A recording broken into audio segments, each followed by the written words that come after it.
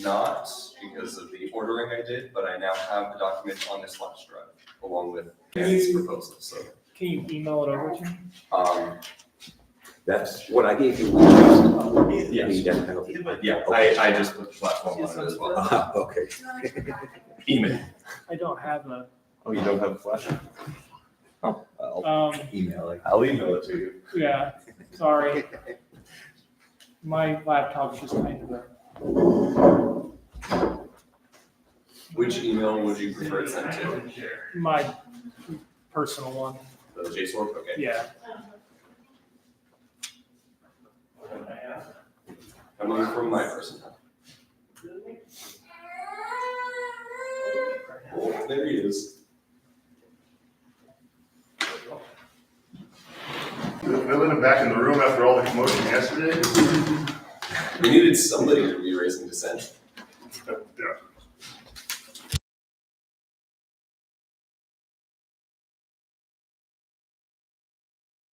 In terms of content. Yes. Yeah, this is That's fine. right. Good I don't training. Okay. That way I'll have one to read and one to scratch on. Makes me look more like I'm doing stuff. Yeah. Multitasking. Are you gonna sit, you're gonna sit up here, right? Yeah, I'll set up the presentation computer while we do that.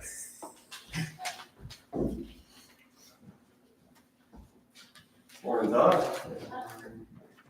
Does anybody have anything, Dan brought up, he needs a minute to talk. Any other notes I need to make before we start?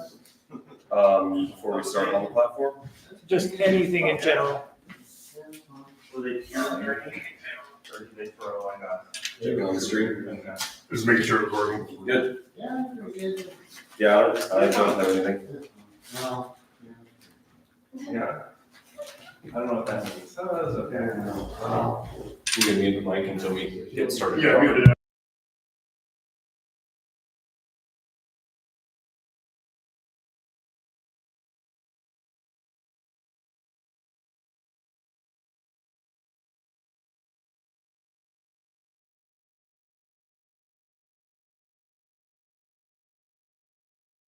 Go ahead, I've got it on my. Are you hearing it over there? Yes. Is the volume reasonable? Yep, I think we're good. Okay, good.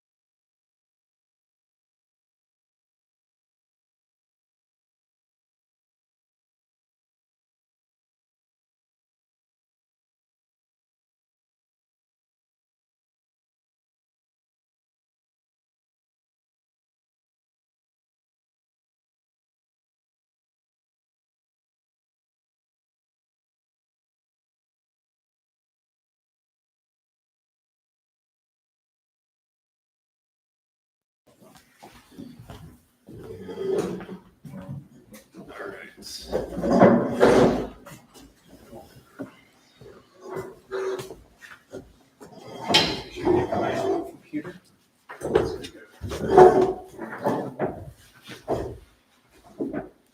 Everybody good? Ready? All right. I guess we'll call it to order at 9? Yes. At 9 o'clock? Look at us, prompt and on time. Yeah. Okay, I gotta bring up my notes just a second. So Dan McKnight was planning on coming today, but he had some his dog is in the ER, I guess, last night, so he's planning on coming later today if he can. And then Matt, do you want to make a motion? I did want to make a motion, so I would move to suspend the rules to move the platform committee report to the first item on the agenda today. This would mean that our agenda for the day will read 3, 1, 2, 4, 5, 6, 7. Seconded. Okay, been moved and seconded that we move the platform committee report to the first order of the day. So the order would be 3, 1, 2, then 4, 5, 6, 7. Dan? With the understanding that because the platform committee report is nowhere near a point item on the agenda, but is rather extensive, it can be interrupted at any point for other items. Okay. Friendly amendment? It basically just allows the candidates that are coming to speak. So Yes. is there any objection to doing this? Okay. Motion passes. Then we will move straight to the heart, meat, and potatoes, the fun stuff. Okay, just to start off with the platform report, I know sometimes people get bogged down in the intricacies of everything and want to argue the versus and, or, just keep in mind, most people are going home today. We don't have a platform at all. So what I would suggest is we just try to get a platform and we can always change it later. So if you want to argue on principle or substance of an issue, that's fine.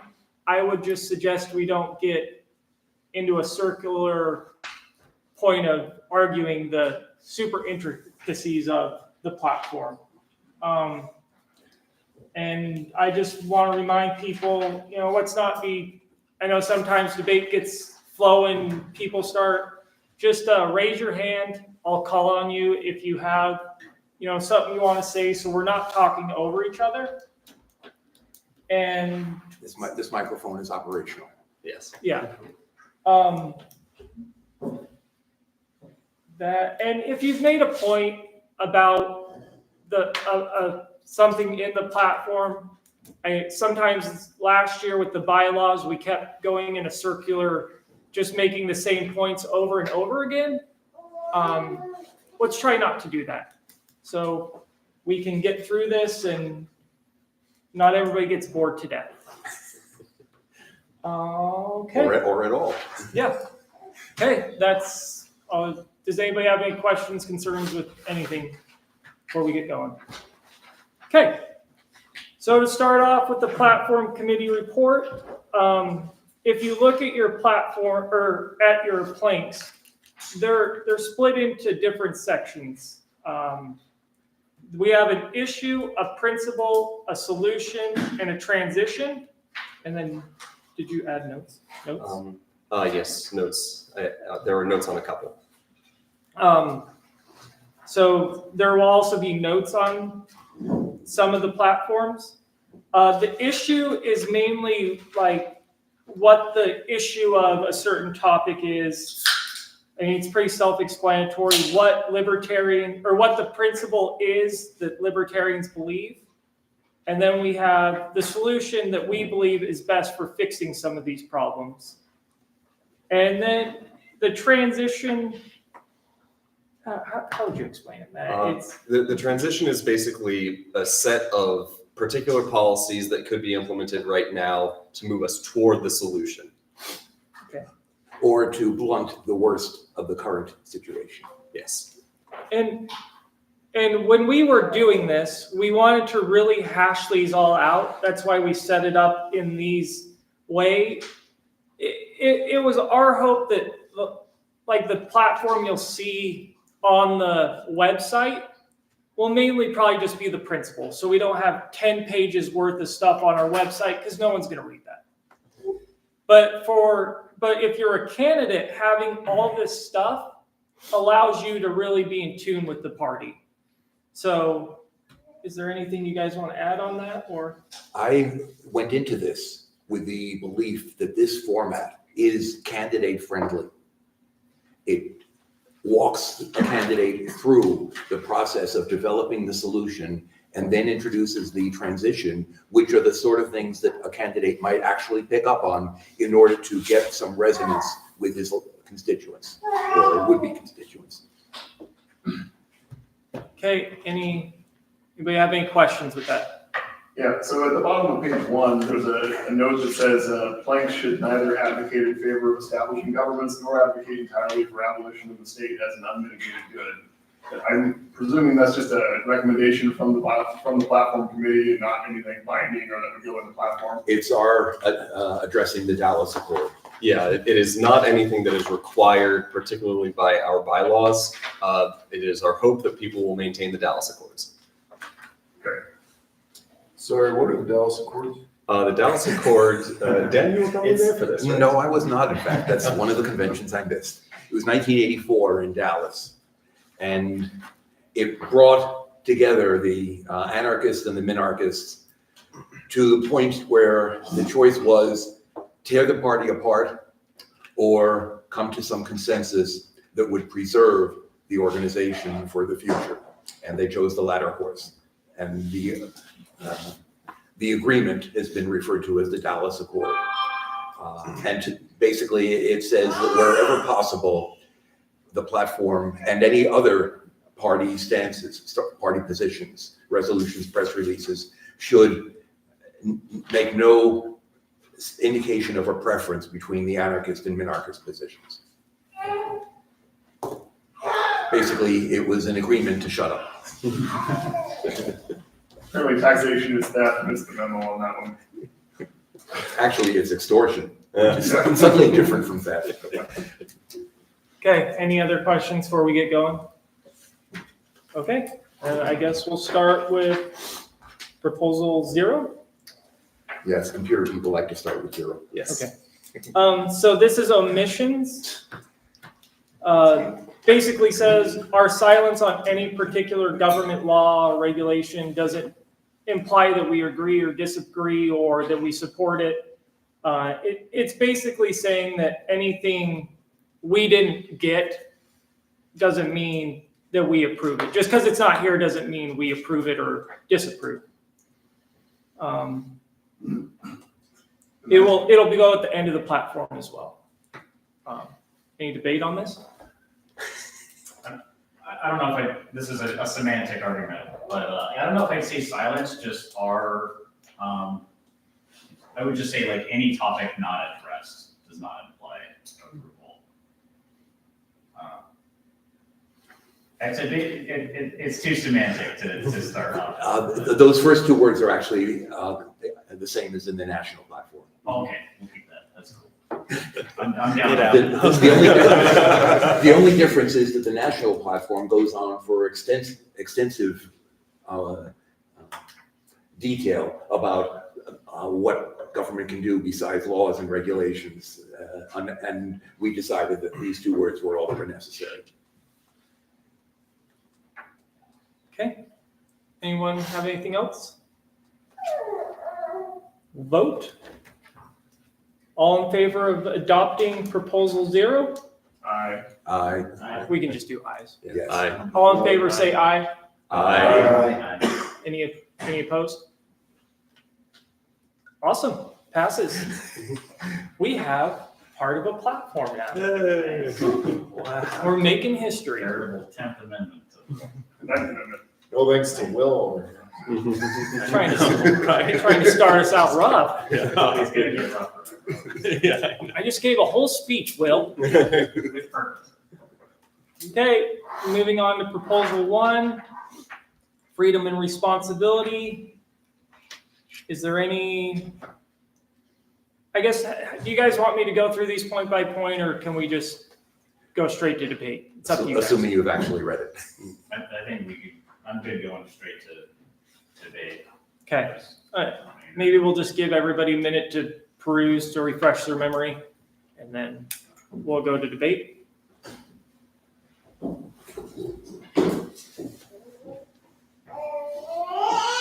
That doesn't mean if you don't have debate already, you can start going. We don't have to just sit here in silence.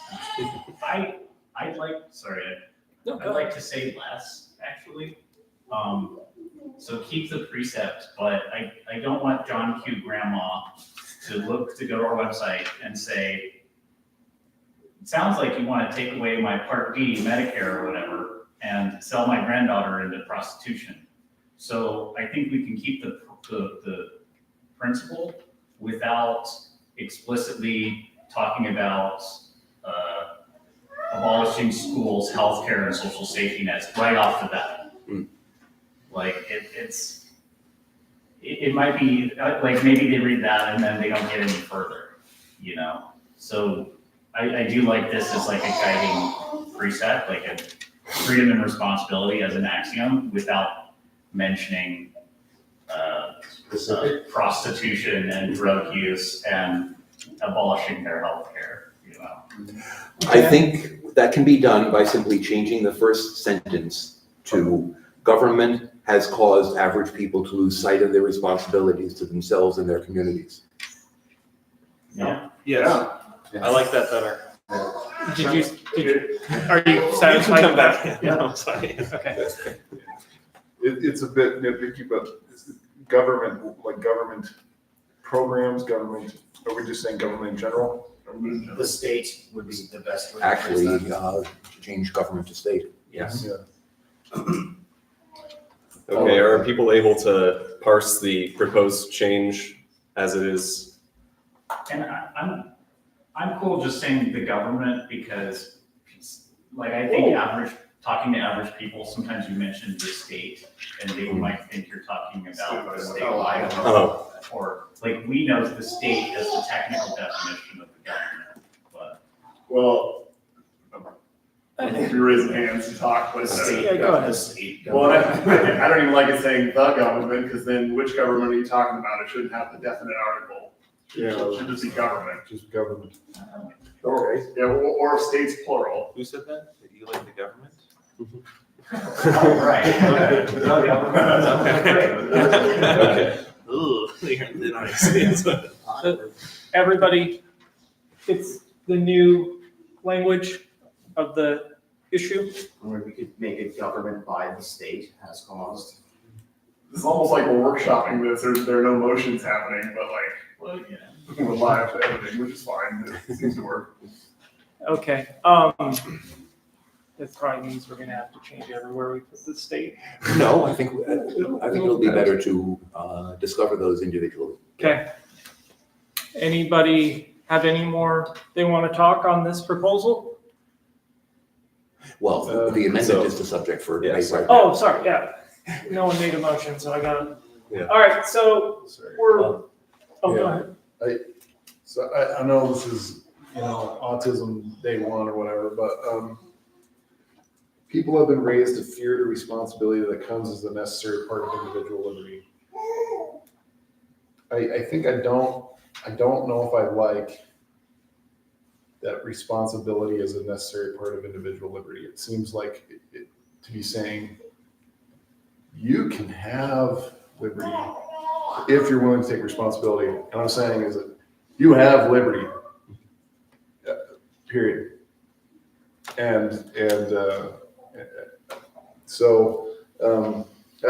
Like liberty is not a contingency thing. It's not a trade. It's not something we can give you if you're willing to take this. It's just, it's a state of nature. And I don't know. And then this idea that people have been raised to fear the response. I don't know. I don't know if they have or not, but I don't care that much. I'm just Okay, autism day one. That's, Yeah, kind of talking to the other Yeah. side, talking so about it's we, not- we need to vote on this amendment Yeah, before we go any further. Just to solidify. I move to amend the proposal as written on the screen there. Okay, is there a second? Second. Okay. Is there any objection to this? Okay, amendment passes. Did you have a, Was it, instead of the word part, if you put consequence, would that address your concerns? So if it's that, the responsibility that comes as a necessary consequence of individual. We're voting. oh, No, it's already passed. yeah, Well, so- it went yes, without But so objection, sorry. the That's amendment to the first sentence has passed, and Yeah. this proposal is still on the table for further amendment. Okay. I like that proposal. So would you like to? Except I would amend it to say that comes as a natural consequence. oh, okay, yes. Teamwork. Okay, so Adam's moved to amend this, correct, Adam? Yes. To now say this that's on the board. Is there a second? Second. Okay. Is there any objection to this? Okay, amendment passes. All right. I guess, any more at the issue? The have been raised phrase. I don't know the best wording there, but it seems confusing to me, or like it implies like children being reared up from a young age, which that is true in America and in general. But like, I'm having trouble wordsmithing it, but I wish there's like a people have become accustomed kind of thing that is more general. I More think friendly. you lose sight of the extent to which most politicians regard their constituents as children in need of coddling. Although I do agree, like been made accustomed to believe, because I don't know about the raising word. To fear or to believe. I like. How about accustomed instead of raised? Yeah, I like that. Have been made, no, No, accustomed. have been accustomed. Are So I wrote have become accustomed. Oh, people are accustomed. Yeah, People are accustomed to fear. Maybe I like become. have become accustomed. Yeah, So yeah, that's better. would somebody like to? I'll move to amend sentence 2 of issue to read have become accustomed to fear. I second. Okay. Sorry, guys, I know this is tedious, but we got to do it. So let's, is there any objection? I just say words are important. What? Words are important. Yeah. I agree. It's not tedious yet. Okay, This is so a room full of people with autism. We enjoy this stuff. is there any objection to this? Okay, amendment passes. I didn't mean the debate on that. I meant doing the motions and stuff like that. I'm taking a 1 minute. 1 second break to grab a drink. Okay, Seconds up. That's because he got caught up in his own wires. is there any more debate with the issue? Okay, we're gonna move on to the principal. Anybody have issues with the principal? This is practically word for word in the national platform. Yeah. As is the solution. Okay. If hearing nothing, we're gonna move on to the solution.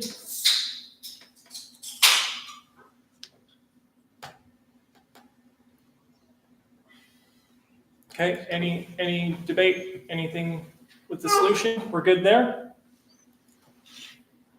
Okay, transition. That's good. Good. Okay,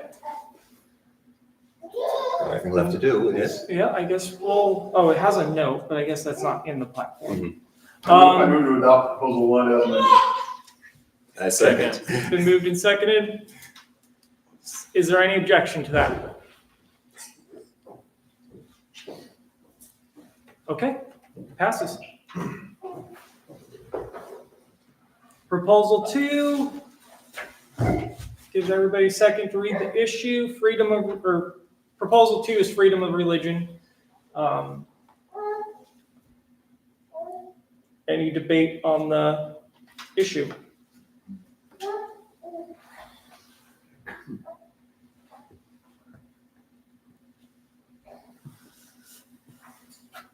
I guess I would say I wouldn't put this issue as, this isn't really, I guess, I wouldn't put this issue as high up in the platform as it is. I think as we go through it, we'll find like a top 3 that we're really like jazzed up about. So I guess that's not actually an amendment per se yet, but. I would assume when we get done through them all, we could go and reorder after we finish up. We could, that way everybody's had a chance to go through all of them. And we'll discover some things about other planks. And then when we're done with what we can get done, we'll maybe go back and reorder. If everybody's good with that. The 3 that go on the sign. Yes. I think people could move to adjust the order Yes. after the fact. Yeah, Mhm. okay.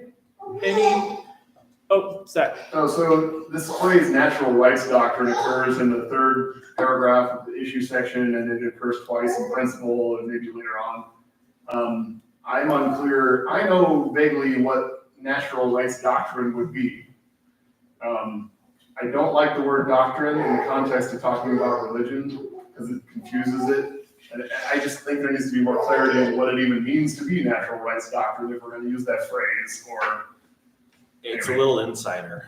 Yeah. yeah, it's inside baseball. I don't have a proposal. I'm sorry, I don't have a motion. I'm trying to think of one. Synonyms: philosophy or school of thought. The amendment I would make is, sorry, Property rights. Okay, hold on. Will want to make an amendment. And I guess I should propose this. So I propose to amend proposal 2 to include a brief definition of natural rights. Do you have wording? I don't. Isn't, Okay, is there a second?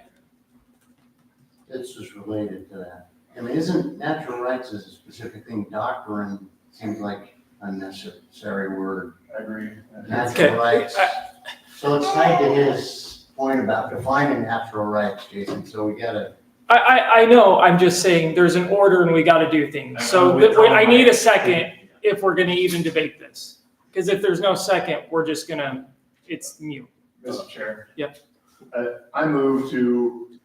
Wait. I'm sorry. First, we need to find a second. For Second Can I or- amend my amendment as spoken recently? How do you? It hasn't been Withdraw. seconded. Can't Withdraw. withdraw. I'd like to withdraw. Okay. My proposal. Thank you. Again, guys, I know this is tedious and Yeah. go ahead. I thought if there wasn't a second and a pause that happened, it was fine to go ahead and do other things. Yeah, Mr. Chair, I move that in the 3rd paragraph there, we strike the word doctrine after natural rights and change the N and R on natural and rights respectively to be lowercase. I second that motion. And remove the word the. So which are in conflict with natural rights, semicolon, it would read. Okay, I second that, but I would add a friendly amendment, which is that we do that in all cases of this phrase in this plank. Yeah. In fact, well, okay, we'll just stick to this plank, but I was gonna say the entire document. Zach, is that okay with you? Yeah, I basically lowercase natural rights in all cases, including in the solution section, but doctrine doesn't appear everywhere. But so in this case, it's which are in conflict with natural rights, semicolon, and then in the other cases, you're just removing the definite article the and having natural rights lowercase and not having the word doctrine. So natural rights itself is effectively the noun phrase. So you want to just leave your motion as is? Or, I'm okay with, has he already done it on the screen? Yeah. Natural rights. well, it's your natural motion. rights, violations of natural rights.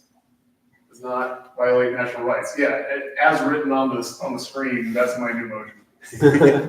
Okay, It's already been seconded. yeah, I just wanted to double check, make sure you're good with it. All right, any debate on this? Okay, is there any objection? Okay, amendment passes. Any more on the issue before we move past it? Oh, Yeah. sorry. Is it okay if I make a suggestion? Yeah. In regards to the religious minorities, I think that we should probably put both religious and non-religious minorities.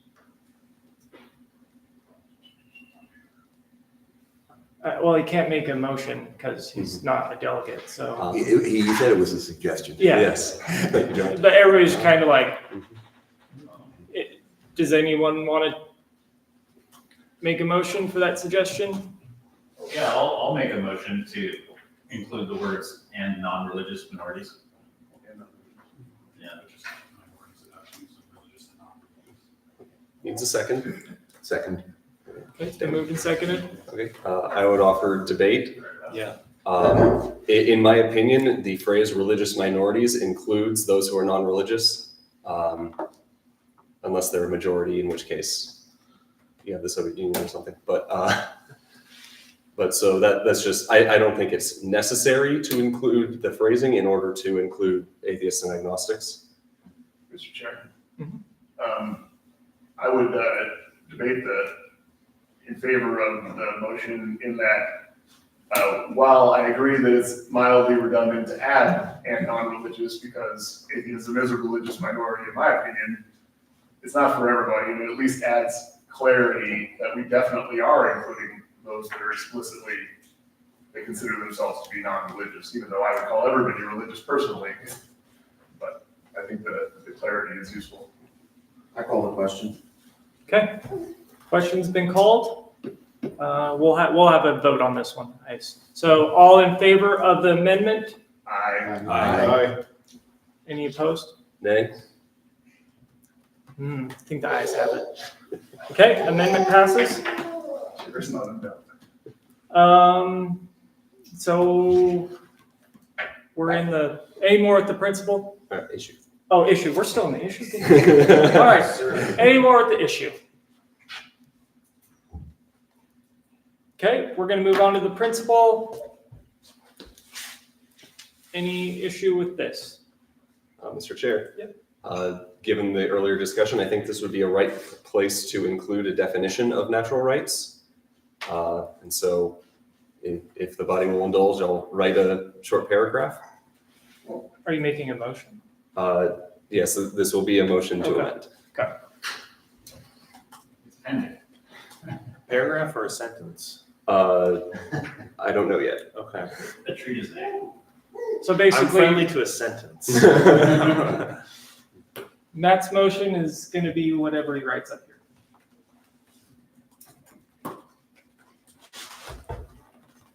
And I'll give a minute for a second, until everybody can read this.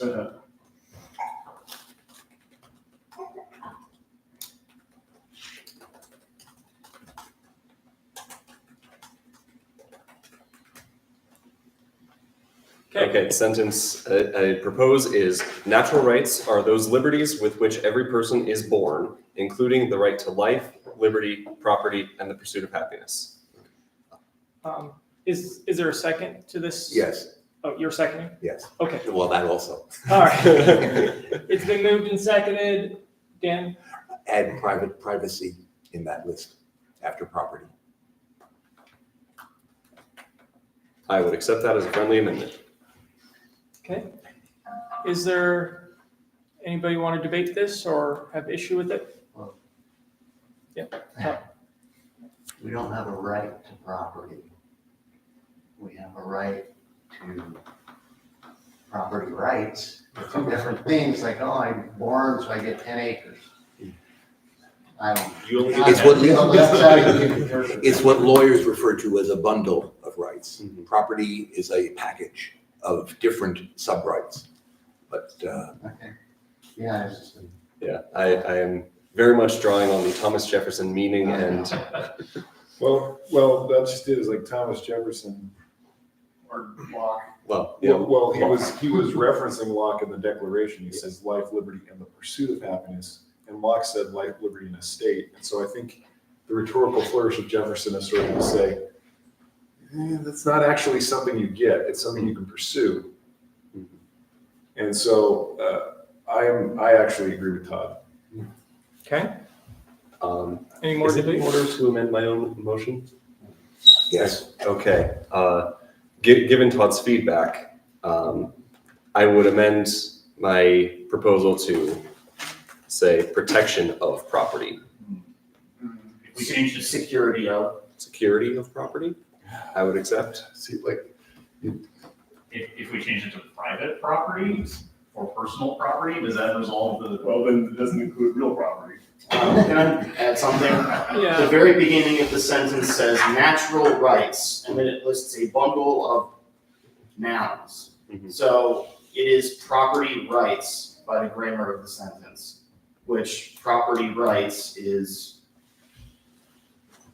that is, as Dan said, the entire concept of property rights. We're not talking about physical objects, we're talking about a bundle of rights. The right to life, the right to liberty, the right to property, the right to privacy.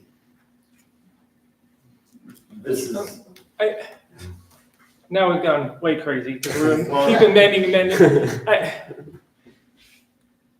I'm trying to, breathe. Sorry, Jason. I should have just done, so I think at this point, we need to just vote on this amendment. And if we don't like the wording, we're gonna have to make another motion. Or thoughts, Dan? Or we just keep going, rephrasing it? We can postpone it until sometime later in the debate, at the end of the debate, and pick up those things that were too controversial to settle immediately and see if other discussions that we've had have provided a window of opportunity. Okay, I'm just, we're making lots of amendments to the amendments, and I don't really know if that's in order to just. It is, but that's not what we're doing. We're Yeah. doing a little bit at a time, here and Okay. there. Yeah, so, Mr. Chair, I would request to put my motion on the table. It says set my motion on the table, which would preserve it to be taken up later. Mr. Chair, could I move, would it be appropriate for me to move that we could move this particular task of defining natural rights into a committee so that we don't have to do the motion and then that committee could come and then propose exactly what they think the natural rights definition should be to the greater body? I don't think it's in order because Matt just moved to put it on the table. Actually, check Robert's rules, but I believe refer to a committee is higher priority than postponing, which was what Matt was really trying to do. Yes.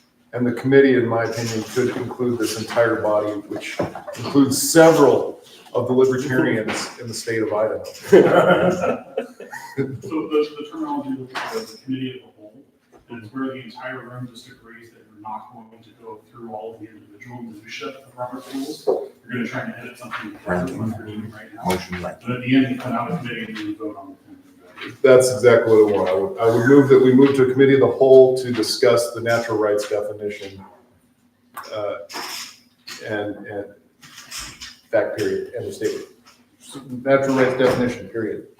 Okay, hold on, we gotta figure out, because Matt had already made a motion, so we have There's no to, second to that. There was no second, so I will withdraw.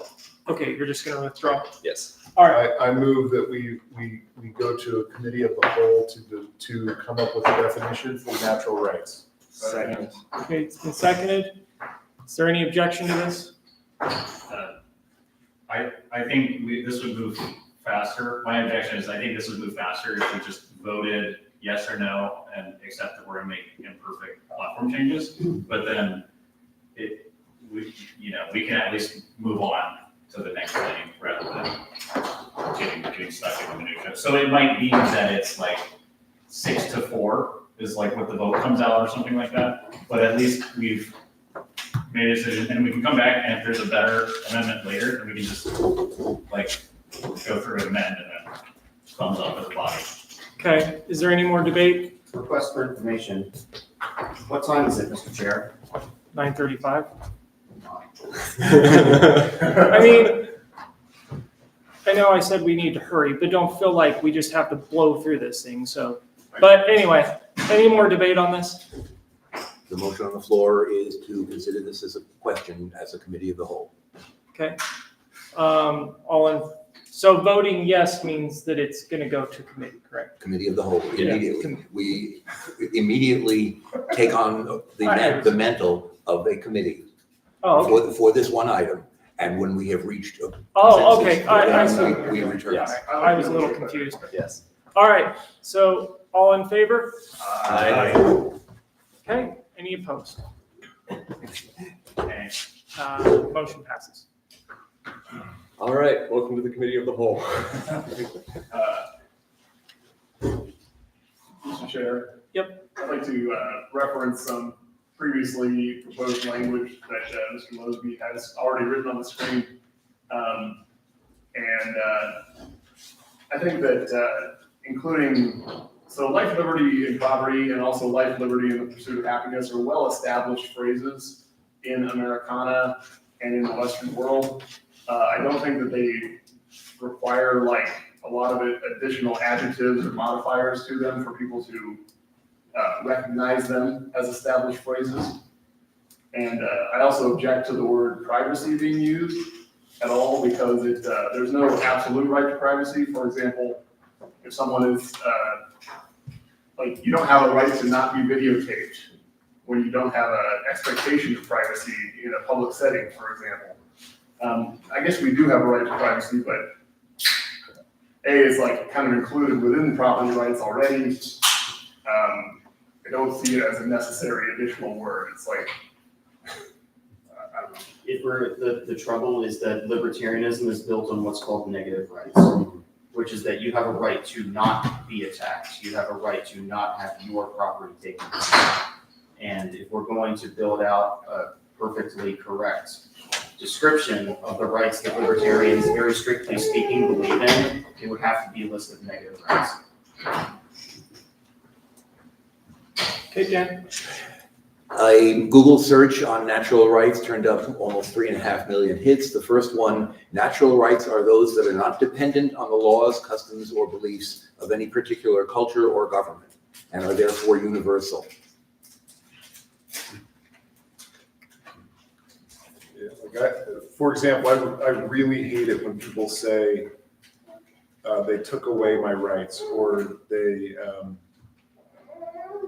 it's like they're inseparable. Like, but I sort of agree with Zach in the sense that like we have these, they're part of the Americana ethos, life, liberty, and the pursuit of happiness. It means what David is saying is like, when we say natural rights, we mean those things and only those things where it would be immoral for someone else to interfere with them.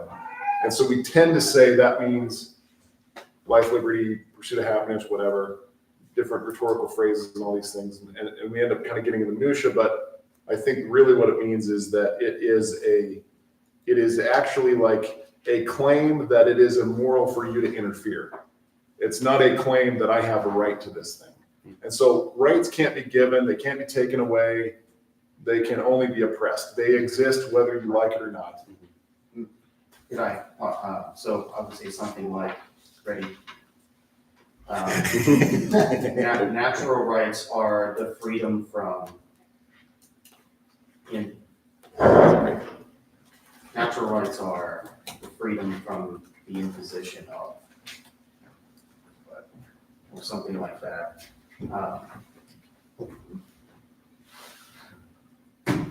Basically, I'm trying to create a sentence that encompasses that concept of that what we're really talking about is freedom from the imposition of others on ourselves and our property.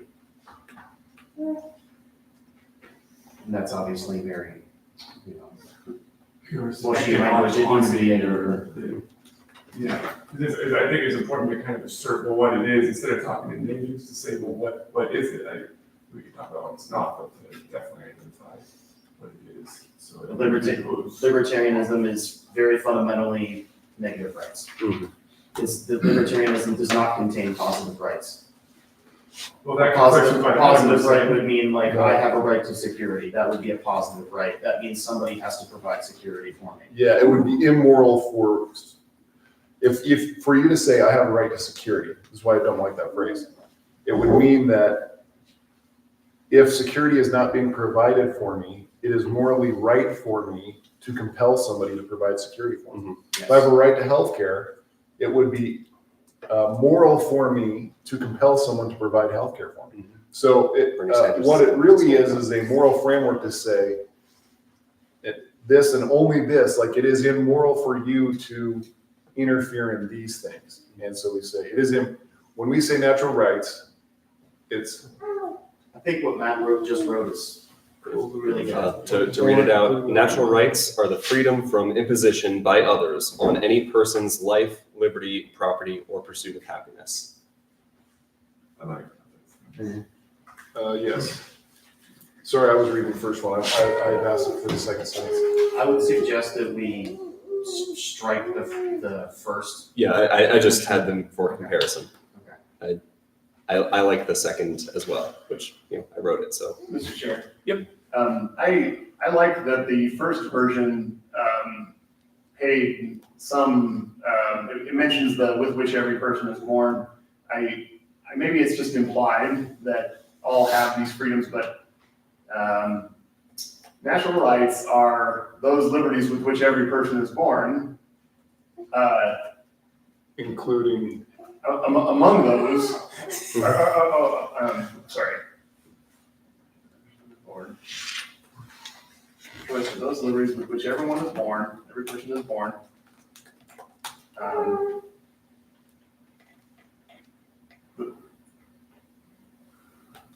The freedom from is one thing, so I'm trying to figure out how to word the sentence. It's pretty close, but like there's some connecting words that need to be there to make it right. I like the colon actually, yeah. Judicious use of colons. Judicious use of everything. And I would also like to note that in the Declaration of Independence, Jefferson and the other writers, they said among these. Mhm. And I don't know if we need to have a catch-all like among these, but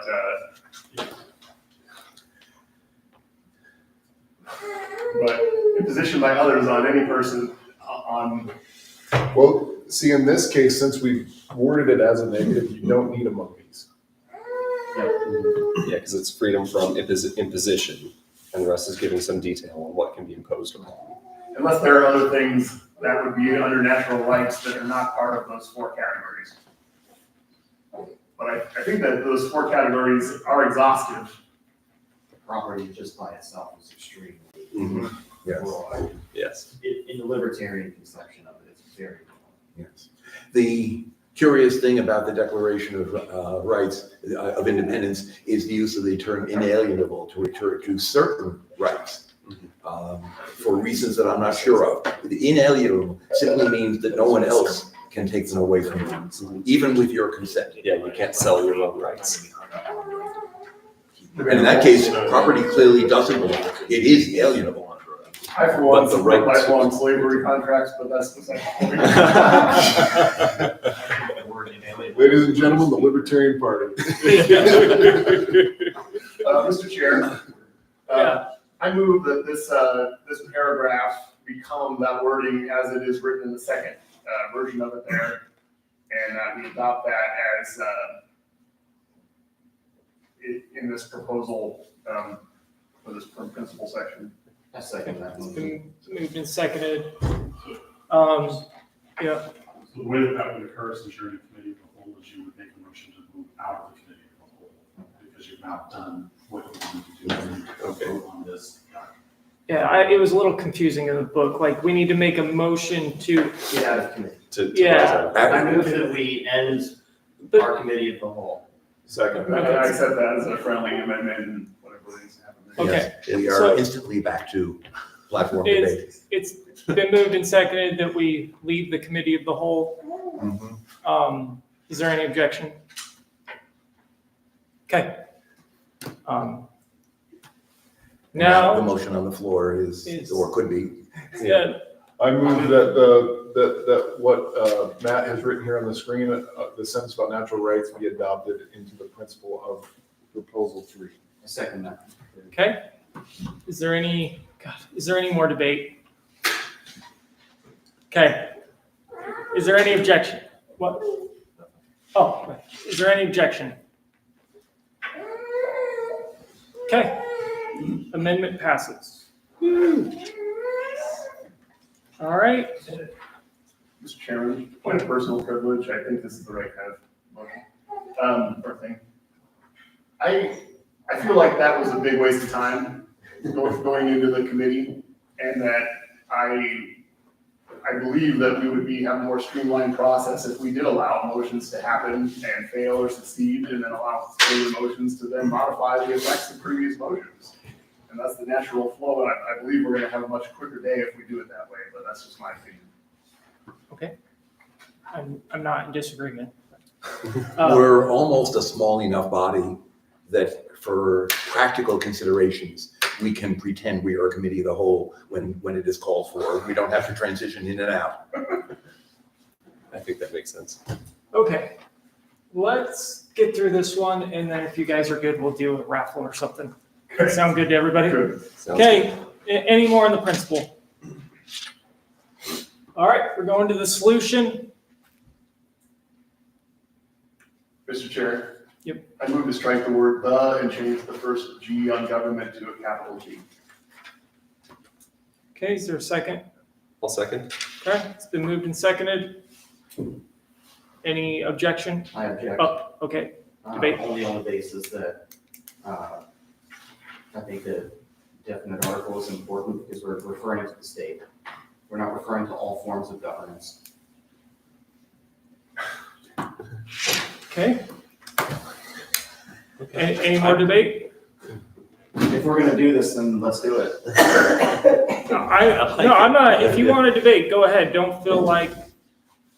Is there any more debate on the issue?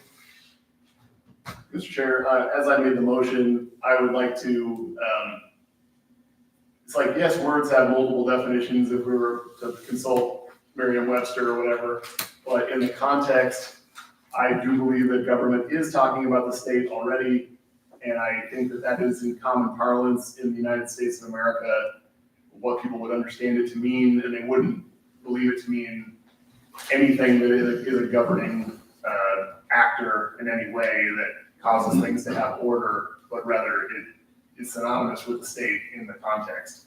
That's why I'm okay with removing the definite article. Okay. Any more debate? We're gonna vote on it. All in favor of the amendment? Aye. Okay, all opposed? Nay.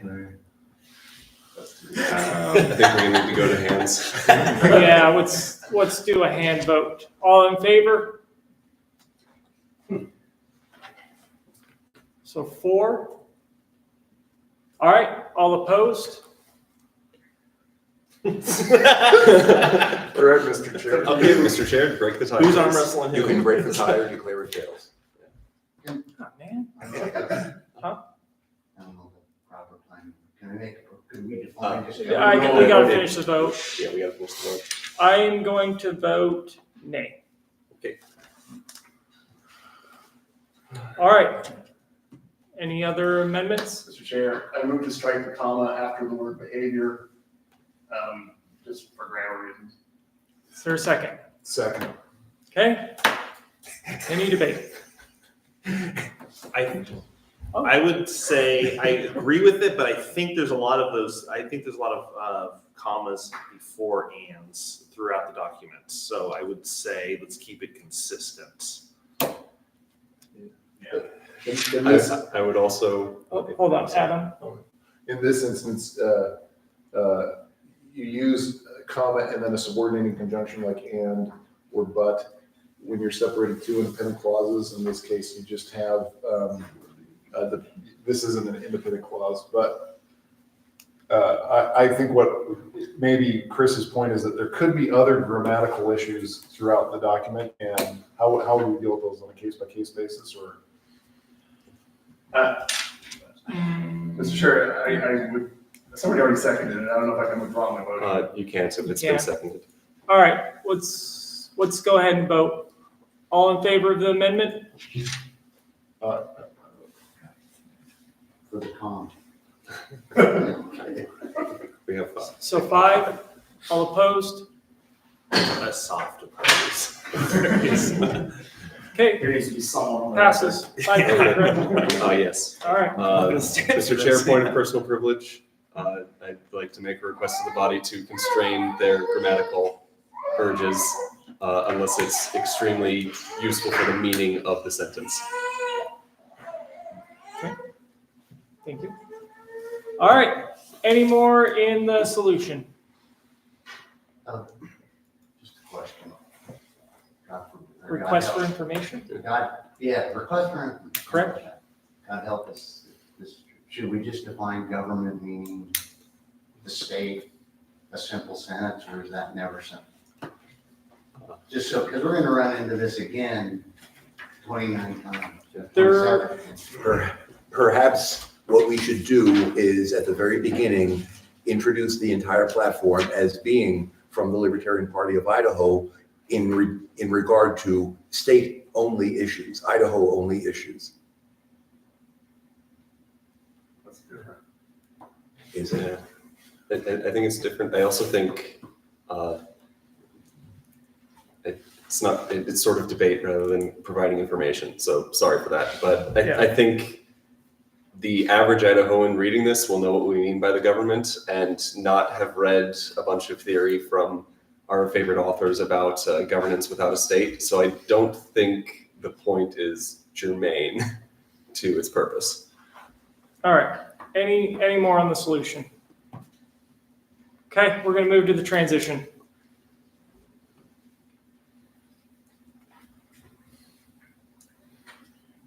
Mr. Chair, point of personal privilege.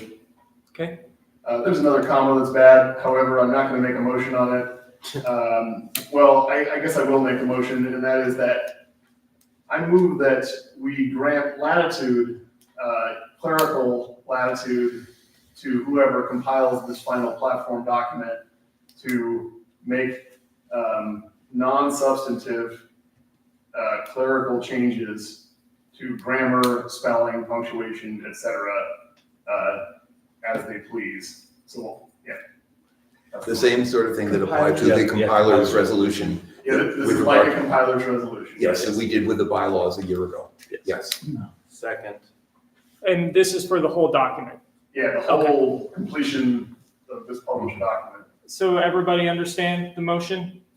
It's been seconded. Is there any objection to this? Okay, motion passes. Oh, sorry, Dan. No, this is continuing the edit on transition. Oh, okay, sorry. The first sentence has an ambiguity that affects the verb. End all laws restricting behavior that does not violate natural rights.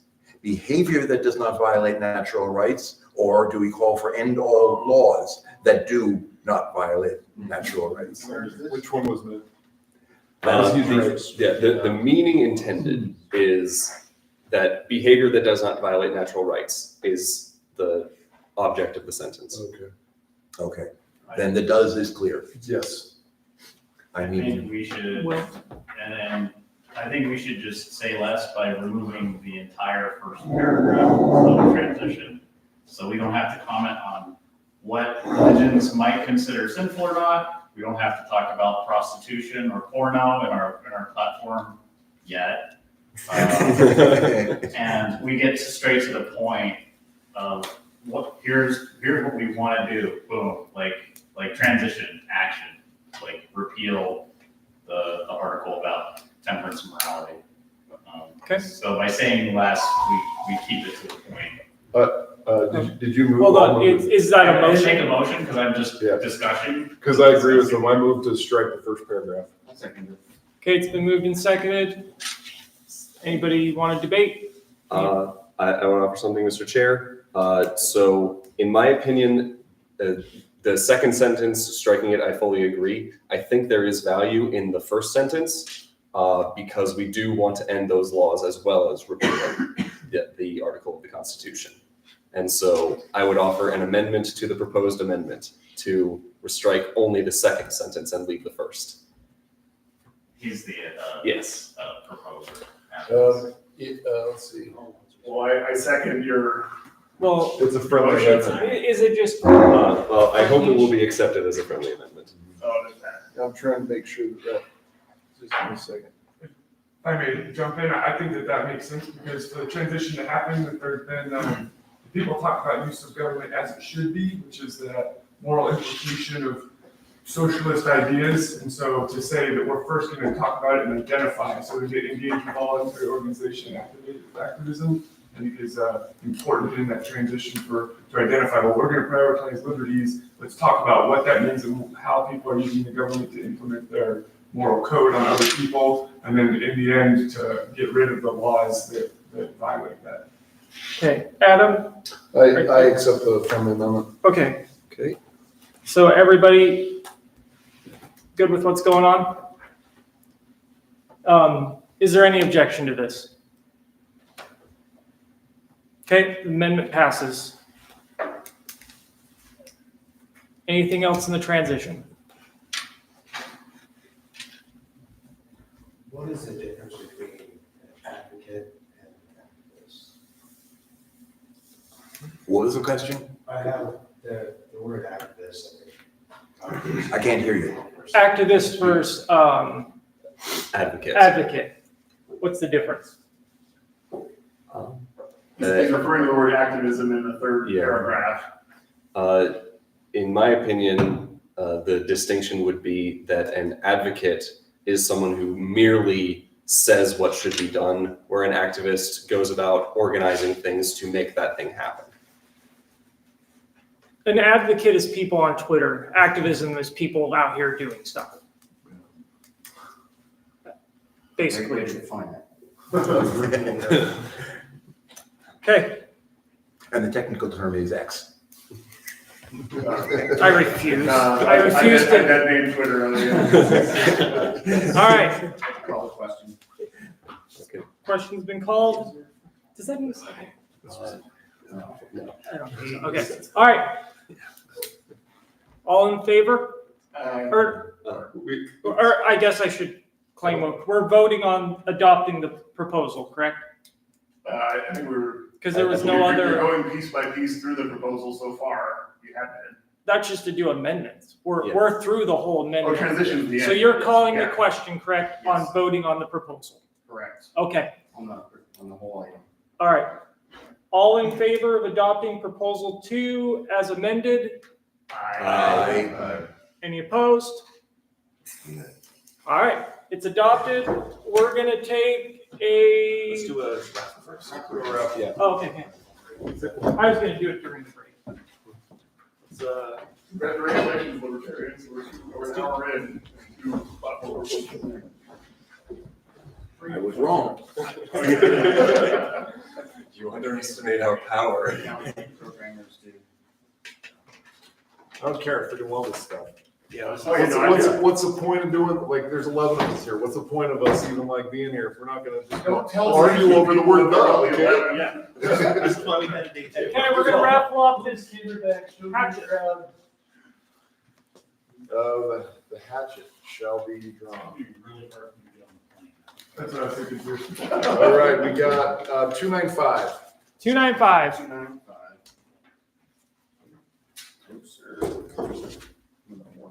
It's not us, we're 288. I got it. Got yourself a zombie crowd. Yes. Does it light up our TV? I guess we don't. Now you can do Can't be it. called. All right, we're gonna take a 10-minute recess. Be back at 10:10. Is that good with everybody? Sounds good.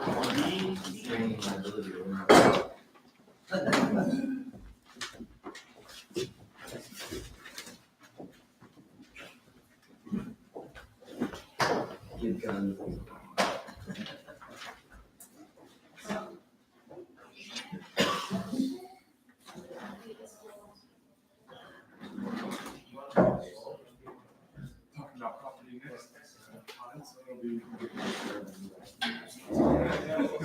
when I was standing up. Oh,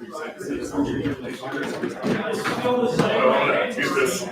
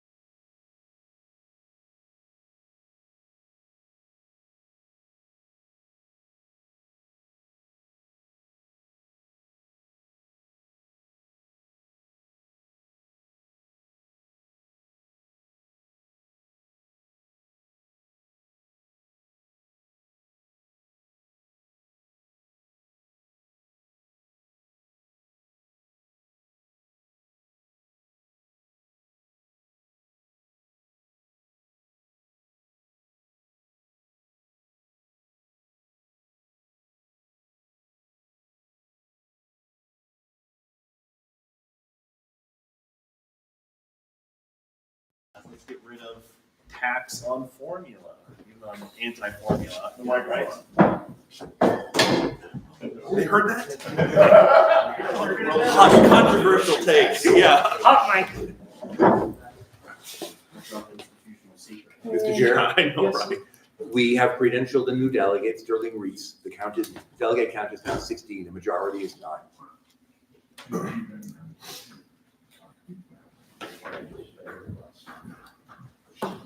Okay, And it's not too late to buy raffle tickets, Sterling. okay, we're gonna move on to proposal 3. I want to try something new. Instead of going step by step, I'm just gonna ask if there's any amendments to the whole proposal. So, Enough of this piecemeal stuff.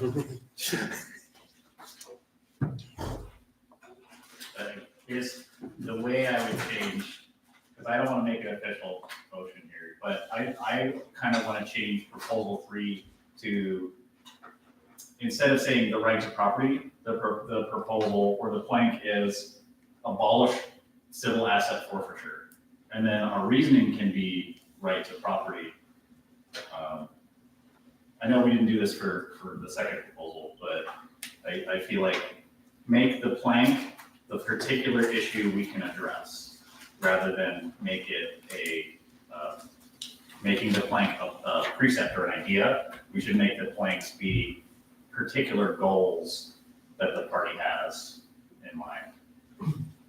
So, I mean, yeah, what do you think about that? Like, and maybe even split, do like 3A and 3B, like 3A and eminent domain, 3B and civil asset forfeiture.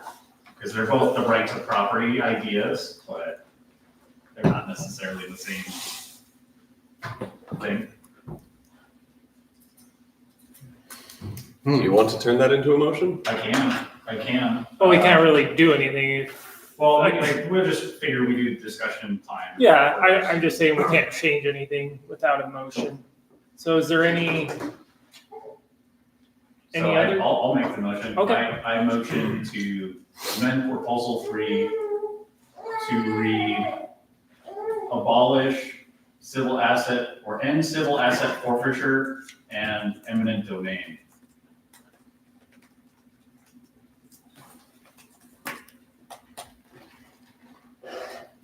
Is this for the proposal title or the transition? The proposal For the title, like, I want to make this the plank. Okay, is there a second?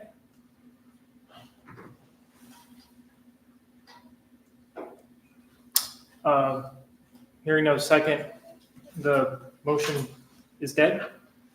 Is that the correct word? Fails, Fails. for lack of a second. Died? Or fails for lack of a second. Would it Adrian.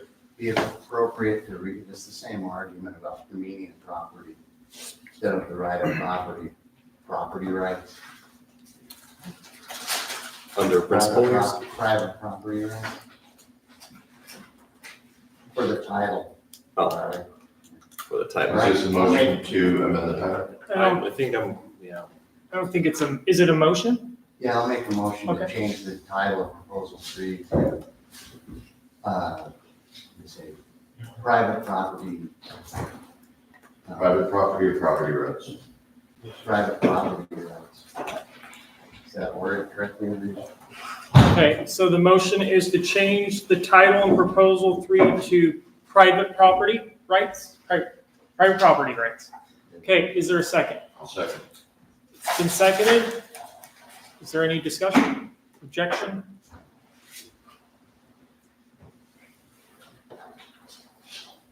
Okay. No, there's no debate. All in favor? Aye. There's no objection. Oh, I Without got that. objection. Sorry, without objection. Okay. All right. Mr. Chair? Yep. In the principal section where it says the right of property is the most important, I move to change the language to,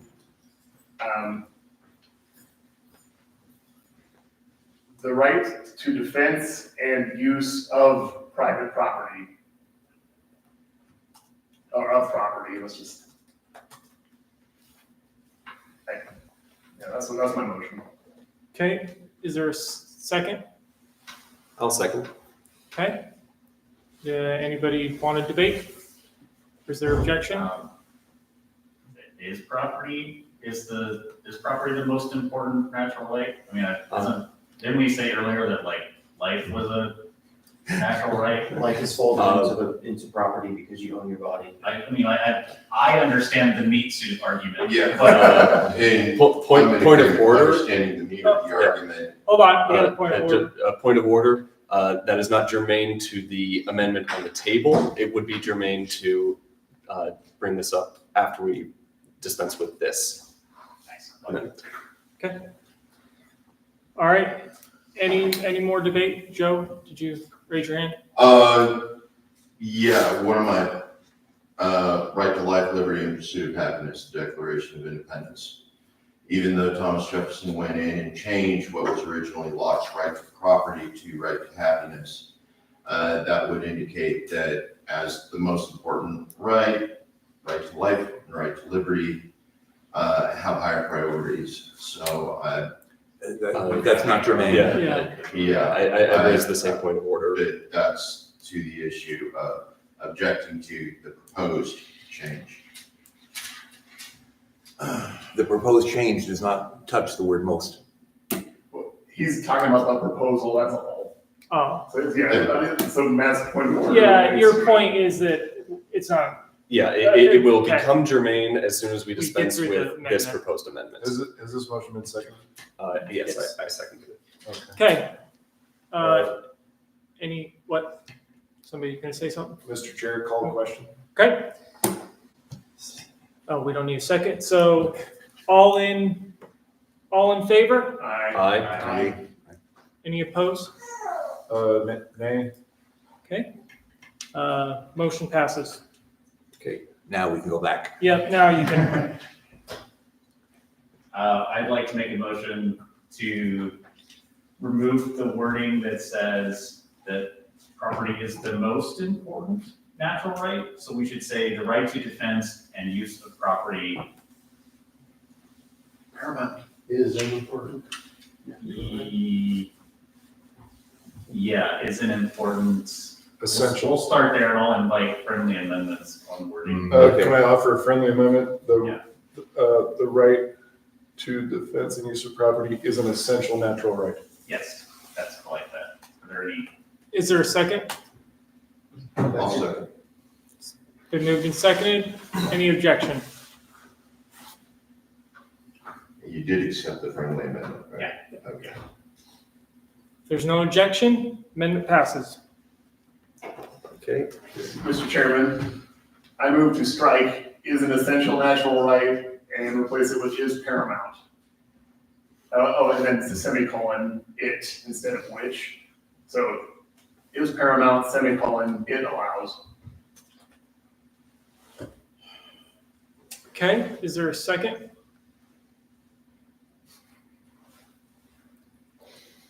If there's no second, motion fails. What? Oh, That's fine.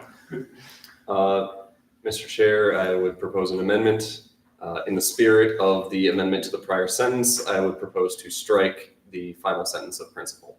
Second. well, that was quick. Okay, it's been moved and seconded. Is there any objection? Okay, amendment passes. Any more on proposal 3, or we ready to vote? Okay, we're gonna vote on proposal 3. All in favor? Aye. Any opposed? Okay, proposal 3 passes. All right, proposal 4. Is there any discussion? Guess I can. Yeah. I just want to get it out there before I forget.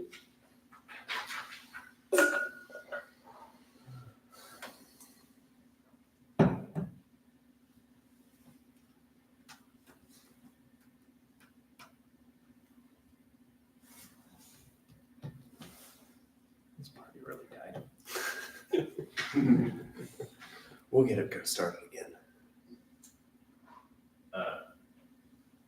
guess, point of inquiry. The last sentence of transition says, we call for Idaho to make it a felony to attempt to enforce federal gun laws. Like, would that be required to enforce nullification? Or, because like, the last thing I'd like to do is make another felony. So, yeah. The spirit here is to essentially force the state of Idaho into a battle against the federal government, to force the federal government to abolish or turn the ATF into a department store. Given that we're talking about institutions of the Idaho government and against institutions of the federal government, I don't think we need actually to make it a felony. We call for Idaho to refuse to enforce federal gun laws. Is that a motion? Yes. Okay, Second. been moved and seconded. Is there any objection? Mr. Chairman? I object. Okay. All right, move to debate then. Mr. Chairman? Yep. Yeah, so, this was addressed a little bit during Dan McKnight's speech yesterday about the definition of nullification. And there's a general, refusing to abide by federal laws that states may do, that's a form of nullification.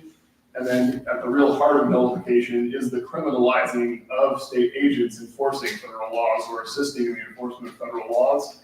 And I believe that is, and Dan McKnight agreed also, that's really the essential part of the matter of nullification. And I believe it's important that we specifically call for criminalization of assisting the federal government in enforcing unjust laws. So therefore, and that's why I rise in opposition to this motion. That's super formal. All right, any other debate? Yes, it is a crime to attempt to do these things. Therefore, it's fine to persecute them as a criminal. Okay. It's no different than trying to break into someone's house. Is Joe? One of the issues is how do you apply proposal 4 to proposal 3 with regards to the right to private property, since firearms are an issue of personal ownership. We already are addressing the issue of eminent domain and civil asset forfeiture within property rights.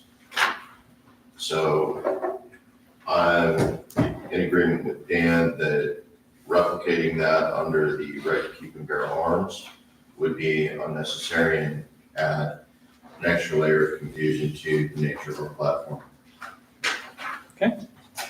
Any other debate before we vote on it? I think I agree with Will's sentiment, which is just like, we want to make another felony. I think that Dan's proposal is fine. It doesn't bother me to go extra. It feels like using the state to fight the states. I don't know, feel weird about it.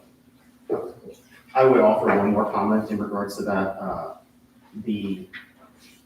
This is in the transition section of the document. It's not in the solution section. The intention of the transition section is to, as it says, to get us from A to B somehow. It's not to say that this is the permanent situation that we desire.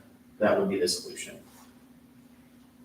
And it will not be public Well, on our site, right? It would, the idea is that transition would not be prominently displayed. Okay. It would be in our public documents. Okay. So this is the gritty details. remind me, let's get through the amendment and then I'll bring that up because it's not really, all right. Point of information. Request for information. Why aren't we delineating accessories? That's like the biggest point I think that we come up against with the NFA and things like that, like firearms and accessories. It's like super simple language. Point of order. Yeah, they It's don't, not germane. yeah, We can. just we're hold that discussing thought it for a right second. now. So Um, the one that you see there. Yeah, so, all right, we're gonna vote. We're gonna move on. All in favor of the amendment? Aye. All opposed? Nay. I'm gonna have to. Show of hands. Show of hands. All in favor?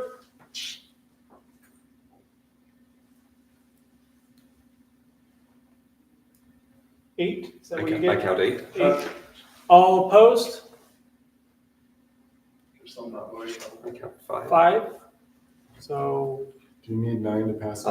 yeah, This is No. a motion to amend. It's only those who vote who are counted. okay, so Yes. motion passes? Yes. Yes. Okay. All right, It's 2/3 to adopt a plank, but amending the proposed plank is majority. Rob, I'll just give you the opportunity if you want to bring up, I guess, Accessories. yeah, now would be the time to do so. I just maybe amend it or ask that we amend it to outline accessories. Just real simply, clearly, firearms and their accessories, suppressors, bump stocks, all that stuff. So that would be in paragraph 2 of transition. Or is it elsewhere? Or in the solution. Do you have a spot, I guess? In the solution, probably, yeah.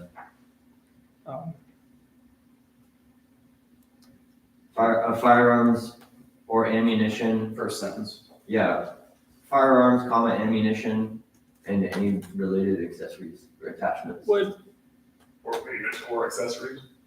Or parts, accessories, or attachments. Yeah, 'cause sears, suppressors, bump stocks, any of that would fall under that accessories.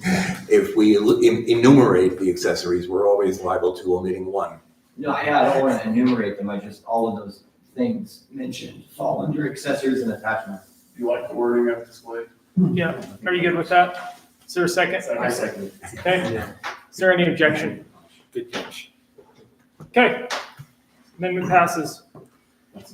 If we have nothing more, Mr. Chair, in the solution paragraph we also oppose any restrictions on sharing the software used in the production of 3D printed guns and accessories. I feel like implicit in this is we're kind of taking as some software, some 3D printed guns might be claims of intellectual property. I know that's like something we don't necessarily agree on as a party, and I don't know if we should have an implicit claim on the, there might be libertarians that would oppose the sharing of software and 3D printed guns if they were made under an intellectual property claim. So I would just strike that sentence. so you meant to strike basically the last sentence? Yeah, we oppose any restrictions on the sharing of software used in the production of 3D printed guns and accessories. Is there a second? Second. Okay, Mr. Chairman, I rise in opposition to that amendment because it's, as a libertarian, I do oppose intellectual property rights as an idea. I don't believe there's a crime committed when somebody makes a copy of some ones and zeros and gives them to somebody else. Nothing is lost from the original owner. I think it's fine to have that implicit idea here. And it's also very important in the context of gun rights to know that people can freely exchange ideas that can help people defend themselves. I also believe I'll it's, get you next, Dave. I also believe it's the case that virtually every such software piece that has been offered in the market has been offered on a shared basis and not as property to be purchased. David? I would say that, first of all, I don't even think that that's necessarily present here because we're opposing any restrictions. I think that a reasonable interpretation of the sentence is we're opposing any restrictions in the broad sense. That, for example, let's say that you are selling software that's copyrighted. This sentence would prevent the government from selling that software to somebody. Or, excuse me, this sentence would prevent the government from preventing you selling that software to somebody. So I think that actually this sentence is agnostic of that issue and is addressing, just broadly speaking, whether you're selling the software, whether you're pirating the software, whether you're distributing free software, the government can't get in the way. That's how I interpret this sentence. Doesn't apply to Joe? pricing. The way I interpret this situation is this belongs more under Proposal 6 for freedom of communication. Reason why is because this is an exchange of information, communication of a capacity or an ability to create the 3D printing as opposed to an actual firearm in and of itself. I tend to agree with you, Joe, but the actual practice, I believe, is that such software and the devices produced by it are often or more often addressed in laws on affecting gun rights, because putting it under communications suddenly opens it up to a whole lot of other challenges that the supporters of those restrictions don't want to entertain. Okay, So it is usually treated merely more as an extension of gun rights and not communication. okay, question's been called. We're gonna vote on the amendment. All in favor? Aye. What? Of striking the words? Striking the sentence? Yeah. Yeah, Isn't that the amendment? the motion on the table is to strike the sentence. Sorry, I should have done a little bit. Yeah. Okay, all in favor? Aye. Aye. All opposed? Nay. Nays have it. Okay. Are you guys ready to vote on proposal 4? Okay, Proposal 5. or it's It's proposal 4. Of Oh, five. sorry. I'm sorry. All right, That's 0. all in favor of adopting proposal 4 as amended? Aye. Aye. All opposed? Proposal passes. All right, Mr. Chair, that's a question. Yeah. Is it too late to make changes to a proposal after it's been passed in this context? It would qualify as a motion to amend something previously adopted, which requires 2/3. Okay, I move to amend proposal 4 as previously adopted. Because I think that red flag laws or extreme risk protection orders are a very important topic today in America, and even discussed in Idaho at times. As of today, the US government has released like a website where people can, it's like a resource center for extreme risk protection orders. In the transition section, let's see.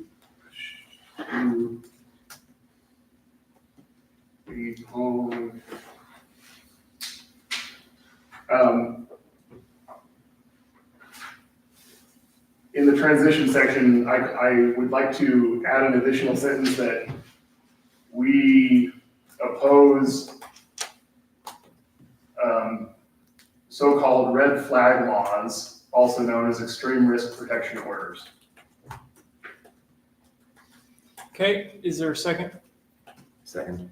Okay, it's been moved and seconded. Is there any objection? Okay, hearing no objection, passes. All right, now we're moving on to proposal 5. Do you want to raffle real quick? I think we could raffle. We don't have something anything gun related. related. We got, well, we do, but we don't have it. What we raffle You want to do this Knife knife? is an arm. Here, we're gonna raffle off this knife. Appropriately, right after adoption of the plank on the right to keep and bear arms. The winner is 483. 483, that's me. All right. Come get it off the table. Yeah, some silver. It's not suitable for throwing. Yes. Adam, Not without a lot of practice. let's do, 2 silvers. let's do. All right, 1 piece of silver. I think that's a 2 ounce. Let's see. I believe this is a 2 ounce silver round Walking Liberty courtesy of Money Metals Exchange. It's a 1 ounce. Is it a 1 ounce? $1, 1 fine ounce coin. Oh, it's 1 ounce. Okay, The winner is 246. 246. that's us. I'm pretty sure. We're 174 to Just waiting for 288. all of your tickets to get pulled Is out. that .999 or is it like? It's 0.999. They're all free. That's my fingerprints on. Yeah, it's us. All the silver is 0.999. Except the 308 bullet. I think that's something different. And grandma's still. Come get this.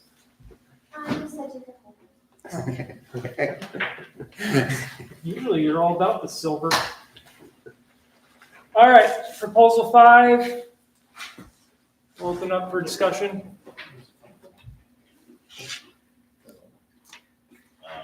I guess, to discuss. Let me make an amendment. I'd like to break proposal 5 into 5A and 5B by changing the main title. Or, you know what, let's leave individual sovereignty and then go 5A, voluntary association, 5B, nullification. And then under 5A, voluntary association, or sorry,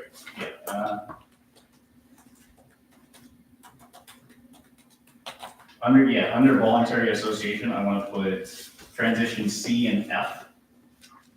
So basically, I want to put the secession and greater Idaho stuff under one portion. And I want to put the nullification bullets under the nullification. So nullification identified as B and E.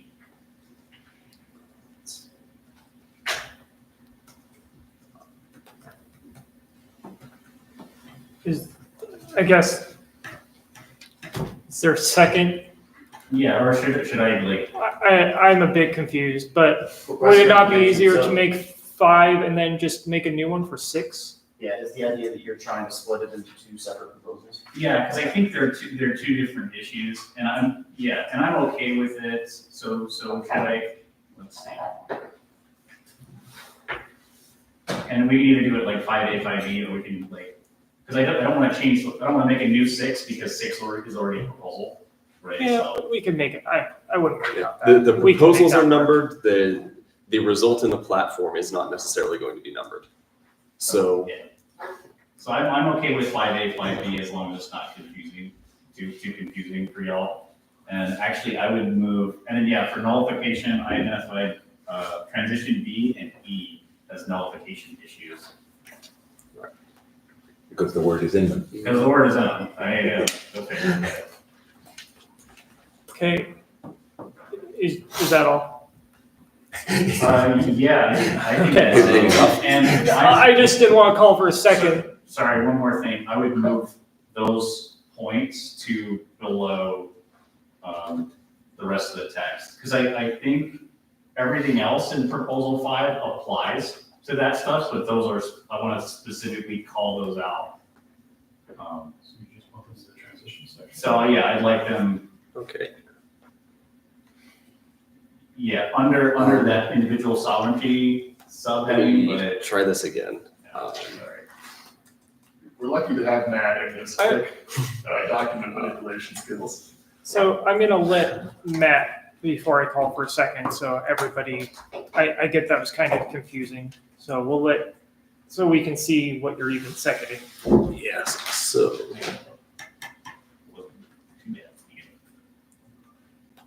Also, I guess what, if you make an amendment, just make the amendment so we can get the second, and then I'll give you a minute to explain, to talk about your amendment.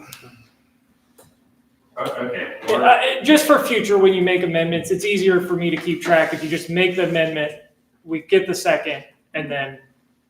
It's been argued, seconded, right? Or No, we're making sure everybody understands, because that was kind of complicated, so I want to make sure. Yeah.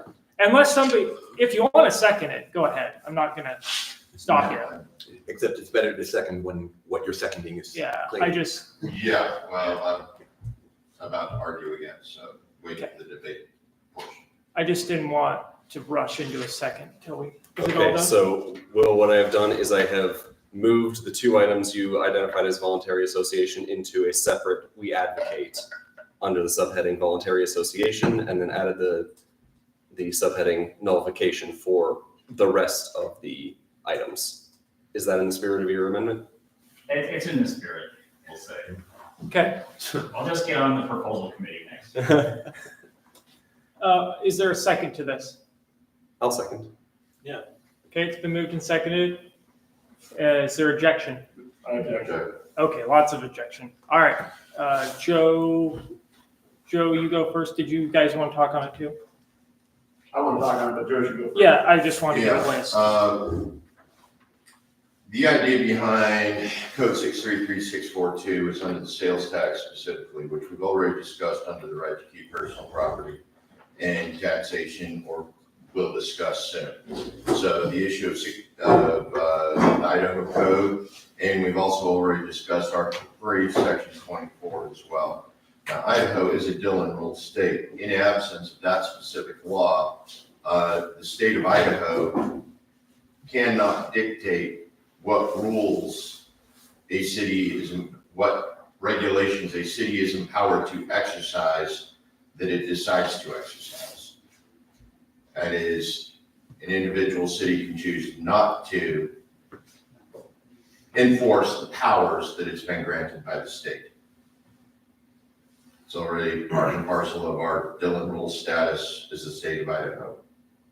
So we get rid of the sales tax. We remove the ability for the legislature to punish the cities. Of course, we also force the cities to operate under their own budgetary restrictions in how they handle those who voluntarily live within the borders. Okay. Zach and then David, is that all right? Actually, point of personal privilege. I request that we ascertain whether our candidate for president is ready to speak and potentially entertain a motion to recess so that he may. Yeah. That doesn't fall under the category of personal privilege. Yeah. I'm sorry, request for information, is our potential, is Lars Mapstead ready to speak? Yeah, well, we'll have to, I think we should try to approach a natural breaking point in this Yeah. discussion first.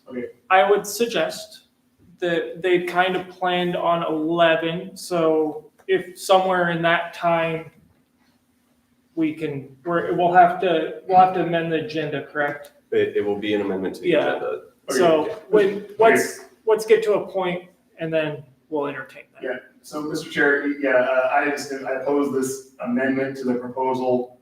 I believe that this is reasonably clear and useful as is, and that these ideas related to voluntary association and decentralization go hand in hand with each other. I have some further feedback about changing the title of the proposal that's to that effect, but I'm not opposed to this amendment as is.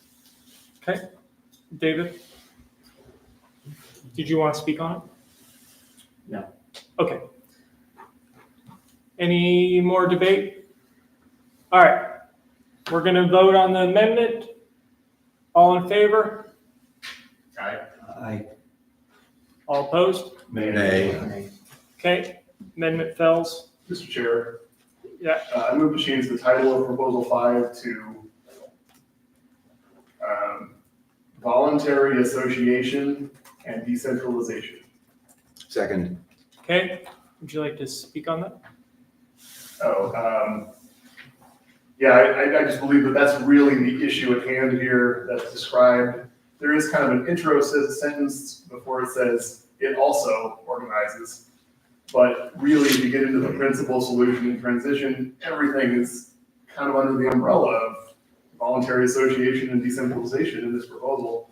And I think that title just, it fits the content much better. Okay. And ties it all together. Joe, are you objecting? That's just a friendly amendment, individual sovereignty and voluntary association. I don't feel that decentralization properly encompasses the variations in voluntary association. I don't consider that a friendly amendment. Okay. Okay. Any more? Wait, Well, it's been seconded. so I think the appropriate thing to do is to ask Joe if he wishes to propose an amendment to motion. Propose an amendment to motion, individual sovereignty and voluntary association. Is there a second? Well, I think it was friendly. No. You didn't accept it. I don't like your motion, and it doesn't, it's not an agreement with mine. That's Got it. fine. So you'd be making a new Substitute. Yeah, you substitute. can make a substitute motion. Got it. Substitute motion. Proposal 5's title being individual sovereignty and voluntary association. I'll Okay. second that. Okay, it's been moved and seconded. Is there, I'm assuming there's objection to that. Oh, hi, James. Debate. I call the question. Okay. Questions being, what? Oh, check it, so Okay, questions being called. All in favor? All in favor of what? Of The substitute motion. Yeah. Substitute motion. Which is the second one. Yeah, which is, If we vote no, then it reverts to the previous motion. If we vote yes, then this becomes the motion on the floor. Well, I think if we vote yes, this is adopted. my motion just goes away as if it didn't exist, his is passed. Yes. okay, everybody understand that? Okay. All right. All in favor? So 3, all opposed? 5, 6, thank you. Yes. Okay, 6, so, The substitute fails. so substitute We're back to fails, the, Chairman, I call the question. okay? Thank God. All in favor of Zach's motion, which would be voluntary association and decentralization? Aye. aye. All opposed? All right, passes. Okay. Oh, yeah. Move to suspend the rules to amend the agenda. Okay. To admit our guest to speak. Second. Okay, Yeah. all in favor, did everybody hear that? Dan wants to suspend the rules to allow our speakers. Is there any objection to that? Okay, no objection, we'll move to that. How much time? We're gonna give them the same thing we did for Chase, which will be 10 minutes each, and then maybe a 5-minute question answer session. Does that sound fair to everybody? Is the question answer for both or? No, we're still on, For each. we're still on proposal 5, right? We are still on proposal 5 as amended. So we'll return to that.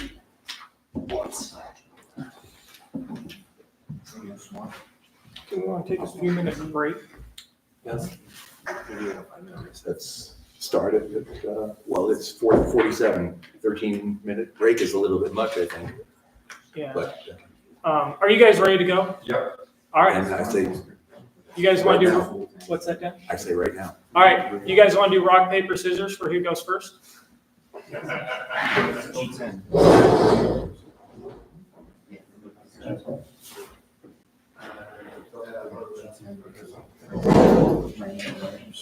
No, Frank's not. Sounds like a plan. If you've ever seen the G templates. So you can read the points. How you doing? Okay. So let's make sure we get the track. You want us all the, No, you're good. You're good, Brett. Whatever you want to do. So, hey, you know the frame of the camera, we are live streaming Oh, YouTube, So maybe be in the middle? yes, I'll be in the middle. It's pretty cool. not to be confused with. I got it. Okay, thank you so much. I'll just throw something at you. Awesome. Thank you for having me. It was kind of short notice and we were in Colorado doing the business in Colorado, and I appreciate you guys allowing me to come.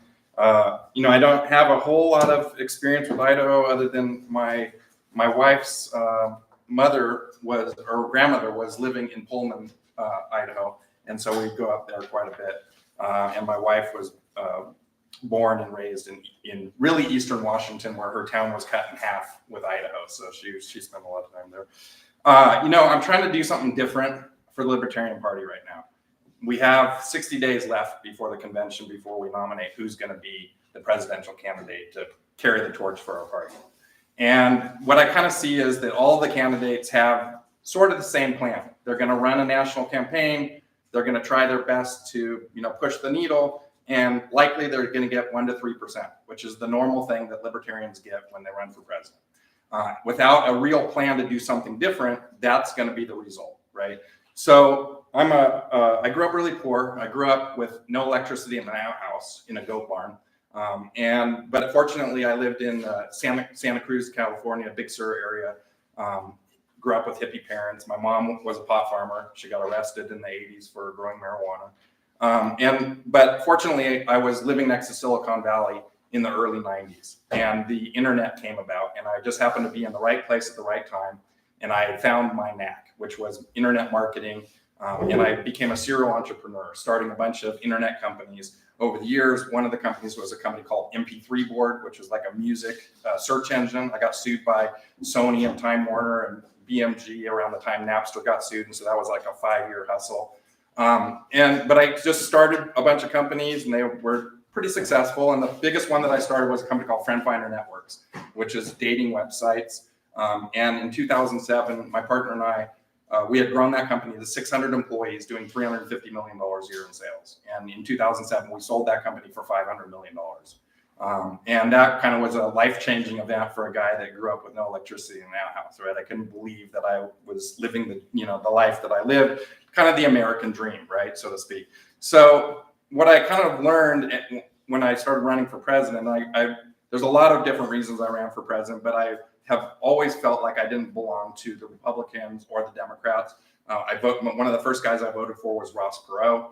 He was talking about getting rid of the debt, and that the debt was going to suffocate America, and that the youth of today at that time were going to be paying for it. And at that time, I was the youth of today, but not anymore. And then I went on to vote for Ron Paul because he was talking about the same thing. He was talking about reducing the debt. And then he also added in this thing about ending the Federal Reserve, which was a new concept to me at the time, But I really liked that. I felt like a maverick. I felt like the duopoly just always seemed very hypocritical to me. Right. But I didn't know I was a libertarian until 2007. I was taking one of those online quizzes on Facebook. And I thought, well, all my friends were like, I'm a super Democrat or I'm a super Republican. And I was like, I don't know what I am. This will be a hoot. I'll take this and they'll finally tell me whether I'm a Democrat or Republican. So I took the quiz and it says 90-90 libertarian. What the hell's a libertarian? Right. Even though I had voted for Ron Paul, the message didn't reach me that he was a libertarian. That didn't reach me. And so I Googled what's a libertarian, and I get to the fact, I start looking down the list of, maybe I made it to our platform or something, but I was looking down the list of things and I'm like, holy crap, these are my people. Like I finally met people that actually think the way that I think, because all my life I was surrounded, I live in Santa Cruz, it's all super liberal, and I would never resonated with those people at all. And I have to mind my tongue because I still want to have friends and I don't want to get canceled, right? So that's a thing. So, I took this quiz and then, I had sold my company and I was kind of looking for something to do and I wasn't really sure what I was going to do. I started another company around cars. I started racing cars and collecting cars now that I had some money.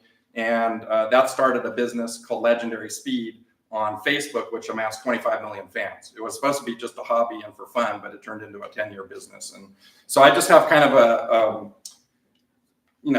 repeated success story over and over again. Whatever I do, I really do well. So COVID came along.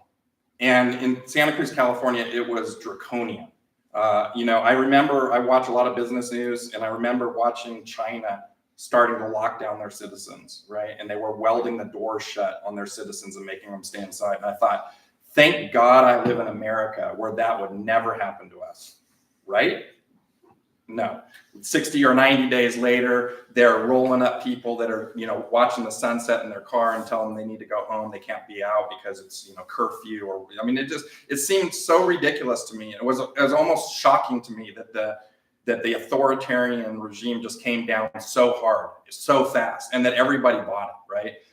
And so, I watched my friends who had businesses going out of business, being told they couldn't open, being told they had to have their gym outside, being told that they weren't, needed people in society anymore, and that only Home Depot could stay open and they couldn't, kind of a thing, So this just started me. It was kind of the last straw for me. And then I started really just all my life, I felt like we've had the illusion of choice when it comes to politics, that we're forced to choose between a Republican and a Democrat, and that it's bullshit. That shouldn't happen, right? We should have more choices, more voices. And that's why I liked Ross Perot and Ron Paul, because it felt like I had hope that they were actually going to pull it, right? And then when they didn't pull it, I was kind of disillusioned. I was like, crap, there's no way out of this system. And then when I started running for president, I realized how rigged the system is against us. Ballot access laws, gerrymandering laws, winner take all laws, and on and on. So I started to come up with this idea of unrigging the system, right? That in order for us to have any political change in the Libertarian Party, we have to fix the system that we're in order to participate. And right now, the way that the system is rigged, there's no way for a Libertarian or third party to actually become president of the United States because there's no path to 270 electoral votes. So we have to fix ballot access. So I'll tell you what my plan is now. I got 3 minutes left. So one of the things I thought we could do that would be different than just running a regular campaign and getting 1 to 3% is that we could actually screw up the elections. We could cause such drama and chaos in the elections that it would force every American to Google what the hell is a libertarian. And I believe if every American Googles what the hell is a libertarian, that this room will be 300 or 400 people instead of the 50 people or 40 people that are in here right now. And the way that I'm going to do that is I'm going to get national attention for the Libertarian Party. I am going to win electoral votes on election night. But before we even win the electoral votes on election night, we are going to be starting a campaign to stop 270, to deny 270, to stop both Trump and Biden from winning enough votes to become president of the United States. And this goes to what's called a contingent election under the Constitution. It sends it to the House of Representatives to decide who's going to be president of the United States. And we all saw how contentious it was when they were picking Speaker of the House, and they had all these votes over and over again. And so this is the way that I think that we can gain political power. This is the way that we can get national attention. And so it seems like a really hard task to do, right? So I started looking with my business sense, like how could we achieve this task? And it turns out that there's 2 states that split their electoral vote, and that's Maine and Nebraska. And then I started looking at where did Joe Jorgensen get lots of votes? Where did Gary Johnson get lots of votes? And it turns out that Omaha, Nebraska, and lower Maine, we only have to win 250,000 votes in either of these places in order to win an electoral vote.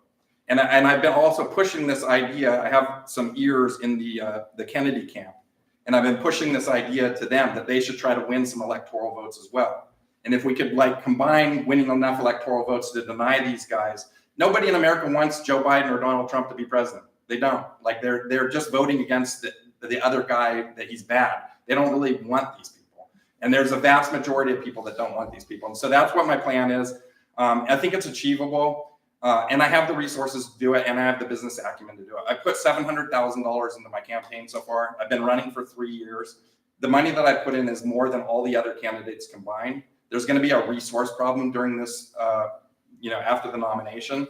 And, let's be frank, it takes money to win elections, right? And it doesn't matter how principled or based your message is. If you're not reaching any people, we're not going anywhere, right? Right now, you may have seen my Twitter ads or you may have seen my Facebook ads, which I've been running nonstop. I'm reaching 500,000 people each and every day with the Libertarian message. And I'm doing that before the nomination happens.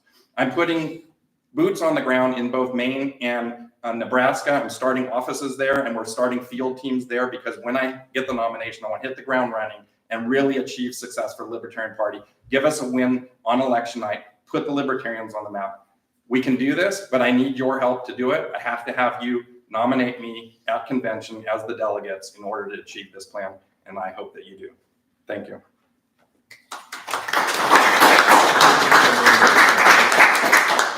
I have a question. Absolutely. So essentially, in summary, your strategy is to focus on Nebraska and Maine to create a sufficiently large political crisis that people look into who created the political crisis and then therefore discover Libertarian. Yes, but even before we get to the actual the actual voting day, right? There is going to be, it's already starting. I've already got a few interviews because I've started this Stop 270 to Deny 270 idea. And so people are starting to pick it up. If you look at Deny 270 and Stop 270, it's already in the news. And so we're going to basically be there, really fanning the flames. And what that's going to do is that's going to get national attention, which is going to drive attention for all libertarians across the country, not just Maine and Nebraska. Maine and Nebraska are kind of a sideshow. What we're trying to do is get every American to Google what is libertarian and grow this party and get the money flowing into this party that we need. We're going to spend $1.5 million just getting to convention, and we're basically growing out the airplane industry and the hotel industry when our entire party only has $1 million budget. So we're going to blow $1.5 million on a weekend. And what could we do with that $1.5 million instead if we didn't do the things the way that we do, right? So I look at a lot of like systems like that and think we should be spending our money wisely and efficiently, something that our government doesn't do.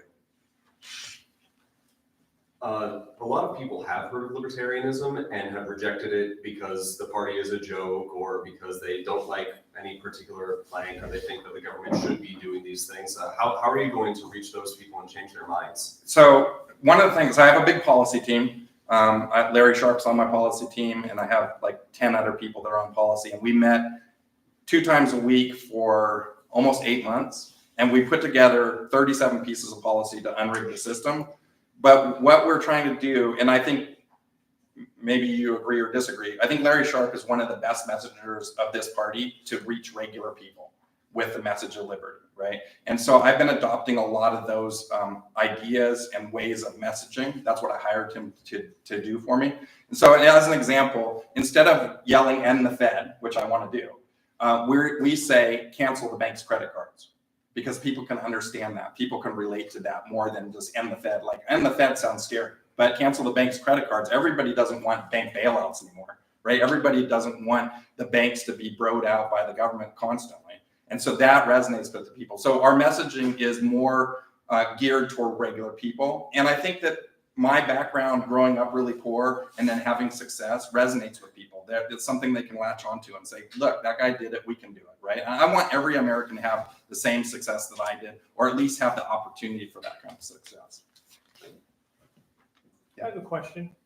So you said "end the Fed" is a bad message because it scares people, but I remember Ron Paul screaming "end the Fed," and it was one of the most successful campaigns ever. Yep. With college kids screaming "end the Fed." Yep. So I'm a bit confused. Well, so I mean that definitely attracted me. That's why I voted for Ron Paul, was because he said that. But I think that there's a group of people that are interested in that. But and obviously I'm still pushing that message as well. But that there is an opportunity for different groups of people want to hear a different message. And that's true in the Libertarian Party. In the Libertarian Party, I'm selling delegates, okay, to vote for me. But the delegates' message is not the same as the message that the regular people want to hear, right? And so we have to recraft our message in order, it's still the same message, but in order to get more people on board with our message. So that answers the question. I had a question. Yeah. Do you have a preference for a vice presidential candidate? And kind of as an addendum to that, do you think that you could pretty much achieve your plan, broadly speaking, like even if you didn't get your preference? And so I do have a preference. I'm not going to announce it now. But even if I didn't get the person that I want, I don't think it's going to be a problem. I mean, my plan is, hopefully the person is agreeable with my plan. Yeah. Right. And as long as they're agreeable with my plan, I'm really good at executing stuff. I'm really good at getting product to market. I'm really good at pushing stuff, and getting it on time and being successful. So I think it's doable. And I don't think that'll stop me. just to sort of engage on that topic a little bit more, like we helped Spike Cohen get the VP spot when Joe Jorgensen ran, and a major problem was that basically the Jorgensen section of the campaign pretty much did not communicate with, interact with, or do anything with the Spike section. And they were basically, there was this like division where they just kind of were separate and not helping and not working together. So I would hope that that doesn't happen this time around. So, well, I'm going to likely announce somebody that I want to have run with me, and I'm not going to just leave it totally up to the delegates. Of course, it's up to them to decide, but I'll have the preference. So hopefully that will resolve some of that. We have time for one more question. Yeah, so this is an issues question. I also asked it to Chase verbatim. If an adult administers hormones or surgery to a child to change the child's body to more closely resemble the gender of the child's choosing, is that a violation of the non-aggression principle and therefore a criminal act in the libertarian sense?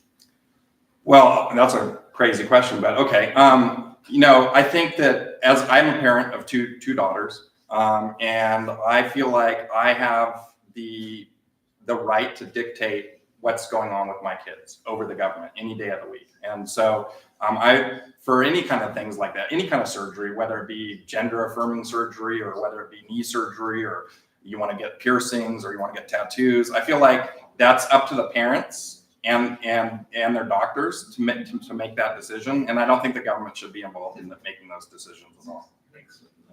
That's all we have to, thanks for, Okay. thanks for coming by. Thank you so much. Mike Tremont. Is Mike's next? Mike's ready. Get up here, Mike. Thank you so much. Thank you.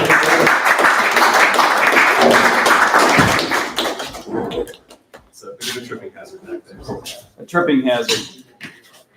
Thanks very much for having us. I think we all understand why it is that we are here, and I think everyone understands what it is that is in front of us as far as a challenge and an opportunity.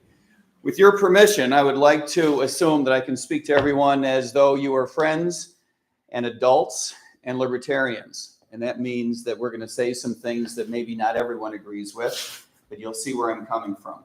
It is true that we have a huge opportunity in 2024. This is not only because the other parties are going to be posting weird candidates. We don't need to go into that. I don't mean to sound subjective about it. Polling data backs us up on this assumption.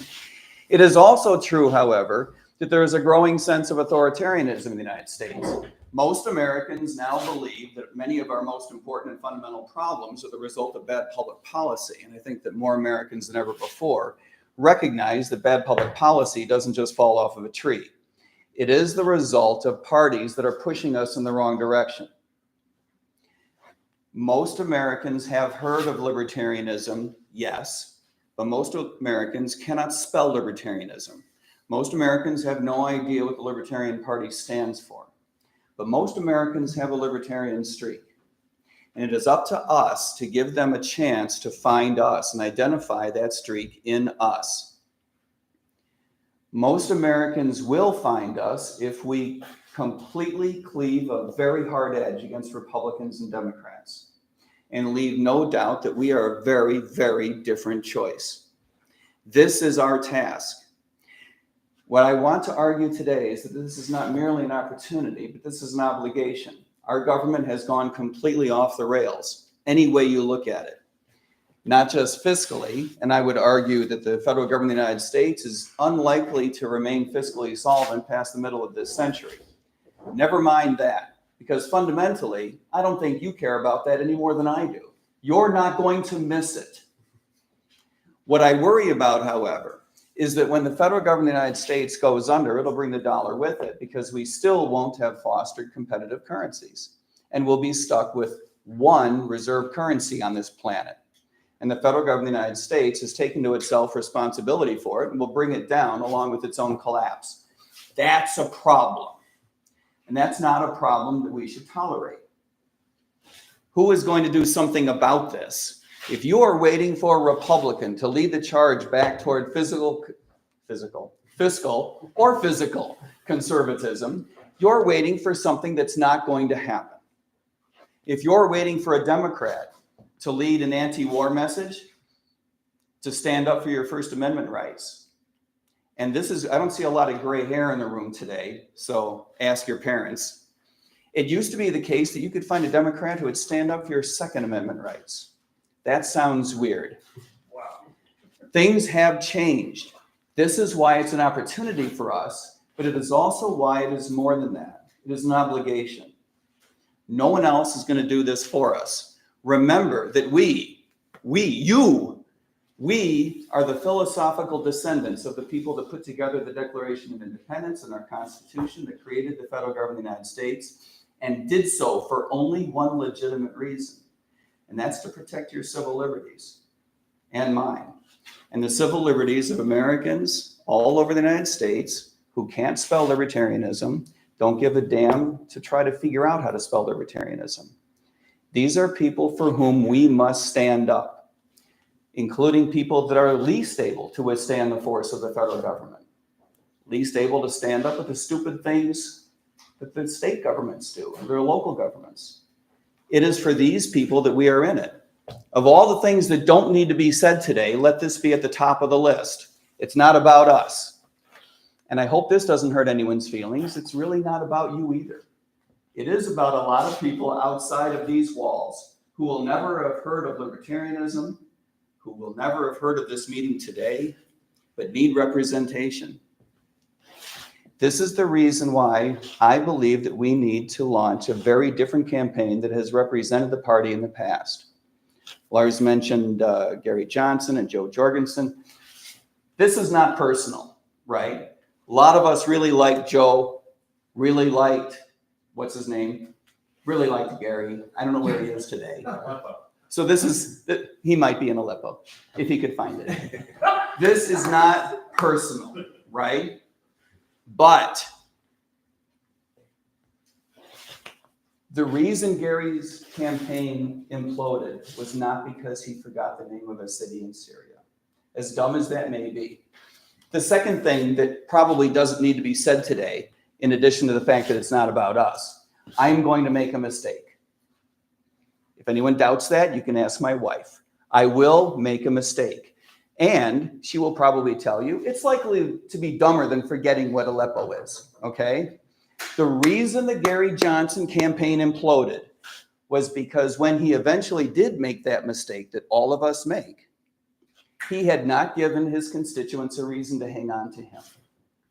Contrast that with Donald Trump. And this is going to sound weird, but don't mistake what I'm about to say. I'm no fan of the Donald. I was in New York in the 80s. I've got 40 years of disliking this guy, okay? But this is the guy who once famously said, they say I could shoot someone on Fifth Avenue without losing a great deal of support. I'm not sure he's wrong. I'm not sure he's wrong. And I'm going to go out on a limb and assert that shooting someone on Fifth Avenue is worse than forgetting what Aleppo is. Just let me make that assertion just for a moment. He says dumber things in a week, every week, than what's Aleppo. But people know why they hate him. They know why they like him. They know why they vote for him. They know why they vote against him. Not so with Gary Johnson. This campaign will leave no doubt what it is you're voting for, what it is you're voting against, if you hate our philosophy, but we're going after it. This is not going to feel like Joe Jorgensen 2.0. We're running on what I call a Gold New Deal. You can see it at goldnewdeal.org. That's easier to spell than MikeTremont.com because it's got 2 A's, right? This is a collection of the most transformational ideas. To a lot of us libertarians, it feels like bread and butter. But to a lot of Americans, it's going to blow hair back. And the reason it's got its own branding and its own URL is because we're not backing up. This is our commitment that we cannot change our platform. It has a life of its own. The second thing that I believe that we need to do that's different than what campaigns have done in the past is run a very competitively credible campaign. We will not be the campaign that raises its hand and says, I can't win. If you raise your hand and you say you can't win, you've just removed the only reason why anyone pays attention to you. This is not a philosophy seminar. The only reason people pay any attention is because it's 2024. If you're running a philosophy seminar, you could have done that in 2023 or 2025. People are curious, who's going to be the next president of the United States? If you raise your hand and say, not me, that's great, Mike. Why don't you sit over here? And when it comes time to talk philosophy, we'll give you a buzz. That buzz ain't going to come. We lean very hard into preserving our credibility because we're running on such a transformational platform. We do that by protecting all of our plans, all of our details. We explain what it means to end the Fed. And yeah, end the Fed. It's exactly what people need to hear.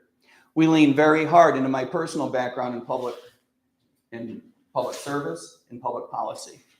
I was a professional economist for 25 years. I worked for the White House for a couple of years. I've worked for other public agencies.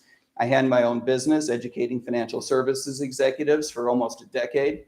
For another decade, I worked in Washington as a professional advocate for freer markets, greater competition, less regulation.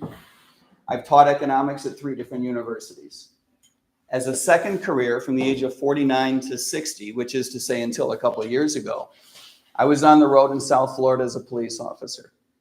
This is why I spend so much time talking about the need to reform, fundamentally change the way that we manage police officers, the way that we manage police agencies, the way that we need to change the criminal justice system. And when it comes from a cop, people listen. When I say the war on drugs is stupid and doesn't work, it matters when the guy who's saying it is someone who has performed CPR on one kid after another. And by the way, I'm not that good at it. If I'm the one performing CPR, you're in a lot of trouble. A lot of trouble. I've seen the real world. I know how it works, and it's not pretty. And the war on drugs is hurting us, not helping us. I spent a lot of time talking about international finance, free markets. We do need to end the Fed, and we need to cap the amount of money that we allow the federal government to spend. These ideas are big. This election's not going to be about small ideas. And we need someone who can deliver these messages in a very credible way, because we are in it to win it. We are not in it to ruffle some feathers only. If we make some heads explode along the way, then that's the way it's going to be. But this is the way to get attention, to run a bold platform with a lot of credibility. If your only objective is to brand the party correctly, this is the way to do it. If your only objective is to get a lot of votes, get a lot of attention, and get big donations, by the way, this is also the way to do it. You have to run both with credibility and a lot of transformational messaging. That's what we have going on. I hope that makes some sense. What can I answer for you, questions-wise? Please. You mentioned the government defending our civil liberties. When you use that phrase, When it works well. When you use It's the been a phrase- while. Yes, 260 years. 260 years. Do you mean anything different with the phrase civil liberties from the phrase natural rights? It can mean different things. For me, it doesn't.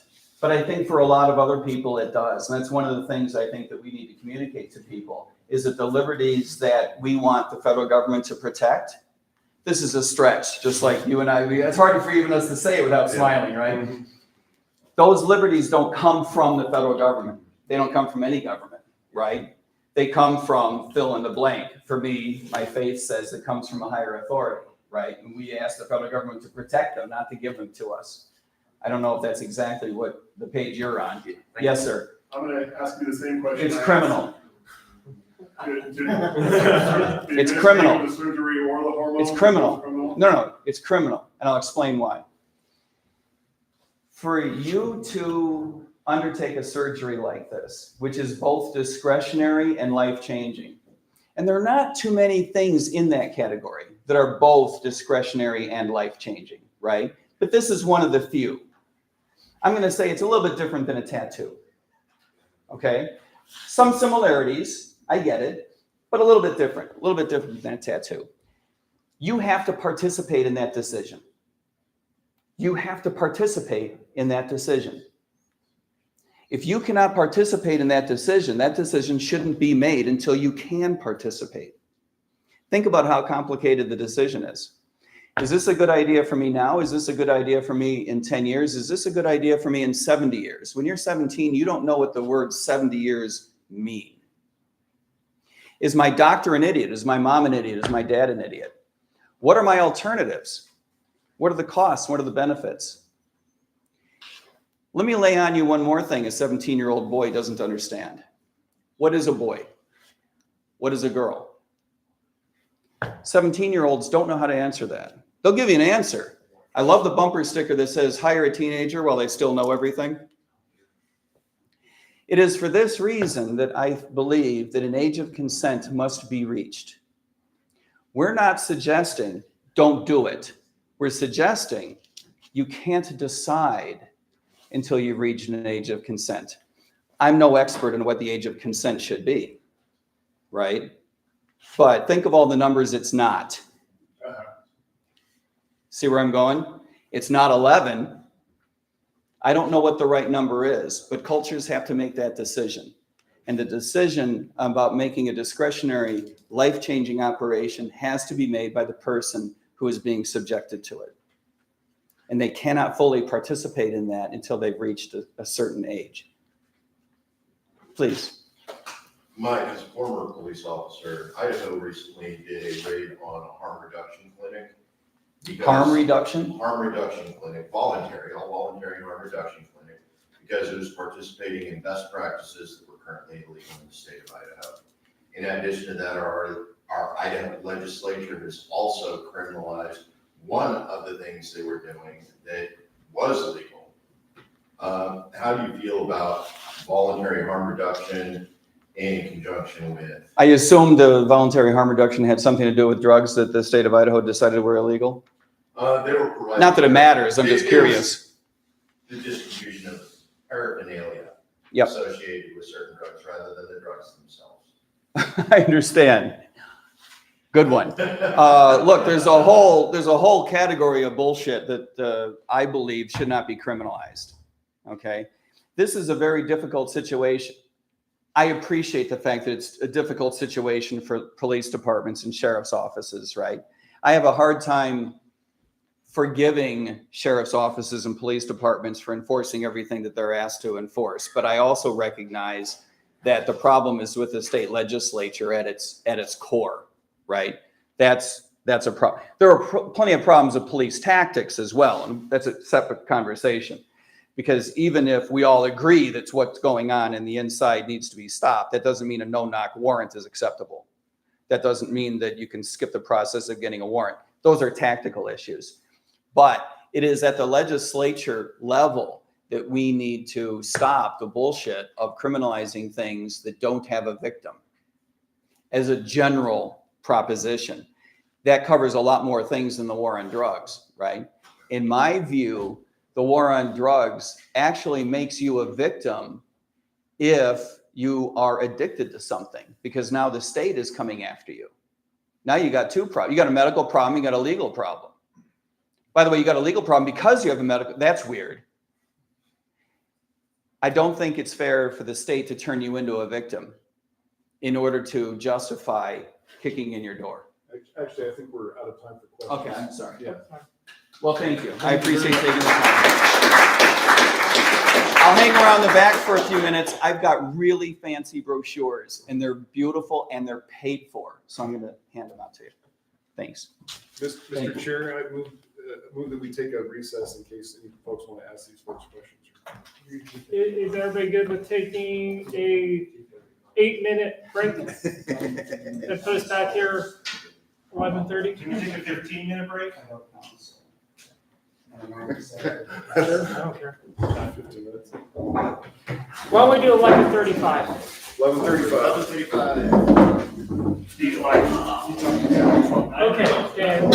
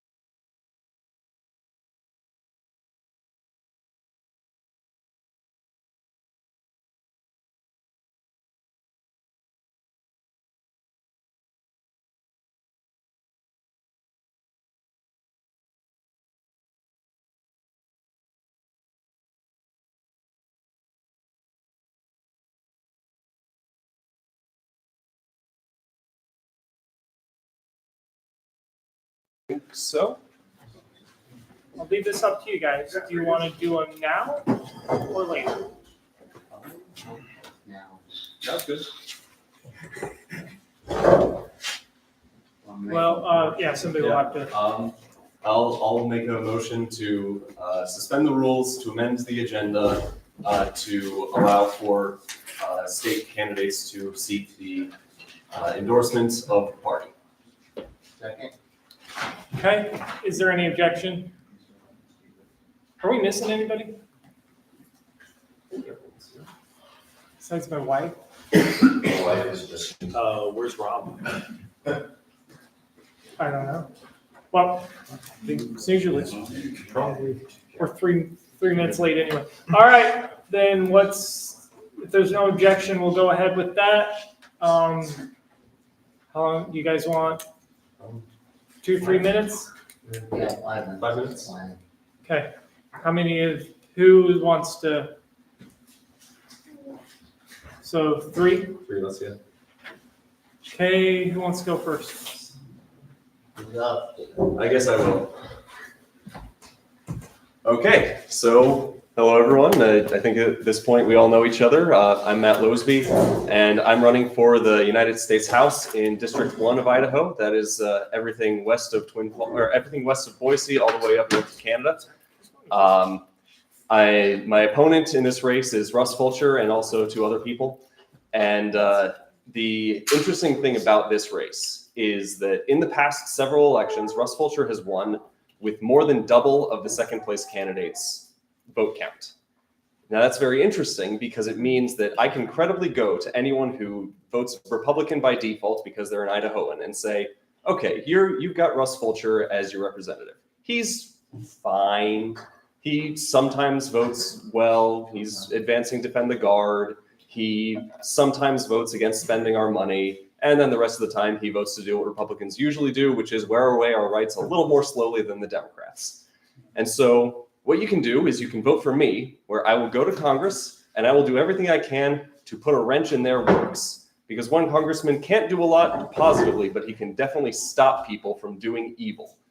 And so I would go to Congress, stop them doing evil, and give people the chance in Idaho to rebuild society that has been destroyed over the past several years. And, being realistic. A lot of people might think, oh, I can't vote for anybody other than the Republican. A progressive might win. Well, Kaylee Peterson got less than 1/3 of the votes of Russ Fulcher in 2022. She is the Democrat candidate again. You don't have to worry about her winning. She is pro-abortion. You can't win in Idaho on a statewide race being pro-abortion. She is a dyed-in-the-wool progressive. You can't win in Idaho. So if you vote for me instead of the Republican, your worst case scenario is that the Republican wins. And your best case scenario is that you have a congressman in Washington, D.C. who doesn't want to live there, who hates the place and wants to see it entirely shut down. And so that is what I'm going to be seeking to do with this campaign. I'm also going to be seeking to build out a list of a bunch of different people who are interested in advancing the cause of liberty, getting volunteers to do stuff locally, not just during the election, but afterwards, so we can really deliver on what libertarians want to see done, which is voluntary association to make society better. And so that's what I'm hoping to bring to the party. That's what I'm hoping to bring to the race. And that's what I'm hoping to bring to this district. And so I'd ask you to give me your endorsement as the Libertarian Party of Idaho. Thank you. Questions? Mr. Chairman. Yeah, are there any questions? I saw Mr. Tremont.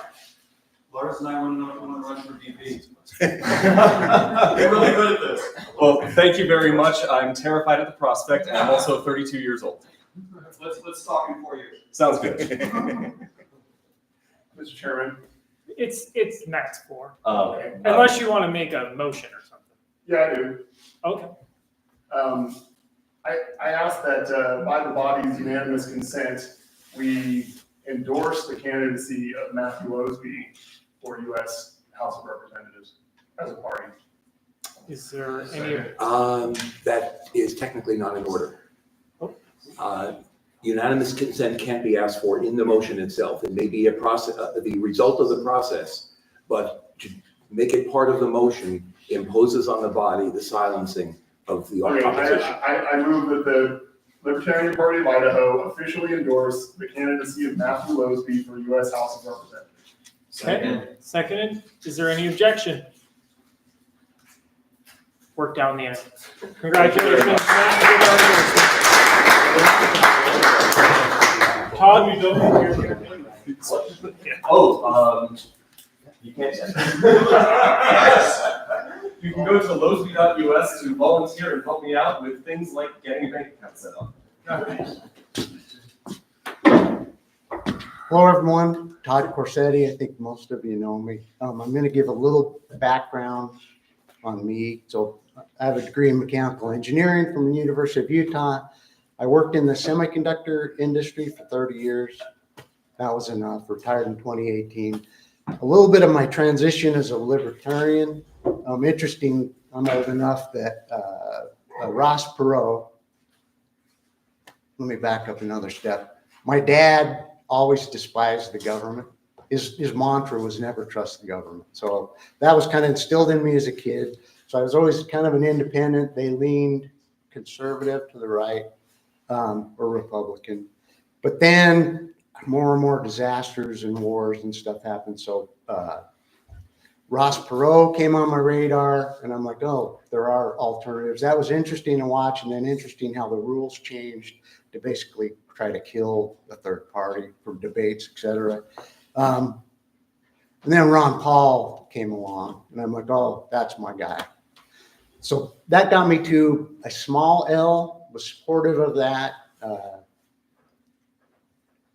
And then as this progressed, I couldn't get behind some of the more recent candidates. And then, but then COVID hit. And that was just a bitch slap to say, oh my God, the tyranny and the stuff that you saw go on was just intolerable. So then I became a big L libertarian, started getting involved with most of the group here, including getting elected as precinct committeeman, taking the chair position for the public relations committee for the party. So a lot of the posts you see on Facebook or Instagram are mine. I know Sterling used to do Twitter, and Matt's knocking it dead. Oh, I didn't mention that I am running for U.S. House, District 2, Congress. You can get more information. I have a website set up, toddcorsetti.com. If you have, I have kind of my overall statement and proclamations. So take a look at that. And then follow me on social media, Facebook, Instagram, Twitter. It's depending on the limitations, Corsetti for Congress or Corsetti for Idaho. So I'm running against probably Mike Simpson. Republicans have 3 candidates, so there's going to be a primary. That'll be interesting to see what happens. I assume Mike Simpson will get it again. And then another goal of me running is we're nervous about who takes the libertarian mantra. Sometimes, let's just be frank, it makes us look like idiots because it's open for everybody. So it's like, okay, so choose my words. What do I care? That went to the Constitution Party, unless you consider me in that group, but I haven't changed my name ever. So fill that role. The other thing is mainly I'm going to focus on social media and just strong messaging. What we saw in Argentina is a good, it's not US, but it shows that bold messaging can work, and tiptoeing around is just a waste of time. That was not a personal comment on you. I think that was an agreement. That was an affirmation. So I'll do that. I'll certainly, although I got to control my temper, as I learned last night. Strong messaging. One other thing, endorsement I think is important so that we can lean on, these are the people and we endorse, so it means something, as opposed to we have an open slot and somebody who's a communist jumps in on the libertarian ticket, which just drives me nuts. So that's it, unless there's questions. Thank you. I have a question. I guess if we're being frank, the chances of you winning are very slim. Something I've wanted to see candidates do is, how is your campaign going to funnel people towards the LPID? You know, like if we're going to endorse you, is your campaign have some sort of a plan to help funnel people back to the LPID, to help the LP grow? Yeah. My focus was the Libertarian Party specifically, to just try to get messaging out there, bold messaging, and then through social media. I'll rephrase it. It's just, so what I'm struggling with, or what I'm thinking in my head, maybe I need to give it some more thought, is specifically for the LPID, as opposed to just getting the libertarian message out, which was what I thought I could do better, that kind of messaging. Let me rephrase. I'll make it easier. Is your campaign willing to work with the party to help us recruit members? That's better. Absolutely. Okay. I would appreciate any and all help that I could get, certainly. I mean, yeah. Okay. I'm not gonna say it's zero chance, but if we can, you know, the other thing, let me back up a little bit. The reason I did this too is, at least in like Bannock County, I was fairly well known. I've met with Jotter, I've met with Little, I've met with all of our congressmen, because I was the site manager of the second largest private employer in Bannock County, the semiconductor factory. The only thing bigger was the hospital. So I felt like I could at least a little bit of recognition. People are going to see my name and somewhat be familiar with it. Like I said, I've met all for years, all the state. They come tour the factory, state officials, city officials, county officials. I work with them specifically for like tax abatements and stuff like that to help grow that factory. So I have that also going. Somebody fact check me if I'm wrong. Todd is the only elected libertarian in Idaho, correct? Yes. Yes, that is Yeah. true. So- Just stop. You should have led with that. Very like. Yeah, but Oh, do we? But if there's a follow-up question, it might get awkward. So. Okay, well, congratulations. I move to endorse Todd Corsetti for the seat, the second congressional district. I would like to speak in support of that. Hold on. Todd Corsetti is the Is only there a second? libertarian who stood up here and ran for a race who's a winner. Okay, so it's been moved and seconded. Is there any objection?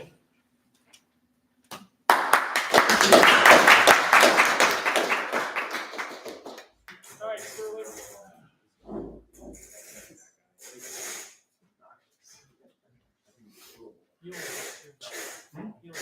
Be positive attitude. Smile. Yes, Eeyore. Hello, everybody. My name is Sterling Reese, and I'm running for Elmore County Sheriff. For those of you from up north, that's the next county over from Ada. A little bit about me. I've been a libertarian for probably about 12 years. I was in the military. Was out here at the Idaho Army National Guard for about 9 years as a Black Hawk crew chief. So the only reason I mention that is because I think in the minds of local voters, I think it would give me a little bit more credibility. You know, I'm sure we all wish that weren't the case, but it is. So my family moved to Mountain Home in 1985. My parents were both dyed-in-the-wool Reaganites. We're all, you know, very blue collar, and so I'm very much in touch with the culture in my town. A lot of people know me. Went to high school there, you know. So with that said, I want to tell you why I'm running. And the first reason is I believe that our sheriff, while he's not the worst person in the world, I think he's essentially a wind tunnel for the feds. He has shown that he is willing to work with the ATF. Despite a few years ago, he had Richard Mack come up And I think he paid for him to come out. If you're not familiar who Richard Mack is, he does the Constitutional Sheriff's Peace Officers Association. And spoke a little bit. Prohibition doesn't work. He has a good message. You know, I know the guy has some issues, but in general, when it comes to law enforcement, he's pretty good. So he pays for him to come out. Here's the message.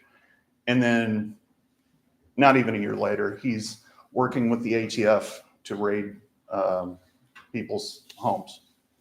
A couple of guys who had felony complaints stemming from the Malheur County standoff. So not, you know, these weren't like child predators or, you know, drug dealers or anything like that. Anyway, the second reason is I believe that the positions I would take as a sheriff are inevitable. Someone is eventually going to get this middle school dance started.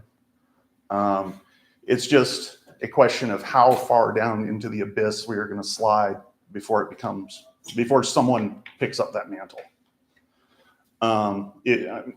Any of us can look at where politics is going. You know, we're like the universe. Like we're not just coming apart in a partisan way. We are accelerating apart. And the federal government, you know, any of them that know well enough know that they have lost control of the narrative, and it's a freaking emergency. So I think that the things that I would do as sheriff, you know, I'll talk about that in just a second. Someone eventually is going to do this, you know. Now, whether it comes after someone has been killed in an ATF/FBI/DEA raid remains to be seen. But so my position as sheriff would be that I am going to stand in the gap between the feds and the Idaho State Police, if it comes to that, and the citizens of Elmore County. I am not running on, I'm going to meekly just, we don't really enforce that. No. Like, if you work for the ATF, you work for the FBI, and you intend to come into Elmore County and arrest someone or jam them up for something that I believe is a natural right, you will be arrested. Okay? And, but, try me. Like, this is what we're going to do. Okay? Like, yeah. So, I intend to run a serious campaign. I'm not just going to be some edgelord shit poster posting memes about dudes with, you know, panoramic night vision goggles and all this stuff. Like, I intend to run a serious campaign. You know, but I think also because the incumbent is running, he is a Republican, I'm obviously realistic about my chances of winning. So in a way that makes me kind of freer to say what I want to say. Like, I don't have to worry about, well, you know, those senior citizens, I really got to appeal to them and, you know, better pull back on this messaging. No, like, I'm going to say what I mean. And when I say, you know, if you're a federal agent and you come into Elmore County thinking like, oh, you know, we're just going to raid this guy's house. No, like, you are going to be arrested. So, I think that's about all I have to say, unless anybody has some questions for me.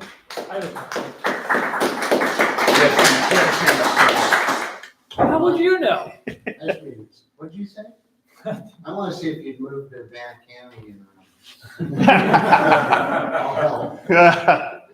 Nah, I like where I'm at. So, what you got, I Jason? want to ask you the same question I asked Todd. Mm-hmm. Do you want the longer version or the one I had to give Todd? What'd you ask, Todd? How do you? I'll give you the short version. Is your campaign willing to work with the LPID to help them recruit? Absolutely. Okay. Sure.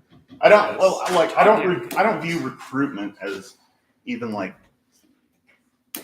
a tertiary concern. Like, I think if you put the right messaging out, you know, I think Idaho is very fertile ground for libertarian ideas. if you put the message out seriously, and I think there's a lot there that people could love. That if you're putting out a message against resisting the feds, resisting tyranny, resisting any sort of if they want to do a COVID 2.0, that it's just not going to happen. Mm-hmm.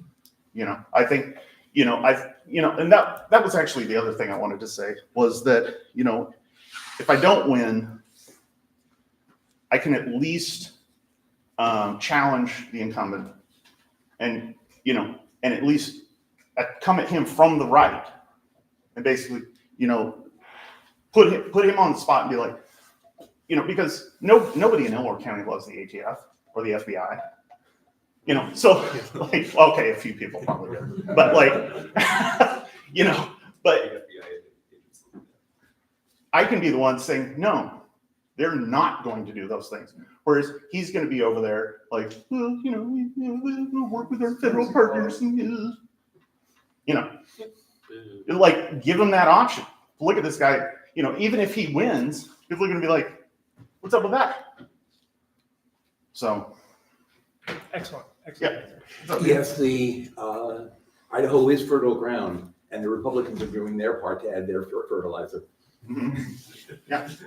No, and I think honestly, if a libertarian candidate doesn't win, they can still put ideas in people's heads that then, maybe down the road, a Republican candidate can be, if you could win 500 votes in Elmore County, it's at least a shot across the bow that okay, people aren't just going for the milk toast anymore. If a Republican came out and did everything I want to do, that's a win. Yeah. Because or lose. yeah, exactly. And I've said this for years to all these Republicans. Oh, you're just going to give the election to Biden. It's cool. Well, our votes are up. You can have them. All you got to do is just come out boldly in support of people's rights. It's easy. Dude, it's right there. Everything we're saying, you can say, but they don't want to say it. What's up? Last question, please. Okay. Yeah, this is quick. This is Sorry. Even commentary, actually. Dare I suggest, so looking at the 2020 results for sheriff in Elmore County. Okay. The winner had 1,700 votes, and the second place had 1,000, and there's 600 and 400. So it's a very split electorate. And dare I suggest, this is the most winnable race, actually, we're about to endorse thus far. Yeah, when I say I'm realistic about my chances, I'm not looking at it as shooting the moon. To me, it's more like getting a hit off a collegiate baseball player. Probably not going to happen, but it's not completely outside the realm of possibilities. And I plan to, hit up the little debates, and I think what I'm going to do is once a month I'm going to go down to the Mountain Home Public Library, and I'll put it out on Facebook because that's where the people in Mountain Home are that come down and talk to me, and I'll rent out a conference room for an hour once a month, and just hear people out. Perfect. Sorry if I We're out of time. Was that Doors yeah. Release from Mountain Home Sheriff, Elmore County. Elmore County. Excuse me. Second. All right. Is there any objection? All right. Congratulations.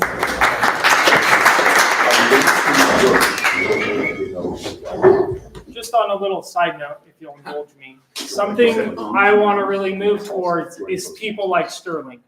That's how we're going to really grow this, is from a local level instead of trying to work a top-down approach. So we really appreciate Sterling and all our candidates stepping up.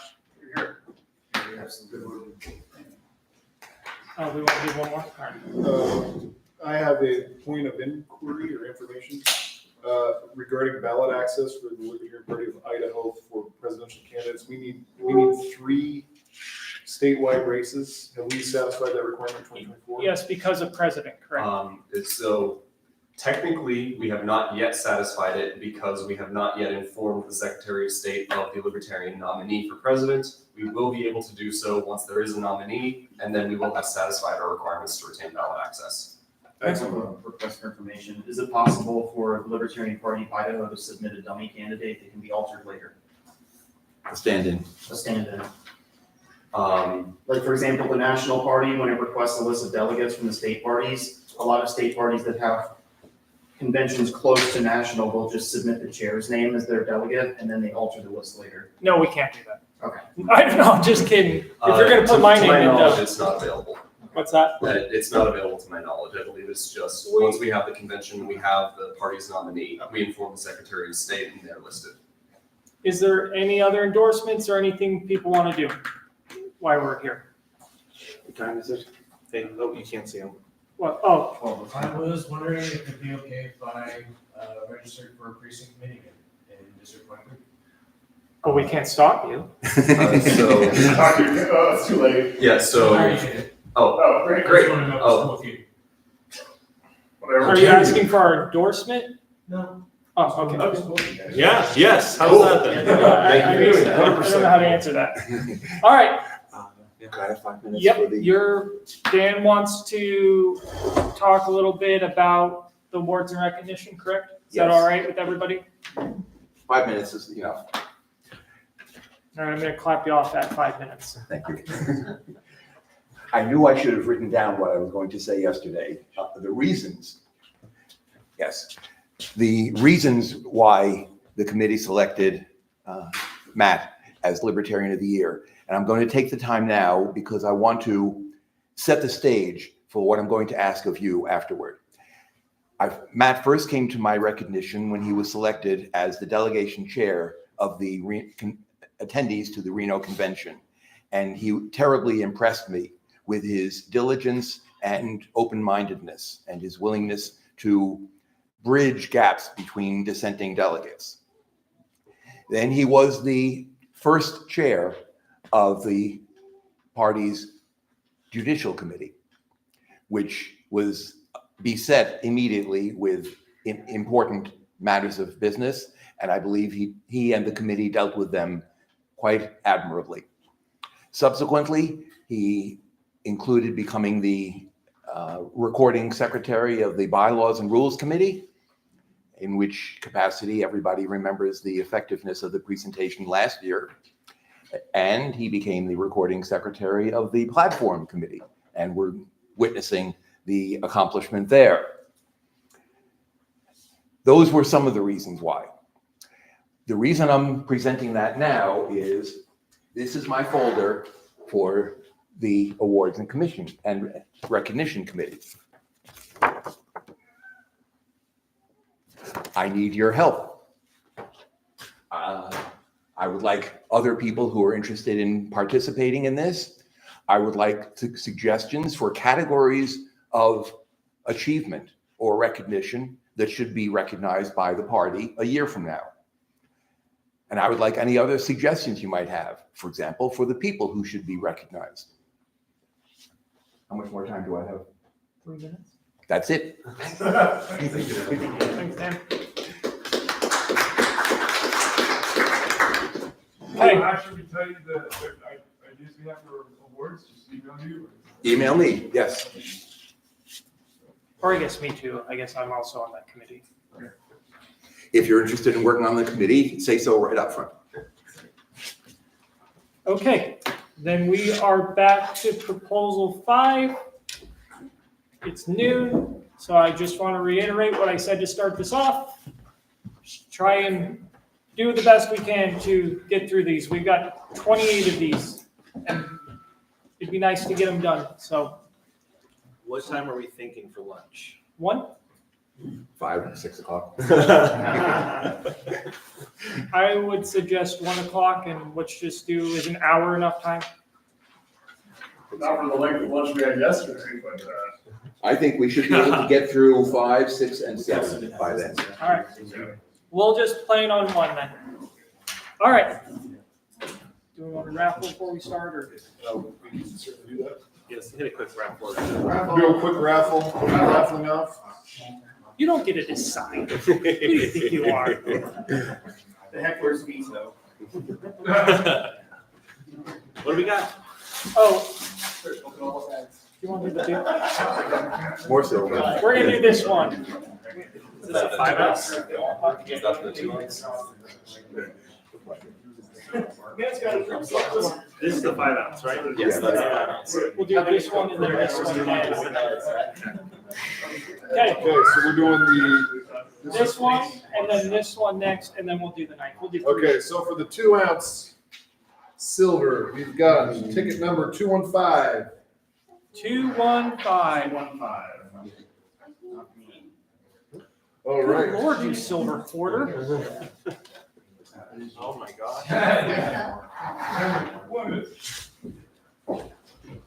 Okay, for I think this is the JC. the big 5 ounce silver piece. 5 ounce silver. I should have picked that one first. All right, I think it's gonna be you again. 282. All right. 2. Wow. Jeez. Sorensen's cleaning up. Yeah. There's an easy way to figure it out if you write down your first number and your last number. Yeah. Okay. And then what do you got there? Lighter code. An excellent knife for cleaning fish. All right. And other things. 341. 341. Yeah. Yeah. Okay. We're back to proposal 5. Now called voluntary association and decentralization. Let me get this.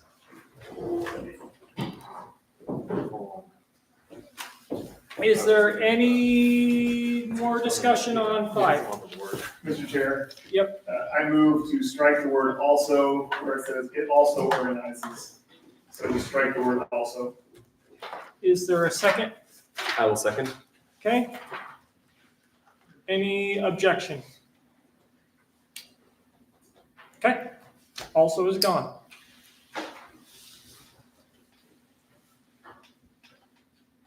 Anything else? Going once, going twice, and we're gonna vote on the proposal. All in favor of adopting proposal 5 with the amended changes, say aye. Aye. Any opposed? All right, look at us go. All right, proposal 6, freedom of communication. Any discussion, debate? Freedom of communication is good. Is yes, a random question. Is there a difference between discussion and debate? No, Would- debate includes discussion. Yeah. Mr. Chairman? Yep. I move to move the word both from the beginning, from the middle of the first sentence to the beginning of the first sentence so that it reads both action and inaction by the state prevent. Is there a second? Second. Okay. Is it up there on the board? Yes. Okay, is there any objection to, what Matt has done? Okay, amendment accepted. Anything else? Mr. Chair? Yep. I don't know of a good motion for this, but I don't like the call out to the First Amendment or calling them First Amendment rights. They're not part of the big 3 natural rights or speech, but they're not rightly called First Amendment rights, and they exist, well, really as a function of property rights. If anybody has any ideas. I have a proposal to fix that. For people from exercising their liberty as protected in the Constitution and the First Amendment. Is there a second? I'll second that. Okay. Is there any objection? I object. Okay. I guess to debate, sorry. Well, he crossed out the word rights after I objected, so Yeah, I don't object anymore, never mind. So your objection is satisfied? Yeah, it's fine. All right. Yeah. Any more discussion? Well, I guess, is there any objection? Okay, passes. Adam, you wanted to say something? No, yeah. I heard something in the back. I was making sure that Matt got what I Yes. said exactly. Is there any more debate on proposal 6? Look a little bit more. It is a little bit lengthy, so. Yes. For heaven's sakes, guys, we just had a 30-minute break. And we didn't spend the entire thing reading. He's too busy being enthralled by Mike Jamal.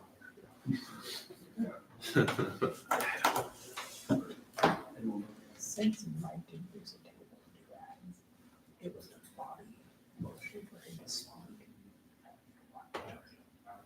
Does that make sense? All right. Any more? Anything anybody wants to bring up? Speak now or forever hold your peace, or at least till next year. Okay. Sorry, could we get, would it be okay, move to have like 2 more minutes to read this over? I'll give you 30 seconds. Okay. Hurry.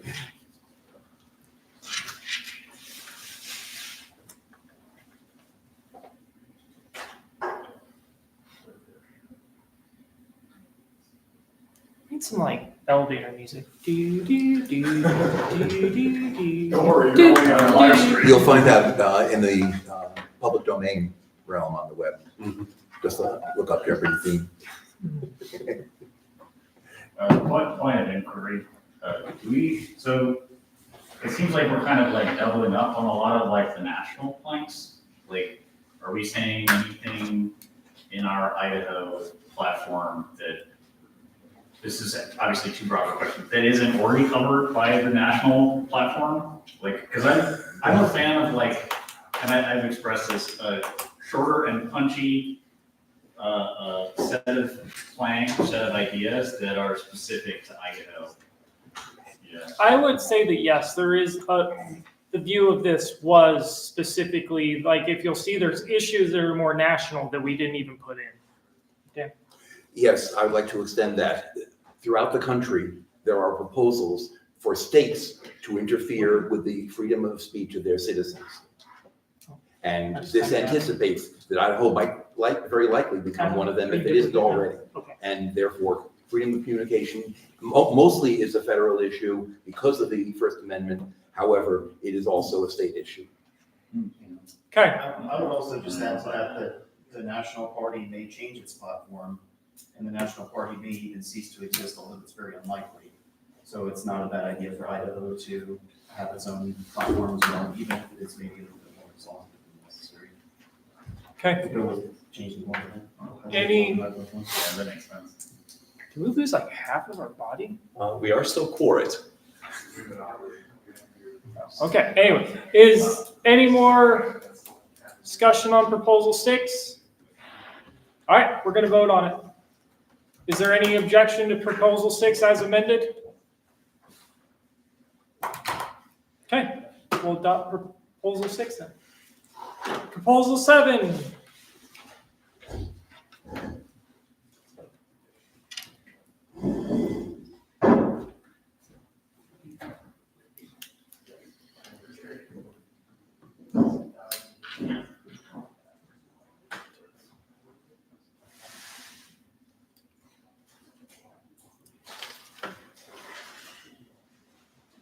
Request for information. Yep. Could someone from the committee explain to me what they mean by the clause, child tax subsidies encourage divorce? Where is it at? In paragraph 2 of the issue. Yeah, the manner in which that happens is that single mothers receive a larger disbursement from the government than married couples. And so that creates an incentive for mothers to divorce from their husband. And for the fathers to abandon the family. Yes.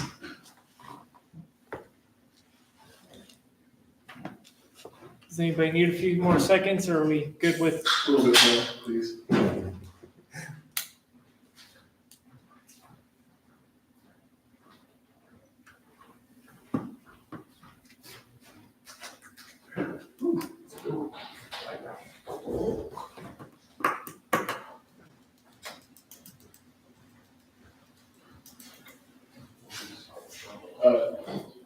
request for information. Yep. Could somebody explain what AFDC and DYFS are? We need to find the Idaho specific equivalents. AFDC is aid to families with dependent children. And DYFS, dependent youth, family and family services. Are those federal institutions? I don't know. Okay. I would make a motion that we amend the language so that it includes the full name of these institutions with the acronym afterwards to provide clarity for the reader. That's seconded. Okay. If you could repeat what those, Because if I don't know what they are, then Yeah. random Joe in the street doesn't know what they are. That's a very good point. Mr. Chair, could we call the question? Yeah, hold on, we're just typing them out, so I guess he's got it people put up. know what they are. Got it. Aid to family with dependent children? Right. aid to families with Aid to? aid to family or families. Aid to families with dependent children. Aid to families with dependent children is what? Yeah, Social and then Security DYFS. They don't call it food stamps anymore. I mean, colloquially we do, but if we're gonna be calling them out specifically, Yeah, SNAP. SNAP or EBT, right, or something like that? That's electronic balance transfer. That's Yeah, like- Or not SNAP is EBT, the it's program. SNAP is supplemental nutrition assistance. But there's also WIC, and there's all kinds of Yeah, stuff. yeah, I wish yeah. Maybe we ought to be not so specific. That's what I'm wondering. May I offer a substitute motion? I would move to amend paragraph 2 of transition to read, such as food stamps and subsidized housing. So you want to just strike including AFDC and Yeah. DY?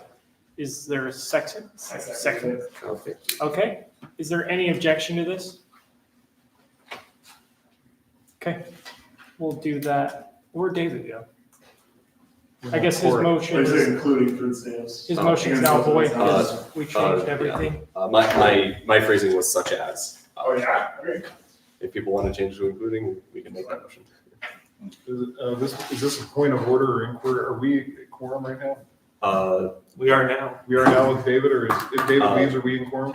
So I believe we have 16 delegates Yes. here, or members There's 10 here. people here. And so quorum is 40%, which is, I messed up the math yesterday. 6? Bring out my calculator.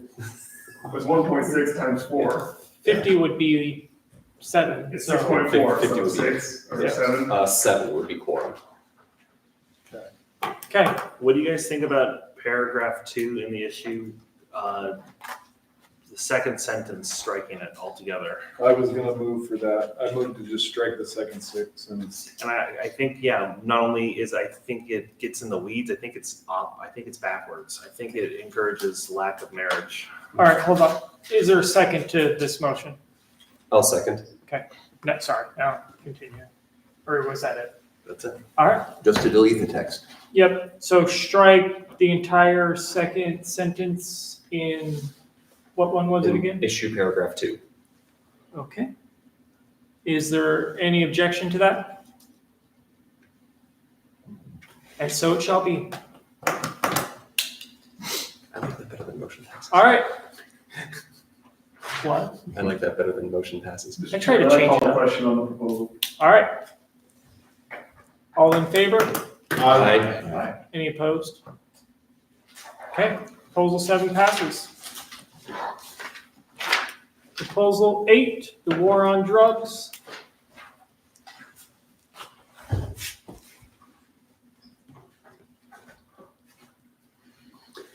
Yeah. This Mr. one, Chairman, this Yes. one's 2 minutes, maybe? yeah, it will take a while, but I already have an issue, Mr. Chairman. I guess I can't really make a motion, but it says, a particular selection of these substances. flat substances. And maybe somebody else has a good wordsmithing to change this, but that doesn't follow. We can take out these. Yeah. So I would make a motion to replace the word "these" in the first sentence with "psychoactive." No, Is there a second? because there's. Hold on, is there a second? I second.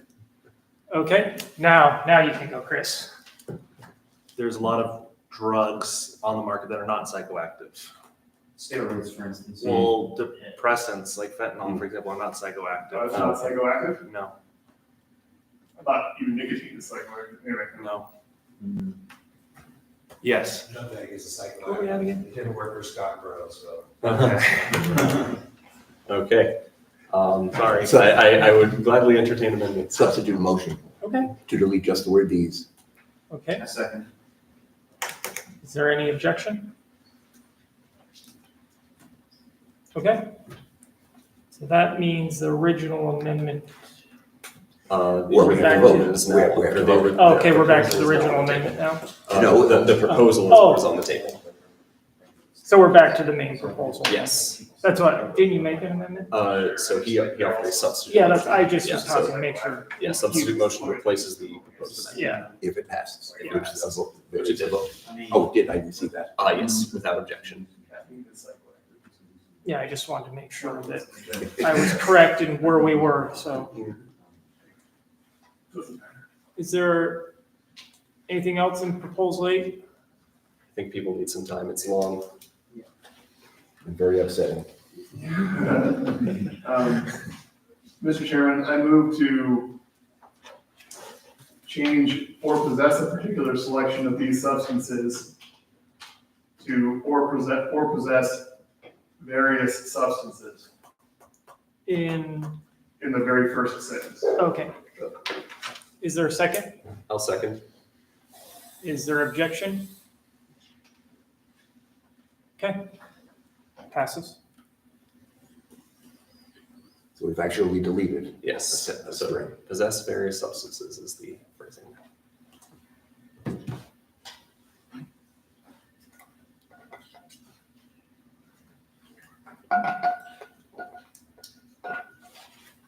I think that we should remove the first sentence of the second paragraph in transition. The sidewalks and roadways should be recognized as private property of owners of buildings. I think that it'll just distract people with, well, who's gonna take care of the roads then? Argument. Are you making a motion? Making a motion, yes. Okay, so your motion is to erase the first sentence in the second paragraph of the transition? Yes. Is there a second? Second. Okay, is there any objection? I object. All right, I'll speak to my objection. I think the goal I'm ascribing motive to whoever wrote this, but I believe if I were to write that sentence, and I agree with it, the idea here is that people have a genuine concern about people using psychoactive substances in their community, in front of their children, in front of their businesses, in front of their homes, etc. And we need to have an answer for that. And this is a transition of how we get from point A to point B. And a lot of the issues with maybe homeless people shooting up drugs on the sidewalk in front of your business would be alleviated if the sidewalk was not claimed to be owned by the government and they forced this association involuntarily of these people that might be doing drugs on the sidewalk outside your business. So I think this is very germane to the issue at hand. So I support that sentence remaining and oppose the motion. Can I make a substitute motion? absolutely.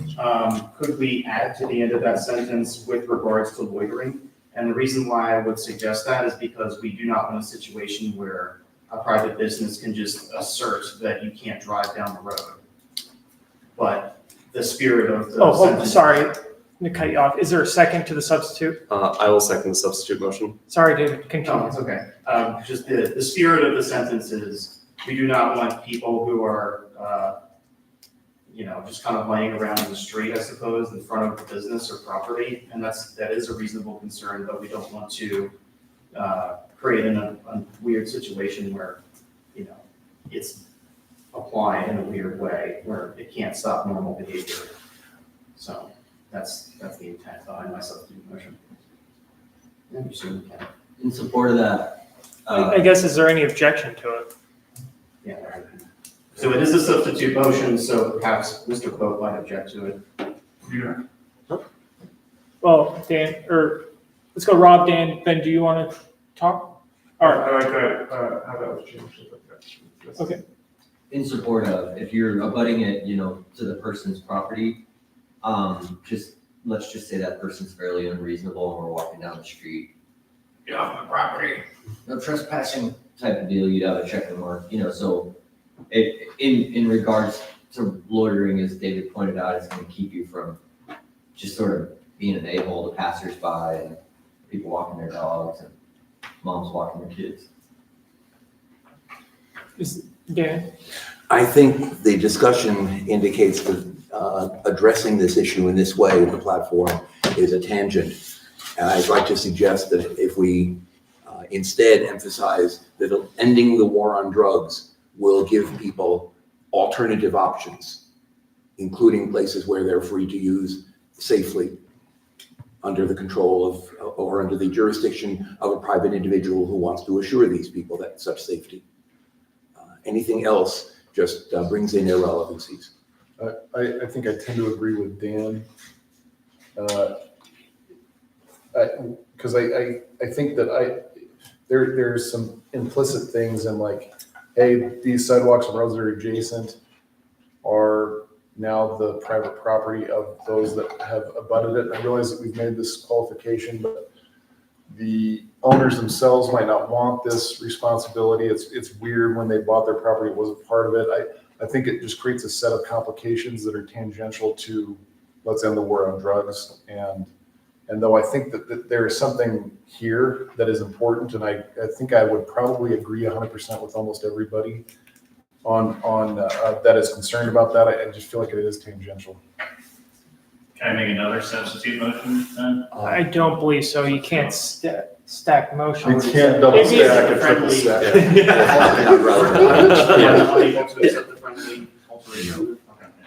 Yeah, We could always take it up immediately afterwards. Yeah, I Let's call a question on the substitute motion. All right. Is there, I'm assuming there's going to be objection. All in favor? Aye. All opposed?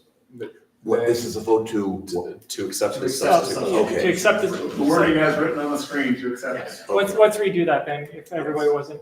So everybody's clear now what we're voting on? All right, all in favor? Aye. All opposed? Nay. Ayes have it. Substitute motion passes. I'd like to make a motion to move paragraph 2 in its entirety to the note section of this proposal on the basis that private property is not directly germane to the war on drugs discussion. Oh, the transition section. The notes section isn't part of the platform, so you would essentially be removing it from the platform, correct? From that section of the platform, yes. No, it would be gone. The notes section isn't part, it was just notes from the committee to you guys. So if you want, what you're asking is to remove it. Yes, this doesn't have notes. Second. Okay, so it's been moved and seconded. Just to make sure I understand, how much are you looking to remove? The whole second. The entirety of section 2. The The entire paragraph 2 of Paragraph 2 of transition. And move it to notes. I mean, I'm good. There is no notes. There is no notes section, yeah. So is there a second? Second. The notes don't go into the platform. Okay, so is there objection? Yes. Yes. All right, have at it. Who wants to go first? Or you just want to vote on it? You don't want to discuss it? Okay. Call the question, yeah. All in favor of removing the second paragraph in the transition? Say aye. Aye. All opposed? Nay. Let's do a hand vote. All in favor? 4. All opposed? Okay, so it fails. Mr. Chairman, so the final sentence of the second paragraph of transition reads, Anyone arrested for disorderly conduct or trespass who showed signs of intoxication on any psychoactive substance should be brought to sobriety, treated for withdrawal symptoms, and returned to their home or a homeless shelter. This does not adequately address the disorderly conduct itself or the trespass, and it also calls the state, it's like who's responsible for doing this? It's implying that the state ought to take care of these people and do these things. It's like they have a positive right to these things, and they're also not punished for their actual crimes that involve victims. So, Is your motion to? my motion is to strike the entire sentence. Is there a second? Yeah. Okay. So the motion is to remove the entire second sentence in, Third sentence. or third sentence. I think it's fourth Transition, sentence. second paragraph, last sentence. Okay. Is there any objection? All right. Motion passes. Is there any more? Point of inquiry, can we not just actually, I mean, in general, like add, it looks like notes is a part of, it's there for candidates, like we could just transition thing. Yeah, so the purpose of the transition section is a thing that candidates might decide to put in a particular policy proposal. The purpose of the notes section is something that will not go into any documents for the platform, but is something to help the delegates here understand the purpose or how the plank will be used. Okay, yeah, I like that, for that. So adding something to the notes here would generally be irrelevant because we're here and we can just say it. We're the only ones to whom the notes are addressed. Posterity. Posterity for those reading the It's like a minutes. resolution. So I've motioned to call the question then on proposal 8. Okay. Or you just call it. Yeah, question's been called. All in favor? Aye. All opposed? All right, proposal 8 passes. All right, proposal 9. Medical mandates. That does give me a thought. Could you add, if you wanted to, like, we didn't vote that this had to be the way the platform, I guess you could add a notes section if you wanted to, Yeah, you could, but you'd have to if specify. the body likes your idea of adding a notes section into the platform itself, then the body could indeed amend it to add that section. Well, I like it for its current purpose, which is just notes for the candidate inside baseball. That's cool. Yeah, I would think you could just add that if you really want to, right? The notes are sort of like stage directions. They're readable by the actors and the directors, but the audience of the production never sees them. Okay. Proposal 9, any debate?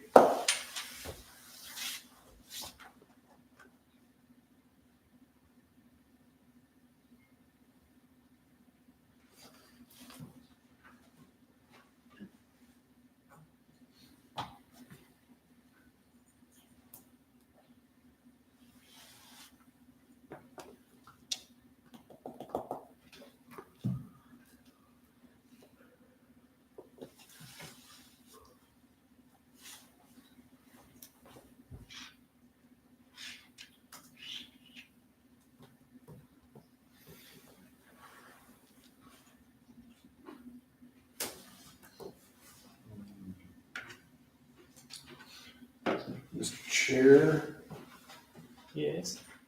I move to amend the second sentence of the second paragraph in the solution section of proposal 9.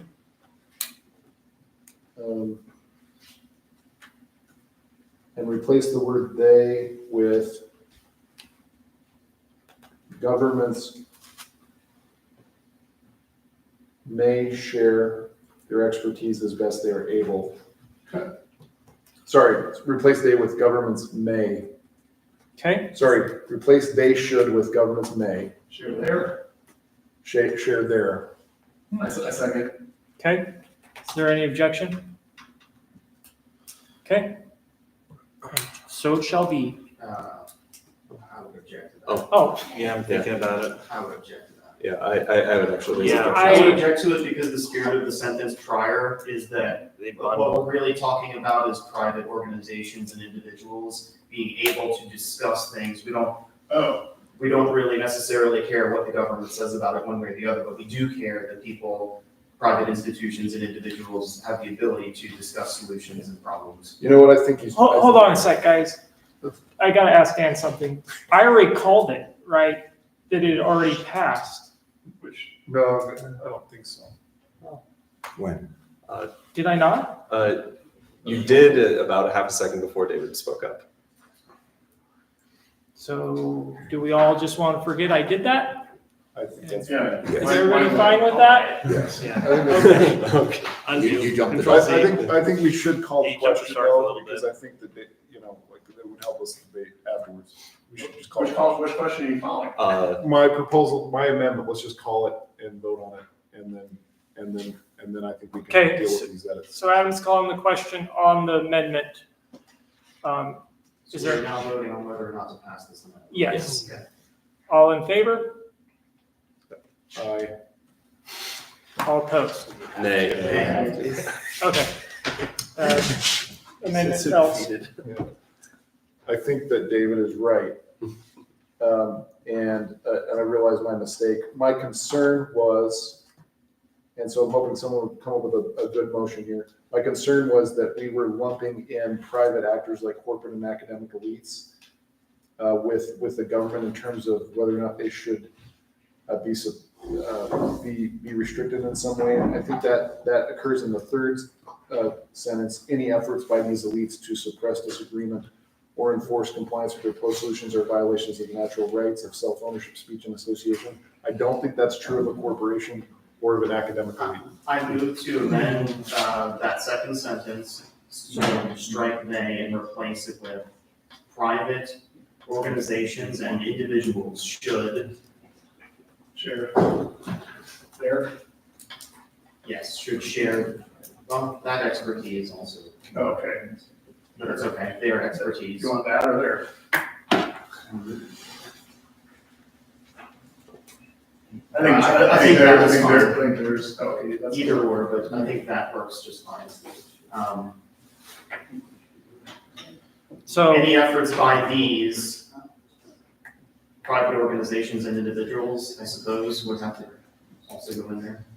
Well, see, I would, It's awkward, but I would propose a friendly amendment, and you might disagree, is in the third sentence, it would then continue on, any efforts by government to suppress disagreement or enforce compliance with proposed solutions are violations of natural rights of self-ownership. I would not agree with that. Okay. And that is because corrupt private organizations may attempt through cronyism to do these things. And it would leave the pronoun What further are in we- the sentence private there organizations and ambiguous. individuals. All right, is there a second? Are you good with the wording? I guess I should- Well, so, I second David's motion. yeah. I do not accept the amendment, That's- the friendly amendment. Yeah, he said he did, so I'm asking, are you good with the wording of how Matt has this? So the second part of the wording is Adam's.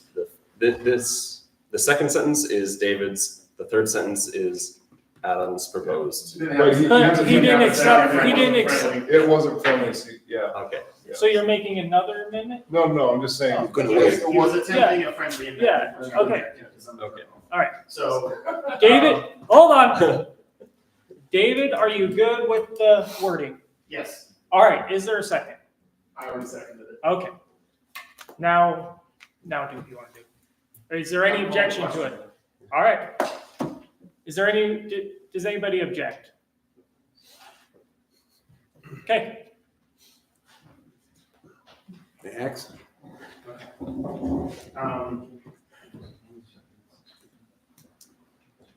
Okay, so I move to amend to alter the third sentence to say the following: any efforts to suppress. Take out by these elites. Oh, never mind, that's good. Two's good. Okay, and Zach, you seconded? Yes. Okay. Is there any objection? Oh. Call the question. Stop it. Okay, question's been called. I I seconded, but I'd like to comment on this, I guess. We can't, the question's been called. The question's been called? No, someone said, he said it as like a, hey, we should call the question instead of. Doesn't count. Okay, go ahead. It's okay. Well, there might end up needing to be a substitute motion, but I still like what you're doing. I just, the word there later on in the sentence, their proposed solutions. Change there to the. Just take out the IR. Yeah, so I'd like to offer a friendly amendment to change the word there before proposed. Is that friendly? Yes. Okay, so does that alleviate your objection? I wasn't really objecting because I like what he's saying. I just wanted to modify it. There was the ambiguity that I mentioned. All right. All right, Mr. Chair, I call the question on the amendment. All right. Is all in favor? Aye. Any opposed? Okay, Thank you. amendment passes. I make a motion to eliminate academic elites from that paragraph we're talking about, replace it with thought leaders. Just to eliminate the possibility of a qualifying thing where only certain people would be able to call themselves academic elites. I think it's reasonable, because there's plenty of. Oh, is there a people That's a motion, so Is David, there are you a second? seconding? Yes, sir. I'm second. Okay, any objection? Okay, motion passes. Mr. Chair, I call the question on the proposal. Excellent. Is there, Yeah, thank God. all in favor? Aye. Any opposed? Perfect. Proposal 9 passes. Now we have one that's relevant to this convention. Yes. All right, I really need to go to the bathroom, so if we can either take a break or I'm just gonna hand the gavel to Chris for 2 minutes. You want to just go to the. Okay. And the gavel. If you want to Good go for to you. lunch. No, it's good, we got 15 more. You need a bedpan? All right, we don't want to see that. All right, Chris, you're in charge now. Proposal 10, National Proposal Guard. 10, You National guys are in Guard. trouble.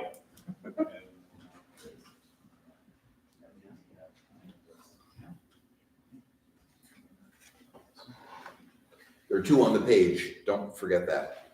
The National Guard is really short, so is crime.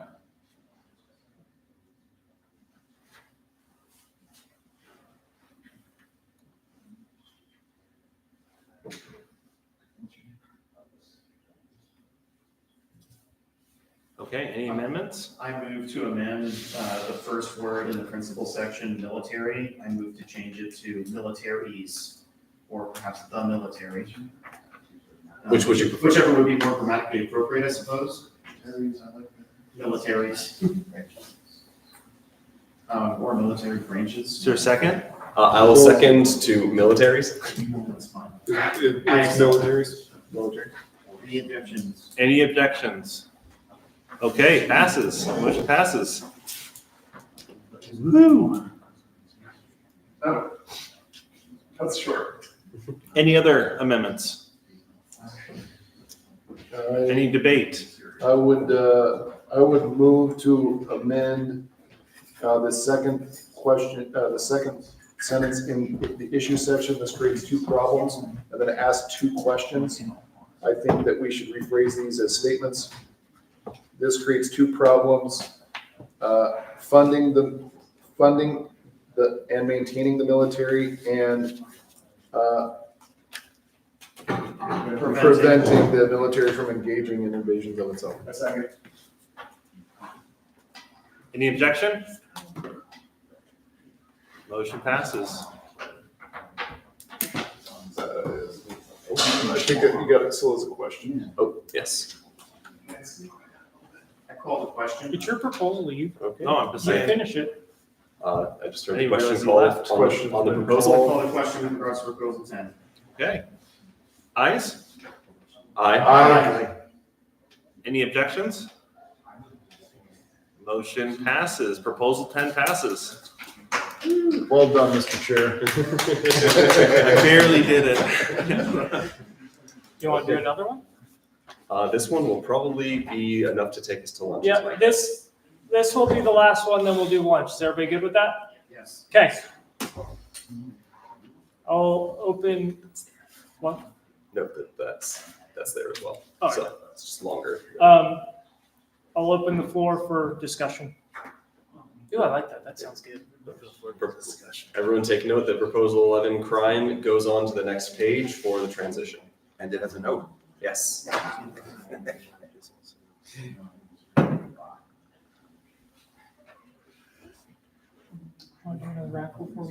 Yeah, we have too much to do. We need to start getting through this stuff.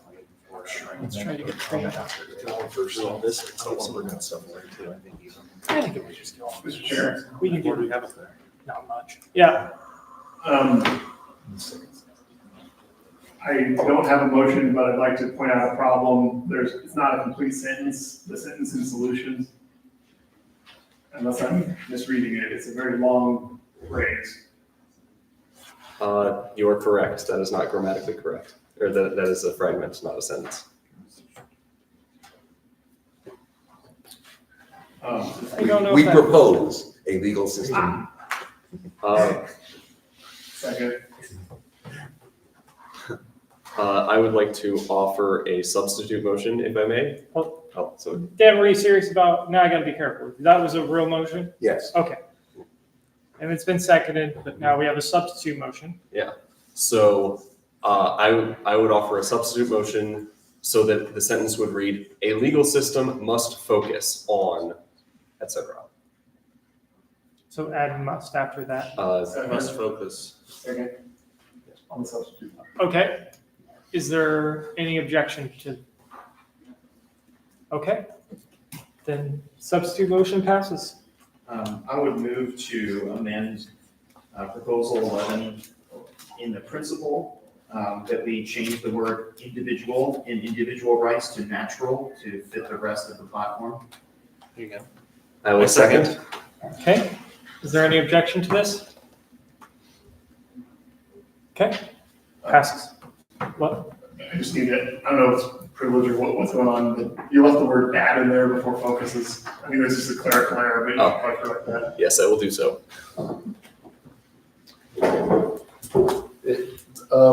In whole, I don't have a motion yet. I feel like I just want to reword the second sentence of the issue section. It just feels a little hard. I'm having a hard time reading it.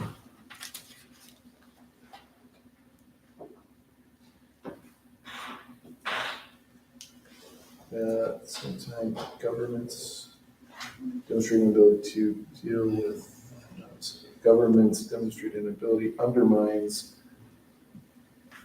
the people's sense of justice and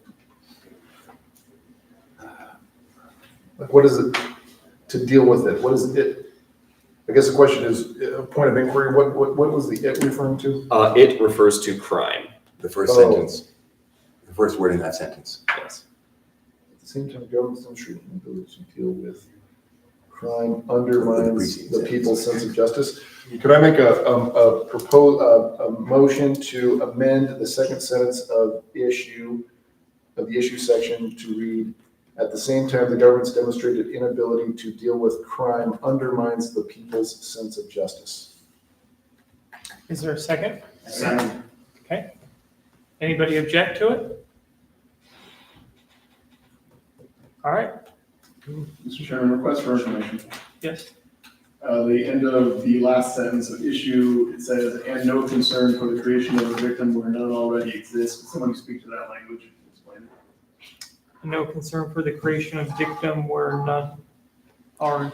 Because the state, if I may, the state imagines that there is a victim that exists, for example, in the example of drug use, that somehow by me using drugs, there is a victim somewhere who needs to be avenged essentially by my drug use, even though that's not actually the case. But it's like the state presumes that society at large is somehow a victim in like a just law sense or something like that. Okay, so Mr. Chair, I move to amend the language of that phrase where to read, and no concern that it creates victims where none already exist. Okay, is there a second? I second it. Okay. Is there any objection to that change? All right, hearing none. Passes.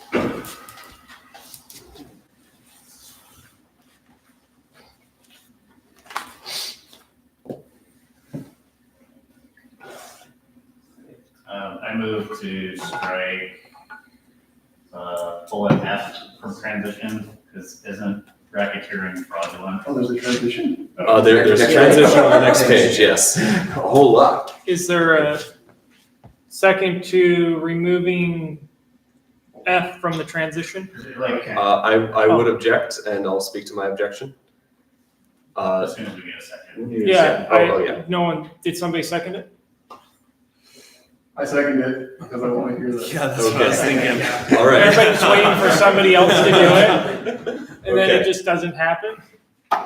So to speak to my objection, Idaho Title 18, Chapter 78 is the RICO statute.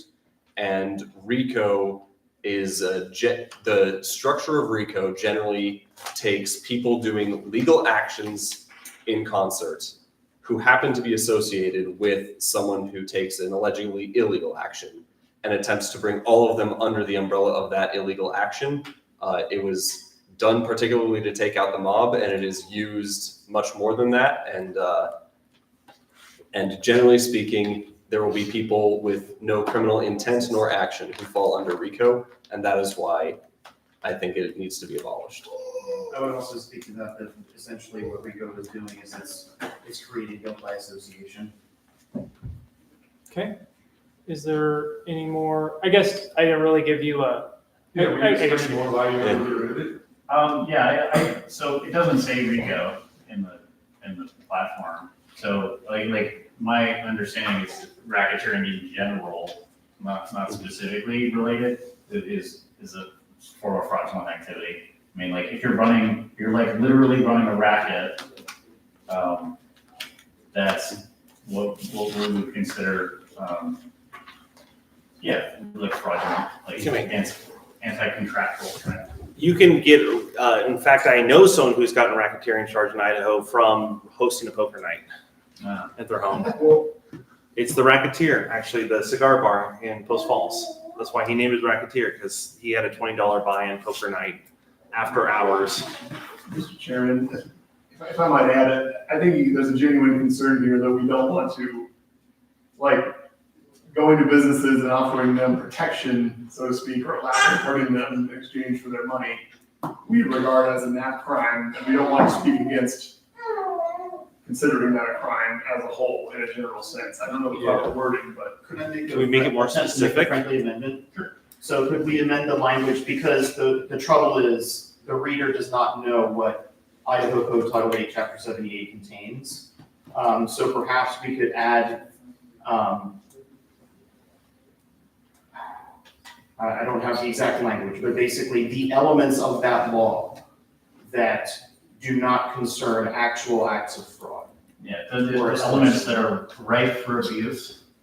Is that too colorful? Yeah, we'd have to sit and think about how to word it, but that's what. Would it be helpful to everybody if I brought the code up and read it to you? Or does no one care? It's a whole chapter, so it's going to be. Yeah, it's a lot. I think it's an understanding. I think in some sense, if I were to speak in Will's favor here, it would be that it's specific where I want to be like in a principles space. And so it's like I think we would all agree that, this idea of like going around to businesses and running a racket where you're a protection racket would be something we would oppose. And sometimes like when we get into these specifics that are in the weeds, people don't realize that maybe what we're saying is, an alternative to police is a private group going around and making sure nothing bad happens to your windows. And we're not saying that. And so in some sense, it's better maybe to be vague. I realize this is a transition section, but I think that's that's the sentiment I get from Will. Could I substitute or kind of like change to just say repeal of Idaho Code Title 18, Chapter 78? Just call it out specifically. Repeal of statutes such as? So instead of, that's a very different motion from going from striking to now we're just changing words. Yeah. So why don't Did we have a second on his already? We already had a second on, So what's- on it, but. You seconded it, yeah. Let's go ahead and vote on it. Okay. All in favor? To strike, all go All in for strike? favor of striking? Striking it entirely. Transition letter F. Aye. 2. All opposed? Nay. Okay. Mr. Chairman, I move to add the word hyphenated so dash called before anti-racketeering statutes. Is there a second? Second.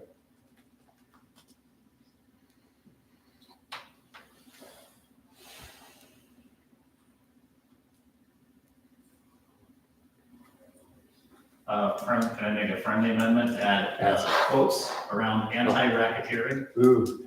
Oh, Is that The so-called all by itself is a modifier which has the same effect. that's what I agree with that. I was Therefore, it's not for Is there any objection to the amendment? Okay, hearing none. I would like to make an amendment to that same section. Okay. So the repeal of so-called racketeering, anti-racketeering statutes such as blah, blah, blah, comma, which, and then we could add after that clause, don't you do that to me, Mr. Speaker. Which are no good. Which include many,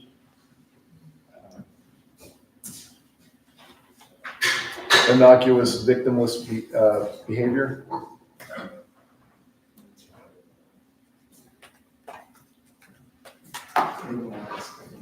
which, yeah, which include many.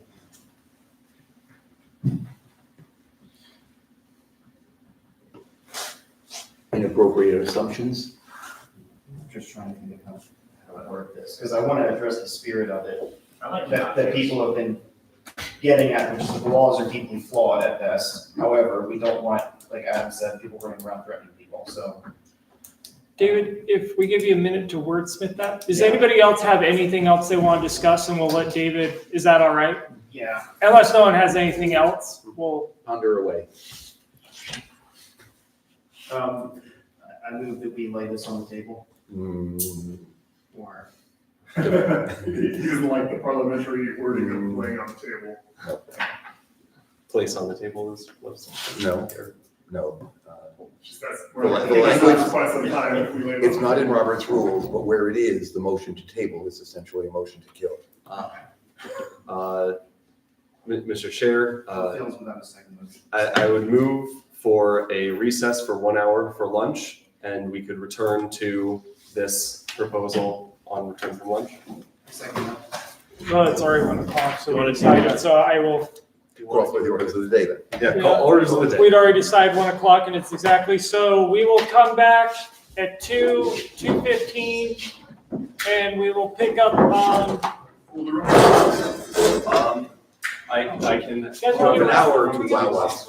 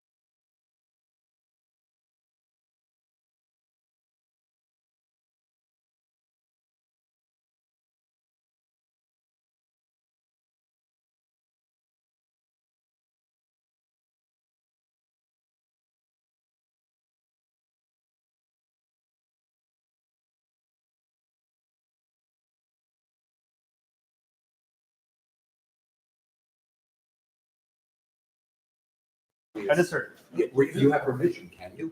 Yes. Dang it. Can I go to the bathroom? Can you? I thought we were nitpicking over grammar today. Only when it's the platform. Hey, August, if you want to tell anybody in the hall we're gonna get going. We got a quorum? We do have quorum. Quorum 7, we have one. We are in quarry. We need Corey to have some more people for quorum. Okay, we're gonna resume and Proposal 11. I thought we were, oh yeah. Yeah, correct. I forgot it's on the bottom. Mhm. Okay, we're on proposal 11. And the floor is open to continue. Yeah, David has working on the motion, correct? I think he's in the restroom right now. You want to do a, Let's do a raffle while we wait for raffle. Okay, yeah, David was like wordsmithing a motion. Yeah, but we can do a raffle. And then if he's still not back, we'll just not close the raffle. Flashlight. flashlight. 199.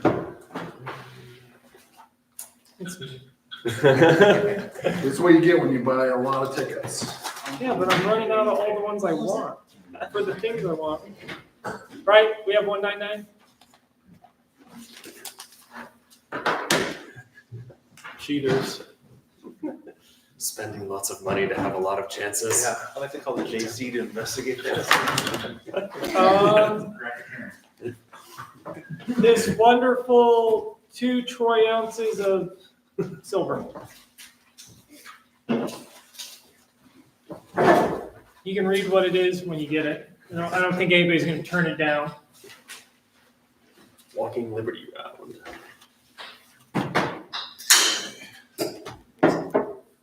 We got a 309.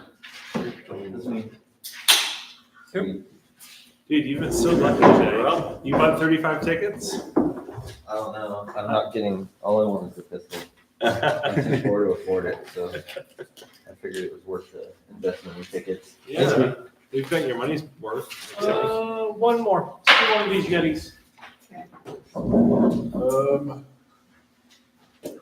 right. Hey, one of you at the table.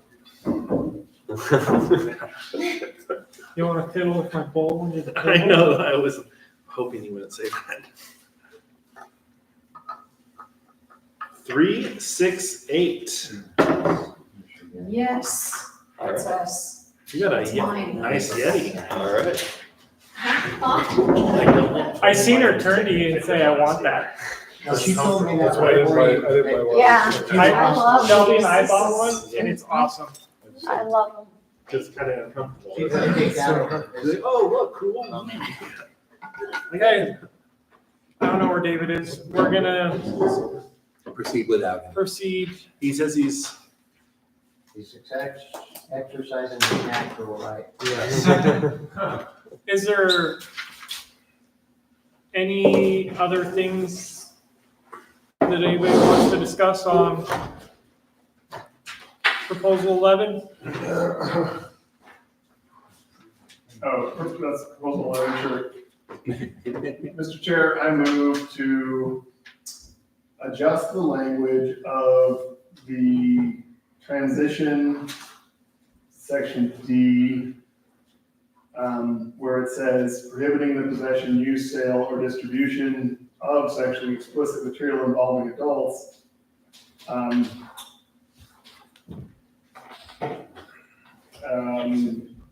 I want to add, I know this is a lot of commas in the sentence, and maybe there's some more wordsmithing that can happen, but after or distribution, I would want comma, by adults, comma. Oh, I see. So that, yeah, the material, right now, we're very clear that the material must involve adults, but I don't want to have, it is a crime to, sorry, it's a motion. Is there a second? I second that, yeah. Continue. Yeah, I want it clear, I still believe it's a crime to distribute pornography to children, and this kind of says it's not, as it currently stands. I think the commas there would be unnecessary. So, Would you accept that as a friendly amendment, Zach? Yes, I do. Okay.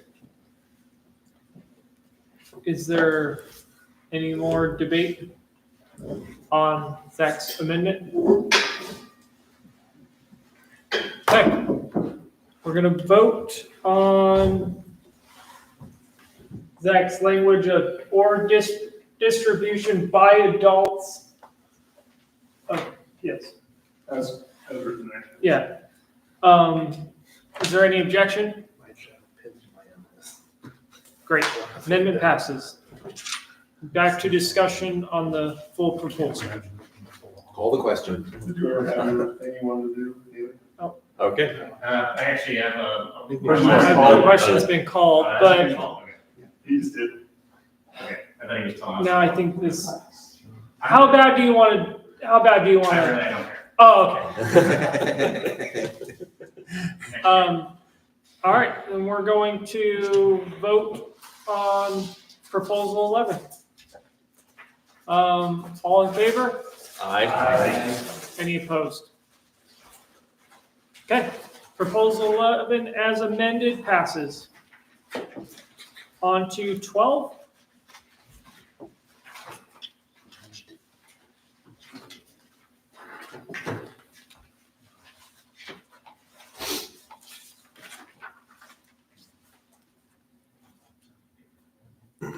Open the floor up for debate/discussion, okay?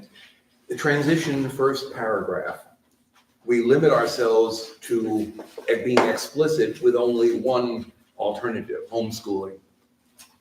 I suspect that some of that limitation is a realization that including religious schools in that grouping would elicit a constitutional challenge. And I believe that that expectation is incorrect, and that even using vouchers for religious schools is constitutionally protected, and therefore we should not be afraid to include it explicitly. So do you have a proposed amendment? Include all the others. And homeschooling, religious schools, private schools, charter schools, whatever. What's the wording you want though? Yeah, are you making a motion? I am now. Okay. Yeah, it's on the screen right now. Is there a second I to, second. well, hold on, I guess. Dan, you're good with the wording? Yes. Okay, second? Yeah. Okay. Is there any objection? I would raise an objection just because I'm not sure it's necessary, because I think that religious private and charter schools are included in school of their choice. Then why do we include homeschooling explicitly? Fair debate. If that's a question, I'll answer it. And the way I think it should be answered is that some people don't consider homeschooling to be proper schooling. We're just hanging the lantern on that we identify homeschooling as a kind of school. As a homeschooler / unschooler, I agree with that because most people you speak to about this method of educating your children, if they don't homeschool, they just sort of look at you like you're a crazy fundamentalist, or there couldn't be any other reason than religion that you would homeschool your children. So I think that's correct. Note that people were being arrested for homeschooling in Idaho as late as 1985. Somebody died in jail in Idaho in 1979, I believe it is, based on a homeschooling conviction. I don't think that Dan's amendment would violate the spirit of that sentence though, with No. regards to protecting homeschool. No, it does not violate it. No.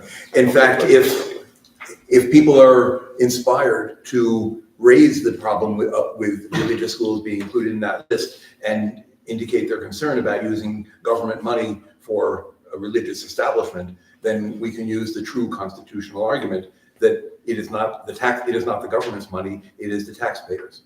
I call the question. Okay. All in favor? Aye. Any opposed? Way to go, boys. I was convinced. All right. back to debate on proposal 12. Floor is yours. I haven't worked out the amendment, but I'm trying to rework the end of the second sentence in the issue paragraph. At the expense of people who cannot choose not to pay, just the double negative. It might be appropriate, it just feels a little, Cannot refuse. cannot refuse, cannot opt out. Captive taxpayers. So do you move to do cannot opt out? Let's wordsmith it before we Yeah. just discuss it before we make it, and then when you have a more concrete Yeah, one, then- yeah, that's exactly, I'd prefer to kind of debate it a bit. Who cannot refuse to pay. Ooh, I have to parse that. Still a double negative, but it's not, it's less double negative. At the expense of people who are forced to pay. Whether they can or cannot afford it. Is that your friendly amendment? I would offer that as a friendly amendment, yes. Well, it'd I actually would offer that as a- it'd be a motion. There is no motion. Okay, Mr. Chair, I move to amend the second sentence of the issue to read, at the expense of people who are forced to pay. Okay, is there a second? Second. Okay, is there any objection? All right, amendment passes. Yeah, I think that works way better. Just discussing here. Just get the words out before we. You can get rid of the last two sentences. Just putting that out there. You know what? Would you like to make a motion? Make that motion, I'll second it. What sentences? Of issue? Last two sentences of issue. There are only 3 sentences. Right. Are you? Yeah, I'm gonna make a motion to delete the last two sentences of the issue. Is there a second? Second. Okay, is there objection? I object. All right. Would you like to speak on your objection? I think that the point of indoctrination is incredibly important in today's specifically with the stuff that we see from the left and how they've taken over these positions within the institutions to indoctrinate children. I think it's the main reason that we're in the position that we are with thought police, cancellation, etc. And the language is important for people to see because most everybody agrees with that fact. Yeah, I would, the reason why I raise an objection is because I think that public education, especially of children, is one of those things where most people take that as a given. And if you are saying we have a problem with that, people are going to be shocked by that and want to understand why you would oppose something that they find to be so fundamentally important to what government does. So I think that a slightly longer explanation as to our problems with it makes sense. Okay. What happens? Following up on what David just said, the very term was adopted to be unapproachable. Who is opposed to education? Is it like Dewey who came up with that or something? Whatever, it was a good choice at the time. I guess my statement in support of my amendment would be just that the word indoctrination is in the first sentence already. Kind of captures it. Could we strike maybe the second sentence only Third one? instead of the first and third? Would that just get it more to the points? Well, he's opposed to the indoctrinated appearing twice, and that's in the third. I just think there's too many words. I think it's too much explanation for an issue. That's why I agree with him. So I don't have to say more. I'll call the question. Okay. Everybody in favor of the amendment of striking the last two sentences in the issue paragraph? All in favor? Aye. Four. All opposed? Nay. All right, 5-4. Mr. Chairman, I move to strike the final sentence from the issue paragraph. Is there a second? Second. Okay, is there any objection? I object. Okay. Do you want to speak in favor of your motion? Yeah, I agree with previous comments about the redundancy with the first sentence. Yeah, we're talking about the educators indoctrinating already, and that sentence is very long to say very little. Okay. Who wants to speak in opposition? I'll speak in opposition. I just think explicitly laying out that this is what is happening in government schools right now is that these are public sector employees indoctrinating children in the ideologies that their parents don't like. I think every element of that is valuable to mention, even though it is long. Okay. Does anybody have anything else to add? Just agree with him and vociferously oppose the way that kids are being indoctrinated, and there's not enough language to oppose it. So more is better in this case, even if we don't. Okay. We should add a sentence. I'll note that I now agree with Matt, even though I made the motion. All right, well, I'll just take that as a hint. We're going to vote on this. Call the questions. Okay, all in favor? Could you Aye. summarize? So what's Strike final Strike sentence. the final sentence. All in favor? Aye. The real boys. 3, all opposed? Nay. All right, I don't. Oh, I can't vote against it. I Dilatory. voting for it because I made the motion. It was still, it wouldn't have mattered anyway. We need to have the prices right, losing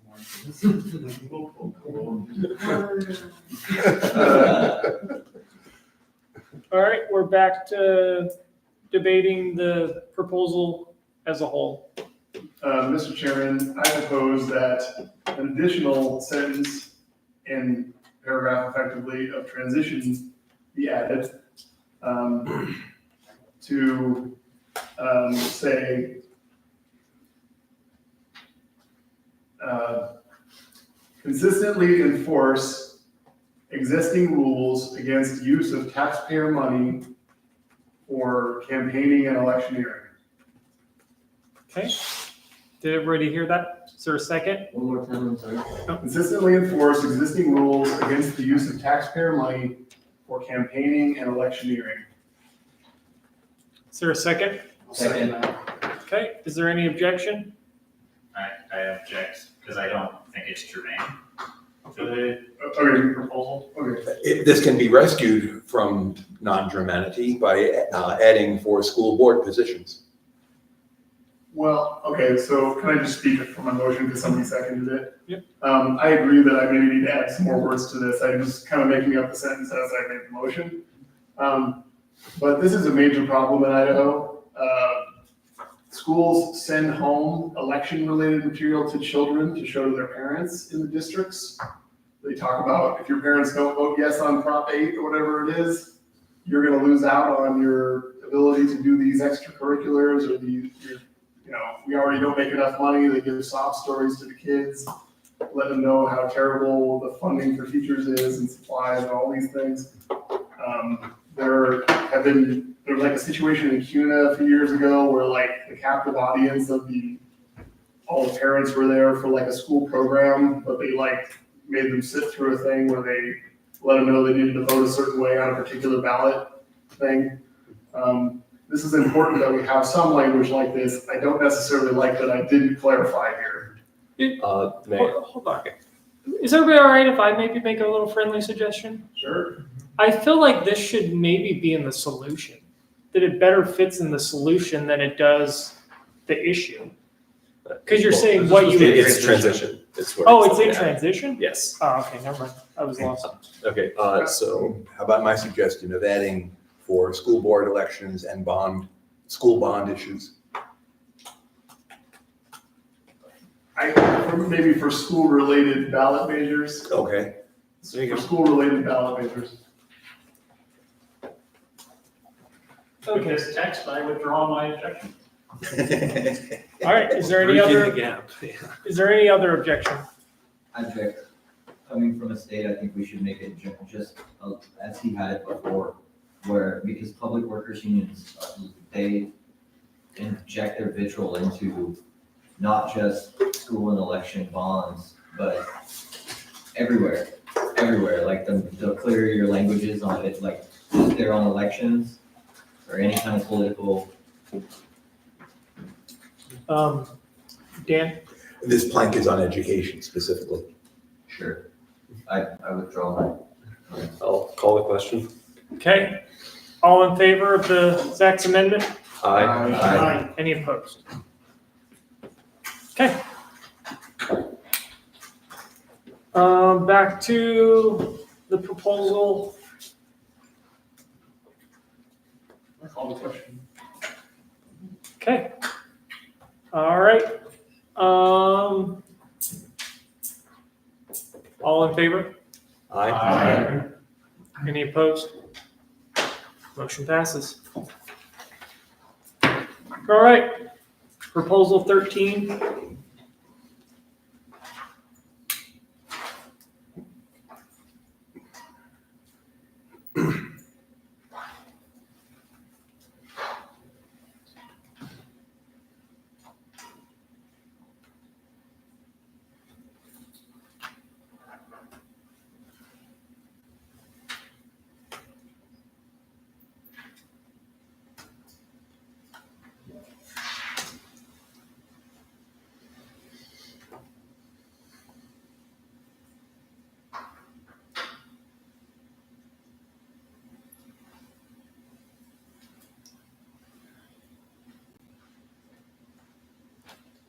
I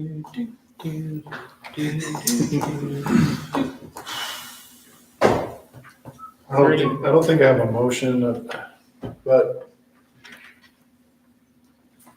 there's something about this idea that, let's see, how did you put it? That an employer has the right to dismiss employees who attempt to form a union.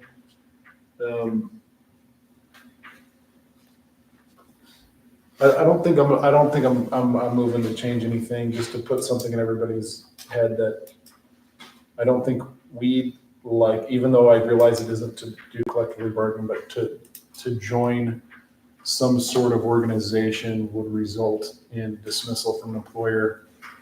I think we'd probably say, oh, that's fine, that's capitalism, whatever, but the thing is there is already a bunch of rules. It feels like it sort of ignores all these rules that sort of already exist that the employers operate under and that we think about in terms of our contract with employers, that we might insist on different contracts in the absence of those that might include, hey, if I attempt to join a union, you can't, that's not a valid, it would be a breach of contract for you to do that. So in the absence of the rule, like, it's a bit of a, like pulling the rug out of someone who didn't insist upon it in their employment contract because it was already in the law. We pull the law, and then a bunch of people have employment contracts. They might have insisted on that clause before taking the contract. So we don't have to do anything. I realize that was probably annoying, but there's something about that that's sort of, I think libertarians lose sight of. I mean, it could be something that sounds like a transitional issue, so we could add language to the transition that might alleviate that concern somehow. Yeah, just so everybody's aware, like you can debate without making a motion. So everybody's clear about that. Like you don't have to make a motion to debate the proposal or talk about it. Yeah. Okay, I just want to make sure no one thought that like, oh, to debate I had to make a motion. All right, Mr. Chairman. Yep. So we recognize that in this proposal, that also has the right to dismiss employees who attempt to form a union, but we don't speak of the converse of that, dismissing employees who opt not to be a member of a union. So under a collective bargaining agreement that an employer might engage in, they might be required under that contract to only hire members of the union. And I see that as something that we need to add language to be explicit that we allow both sides of this coin. I just don't know what words. The last paragraph of the principle, first paragraph addresses that. Last sentence. Last sentence of the first paragraph of principle. Oh, okay, I guess it does. All right. That's very important because I know libertarians are at odds with the right to work people who have taken over some states and passed laws that prohibit a union, an employer from recognizing a union and dealing exclusively with it. And as libertarians, that also violates the freedom of association. I agree. Let's see how long this takes me. Mr. Chair, I call the question. Is there a second? Second. The question being. The question being the proposal, yes. Yeah, for sure. I think we should just say. Yeah. We won't break it up. Okay. Question's been called. All in favor of adopting proposal 13? Aye. All opposed? Proposal 13 is adopted. With no amendments. Okay. We can do that. Proposal 14. Maybe it's because we got better as we went for something. Floor is open for discussion.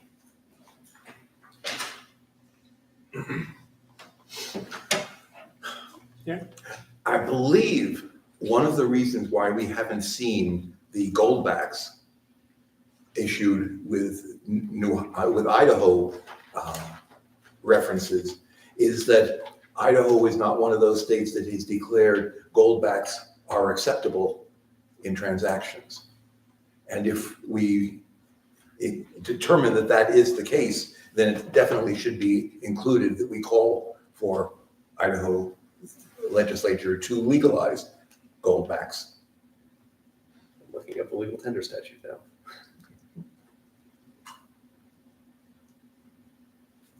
I've been waiting for them to issue Idaho goldbacks. They've already issued those from 3 states, all of which border Idaho. So I'm feeling left out. There is a bill in the House this year to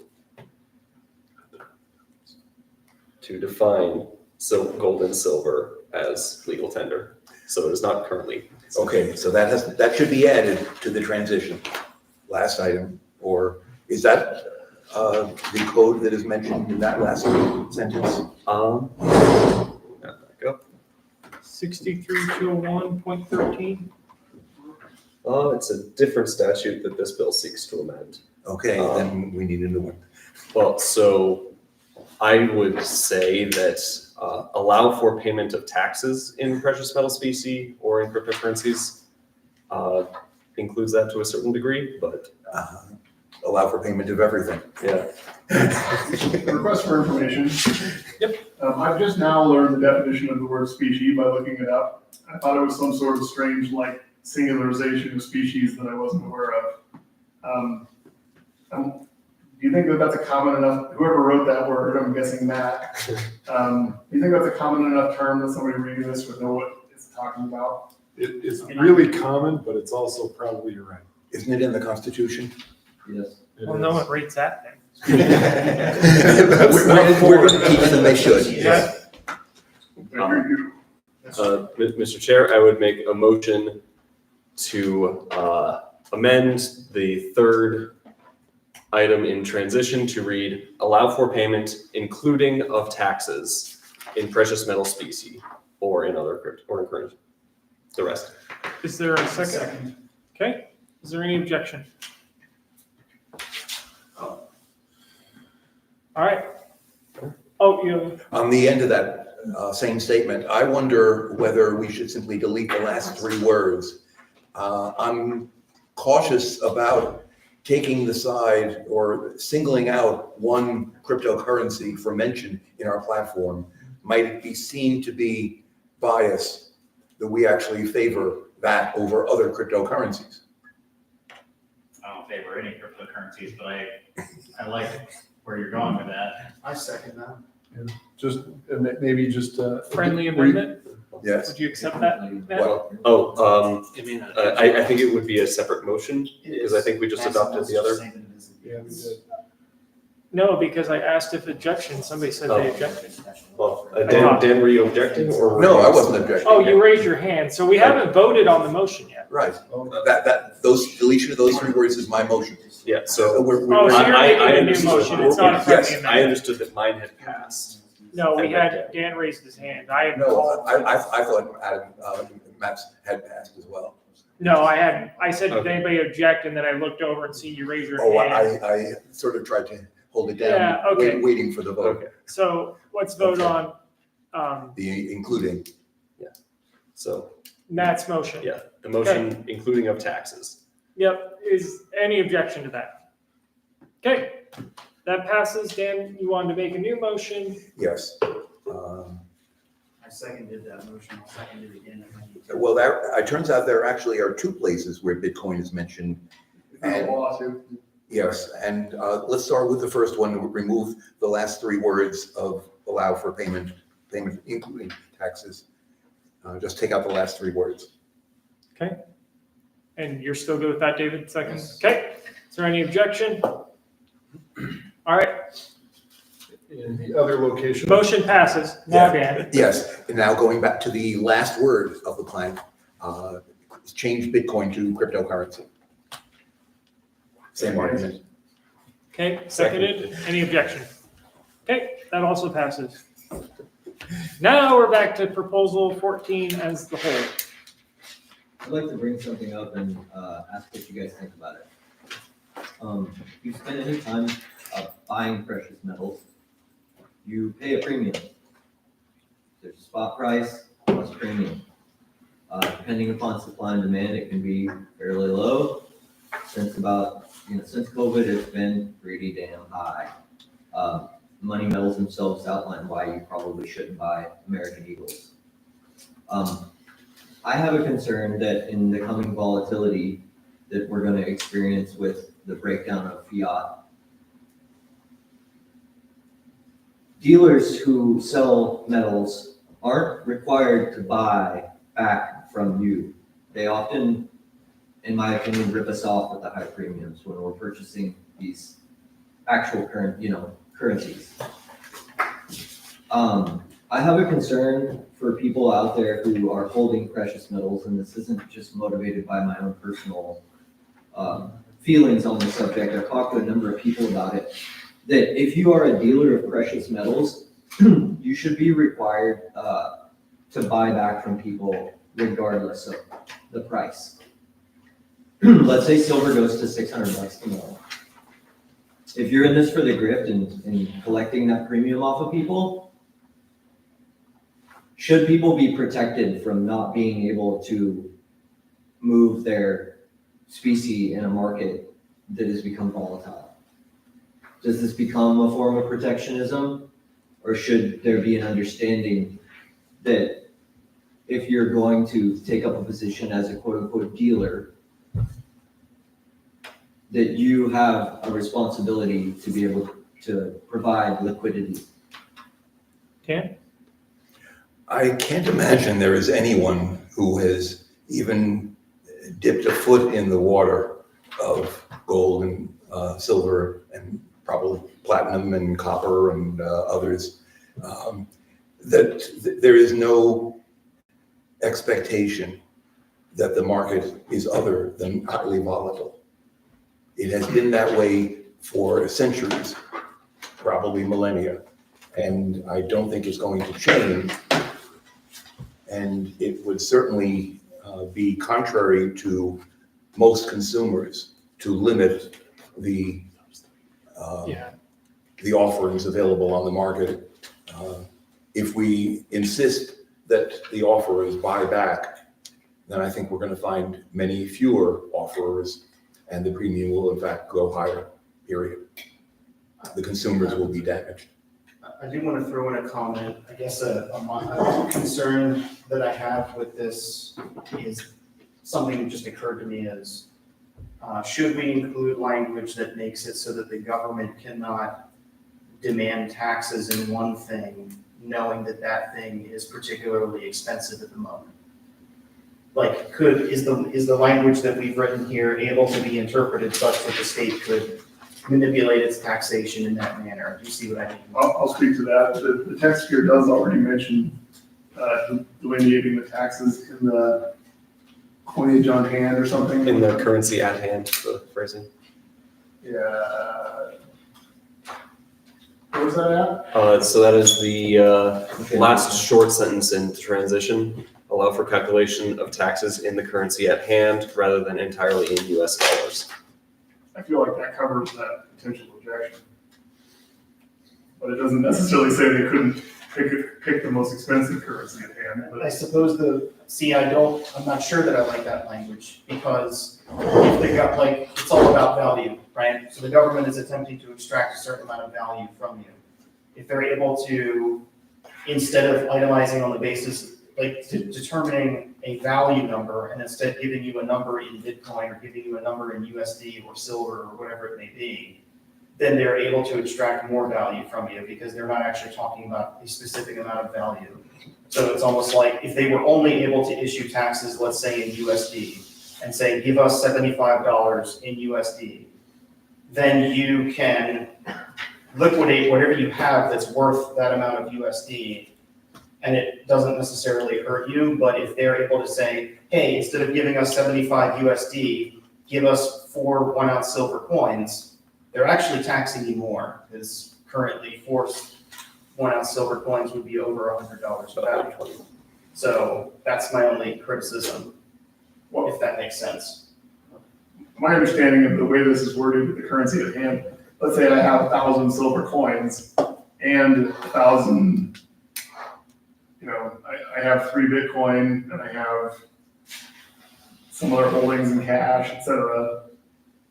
And let's say there was a flat tax rate that I was charged of 20% that I had to pay the IRS. That would mean I would have to give them 20% of my silver coins, 20% of my total Bitcoin stock, and 20% of my US dollars, the way this is written. You're saying that the 20% would be a property tax? Well, in his hypothetical. Oh, sorry. If I had earned US dollars that Yes. year and I'd earned silver coins in that year, if I'd acquired these things as income in that year and then I was taxed at 20%. I see what you mean. I would have to pay separate 20% to each of the separate pools of things. Or the equivalent thereof. We could write in here that In the cheapest form of the currency at hand? Yes. Does anybody want to make a motion on this? I move to amend the language in that sentence to say the cheapest Is there a second? currency in hand. I don't even know if it'll pass, but I just. Second. I'll second it. Yes. Jay, if you bought something at a high price X and now it's come down because of volatility or just market conditions, aren't you sort of being harmed by that? That's a tax write-off, it's capital loss. But no, you can't write off your. You can write off capital losses. Only if you sell. In the interest of not getting into the I weeds of call the the IRS question. code, I call the question. Is there a second? I think there Oh, you was. called the question, so you got it. You gotta have a second. Second. Oh, did nobody say anything? No, I think you All guys right. should just let it die. I know we were doing it before without it, but I don't want to get in the habit of just doing it like that and then be in a meeting somewhere and then somebody's like, hey. Yeah. So, all in favor of the amendment? All opposed? Aye, or nay. You can't vote no. It was my idea. I should have voted yes. Mr. Chairman, I motion, or should I say, I call the question to adopt proposal 14 as written. Okay, is there a second? Second. Okay, You called the question. Do you call the question or you motion? you call the question, but you have to have a second. Yeah. Are you saying that? We haven't had It that. requires a second to call the question? I just looked it up. Actually, do you want to know the real rule? It requires 2/3 We would have to, if you want to do the legitimate thing, we'd have to vote on the call to the question. I thought that was only if somebody objected, then you had to vote. Well, it's like asking the body like we do, is there any objection? Okay, motion passes. But yeah, you gotta have a second. So, okay, motion, amendment fails. Yeah, the amendment failed. The I question mean, was yes. on the proposal. All in favor? The cheapest thing. Aye. All opposed? All right, we're gonna do raffle. You're terrible. In celebration. Let's of the money do, pledge. I thought that last one would go a lot quicker than it did. we're gonna do this jet boil. And the. It comes with the answer. All right. That'd be a dick move. Yeah. You must trade. Here's a train, here's a train. That, no, It's two separate. that'd be funny if you got to go trade with the person who won the separate thing. The number is 185. 185, dude. It's not me. Oh, yep, it is. This is the one thing I wanted to win too. The jet one. Thanks. Hey, let's do a couple more. Let's do. Yeah, what else can you win? Well, Shelby's gone, so I'm not winning anymore. She's like a silver magnet. Let's Silver do isn't this aerodynamic. silver I bullet. think he mentioned NAGE. She'd never been into silver in her life, and we got back from last convention. Now she's hooked. All right, drawing for the silver bullet. 4, 5, 5. I wonder if it's 4, 5, 5, that's me.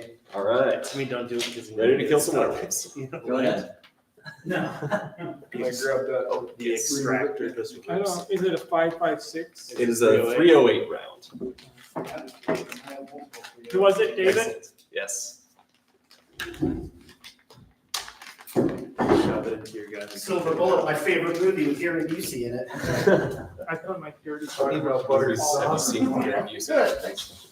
All right, this 1 troy ounce. Flip it around. This is the come and take it Gadsden snake. I'm probably explaining like Did somebody's you, gonna bring this. do the And, honors, yeah. Dan, did you select the ticket? Only one I don't want is Yes, the so- White House one.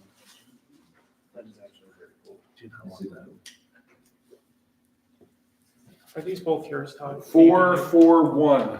Ooh, just outside. Is that David again? Yeah, It's gonna be David. it is me again. All right, congratulations. No, left-handed, and I don't have a lot. And I don't get any commission. We gotta make sure they at least do these. How many people have these All books already? No? I have them. Like if a majority Okay, has I them, have Todd, Who wants it? who would want it? Yeah. I Who mean- wants a copy of Henry Houser? I've got like 3 copies. I'll So. take them, I haven't won anything yet. All right. Is everybody cool with that? Yes. Yeah. We If did you that want last one, I year. have one for you. Sword. If you want one. Not here, but at the Wanna house. do one more? I think we should do all 3 this year. One more? Yeah. Yeah, Matt said that they all go together. This the Kyle Rittenhouse thing Yep, that is a copper 1 ounce round signed by Kyle Rittenhouse. and some more silver. 1/4 ounce and a 1/10 ounce round. It's haunted. Is this a package? Yes. This is a package because the items individually are not all worth more than a ticket. All right, it is number 265. Dude, Holy shit. That's Good what happens when you Lord. spend ridiculous. I know you gave me the spicy spice set. I swear I'm trying to shake them I'm up. pretty sure I'm pretty close to won my money back by now. You're That's just, assuming you're gonna liquidate the silver. Or that silver will Where'd become Shelby a go? currency Then you'll have of to use pay in the near taxes future. on silver. I guess no one else is claiming they have those numbers correct, so the tickets are over there. All right. yeah, I want to just do this. Yeah.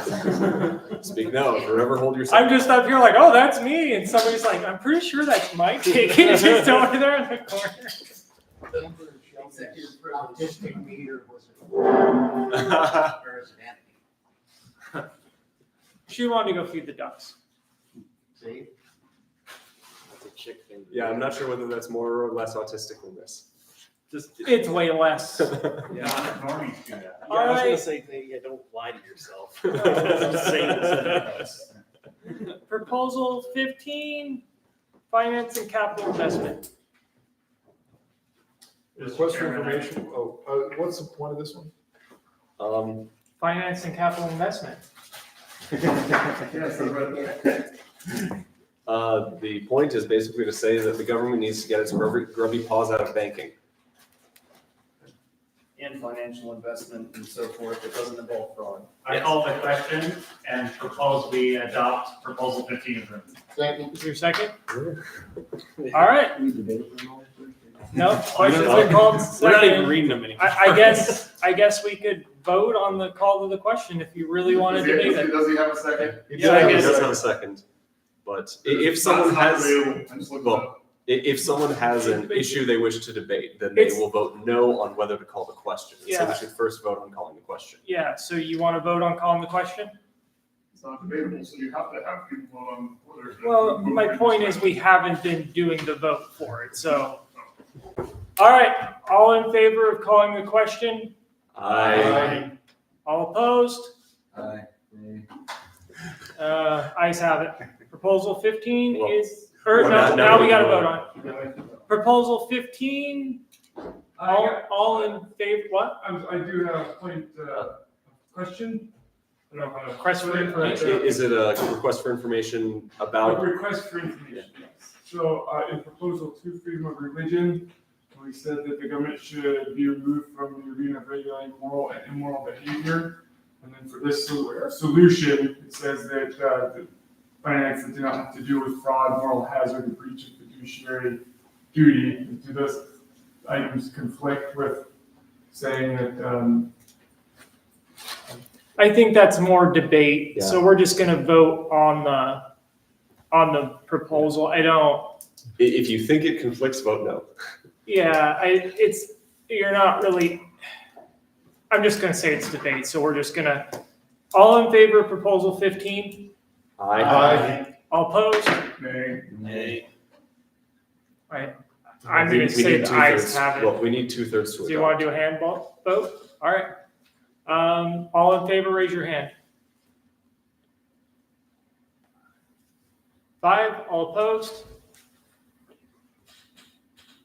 And it's a tie, so. Fails.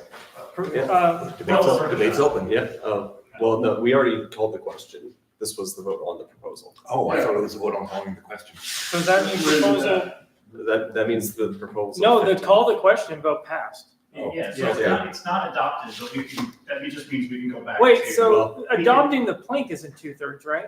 Adopting a plank is 2/3. Okay, yeah, Amending a so- plank is 2/3. Deleting a plank is a half. Revisiting an issue that was previously voted on is also 2/3. Yes. However, recognizing that there was no debate should affect the move to open debate now. But can we, it would be a settled matter because we've already voted on the proposal. Can't we just do what Zach did earlier and just revisit an old settled Yes. issue? Yes. We can do that. Move to amend something previously adopted. Yeah, Point of order, the body already recognized that they didn't want debate by having a 2/3 majority choose to call the question. And this is a matter, we've reopened debate on the proposal as a whole, which has been wholly rejected. That is, it's revisiting a matter the body has already just rejected. The thing I did was like add a totally unrelated thing to the end of something that kind of put it in the same category earlier. I don't think that's the same, anyway, that's my debate. I move to take up the previously settled issue, proposal 15. Second. all right, let's vote on it. It'd be 2/3, correct? 2/3 to take up. We're gonna do a hand vote. Clarification. Okay. Can you summarize? We're voting to revisit proposal 15 because we just voted on it and basically Shot it down. shot it down. So we're going back to revisit it. So that's the vote. Yeah, It got so, shut down because people didn't get to debate. yeah, so Now if we're gonna take it up 2/3, again, and this time not, and this time have time to debate. so if 2/3 vote yes, then we will take up proposal 15. I feel like. I even if get what you're- you're saying, Zach, but I if the feel body like- wants to do it, I'm fine with just, More, it's faster just to do All it. the vote. yeah, let's just call the, so 2/3, all in favor? I'm gonna vote no on it, but I'm still want the debate. So you're voting yes. I'm voting yes. I think we have two more. I want to readdress it and then tell you why I don't. So there's nine in favor, all opposed? 2 passes. Okay. 3, oh, 3. No, three- Calling the question is the- What? Calling it question means you don't want debate anymore. Yes. Okay. Dealing with the solution, eliminate laws concerning finance and investment that do not have to do. Oh, I'm misreading this. Okay, not a problem. All Are right. there any other debate issues regarding proposal 15? Yes. Yes. Okay. More a question than anything if it's appropriate for this plank. I would like to make an amendment somewhere that outlaws the state from taxing crypto, precious metals, and assets to that effect that we are recognizing as currency. So in that spirit, would you say, let's see, perhaps creating a transition section, forbid the government from treating currencies as capital investments for the purpose of capital gains tax? As taxable assets in any form. Like you shouldn't be, many states are adopting this in their newer currency laws where they're making gold and silver Not subject to capital gains tax. to any tax whatsoever. The state's not taxing it at all. Like it's not, because some look at it like it's an income, it's capital gains. Like if we just make simple, clear language that you're not allowed to tax we don't want the fruits of anybody's labor taxed. But here, if we can make it really simple and clear. You're not allowed to tax cryptocurrencies on gains. You're not allowed to tax gold and silver on gains. However you want to write it out. You guys are smarter than me. Let's see what you. Okay, What's the so- motion? So my motion is to add a transition section, which will read, forbid the government from treating currencies such as precious metals and cryptocurrencies as taxable assets. Second. Okay. Is there any objection to this? I object. All right. Regarding my objection, if we're calling, this is in solution, or this is in transition, so we're calling on the government to specifically exclude a kind of property that somebody might have, which in this case would be precious metals, which are currently regarded by the government as collectibles and charged at the highest rate of capital gains tax, which I believe is like 20%. 36. Oh, is it 36? Yeah, I looked into this recently, but I forgot the number. I know it's the highest rate of capital gains tax for the collectibles.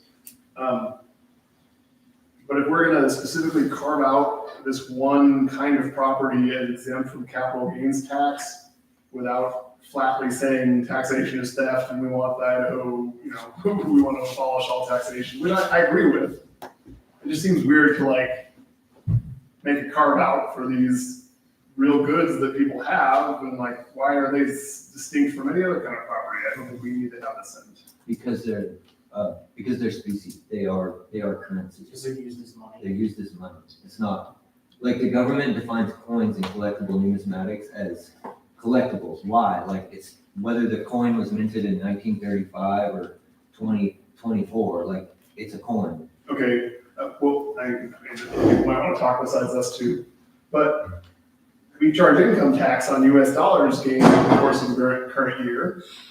If we don't charge capital gains tax on income in silver coin, junk silver, whatever it may be, then, and we don't charge capital gains tax, and we say there's no taxation period on these things, then they're just like, there's no income tax. I mean, I hate income tax, I hate taxation, it is theft, we need to abolish it, clearly. I hate capital gains, I hate income.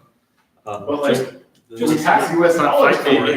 In the interest of resolving this, I would accept a friendly amendment for someone to do this. It is 3:08. We are halfway through. I would just encourage us to, if we want to get through this, I mean, debate as much as you want. It feels like we're just going back and forth and. I would say that to address Zach's concerns, this is in the transition and not the solution. I think that the taxation is theft panacea would be something you would put in the solution section, but not in the transition. And I think that the incomplete nature of that statement makes sense in the transition section. I just don't understand some, but it's fine, just go ahead. Okay. I really appreciate what you're saying. Okay. Is there are we ready to vote? Okay. All in favor of Matt's amendment? Aye. Aye. All opposed? Okay, amendment passes. All right, back to the proposal. Mr. Chair, I have an additional amendment to propose. I would move to add a sentence to the transition, abolish all capital gains taxes. Okay, is there a second? Is there any objection? I mean, if you're a capital, my objection, I have an objection. I assume. I don't, I mean, setting aside that income taxes are whack, right? I don't think capital gains should be treated any different than income. We don't want to privilege those that make their living through capital gains over wage earners. So for that reason, I cannot support this amendment. Is there any other debate? I'd like to piggyback on that and similarly say, I wholly agree with his logic. And yeah, this is going to privilege people who deal in real property and don't deal in normally like currency denominated things. And it's going to be regressive. Overall, it's not going to be publicly supported. If somebody saw this, we're going to look like weirdos. Dan? More like The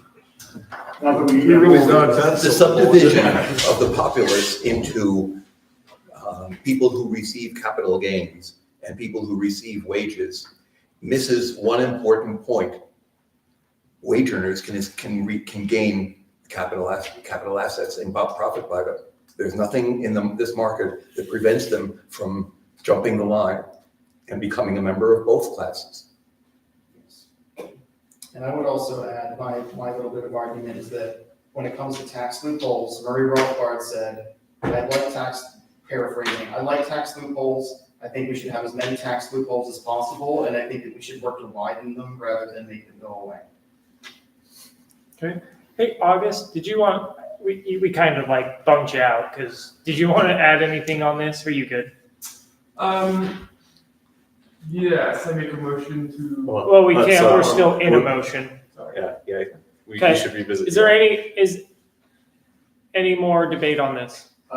Mr. Chair, since it was mentioned, yeah, if we wanted to have something in our platform that says we want to exempt micron technologies from all taxation, that would be a carve out and a loophole for them. And I would support it under the Rothbardian sense because I oppose all taxation. And even microns specifically being exempted from tax would be preferable because it would be less staffed by the state.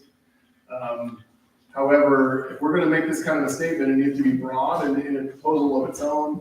It has nothing to do with financial advice. It's not really part of this whole thing. Like, we've already kind of corrupted the language in that direction, but this is just getting into the weeds. All right. Any more? I think I agree with what Zach just said, that's all, ready to vote. Okay, we're gonna vote on Matt's amendment. Let's do a hand vote. I think this one might be kind of split. So all in favor? 6. Okay, all opposed? 4. 6 to 4. 1, 2, 3, 4. It's not 2/3. It doesn't have to be, it's to amend the motion, Yeah. so So it passes, correct? Yep. Yes. Okay, motion passes. Any more? Oh.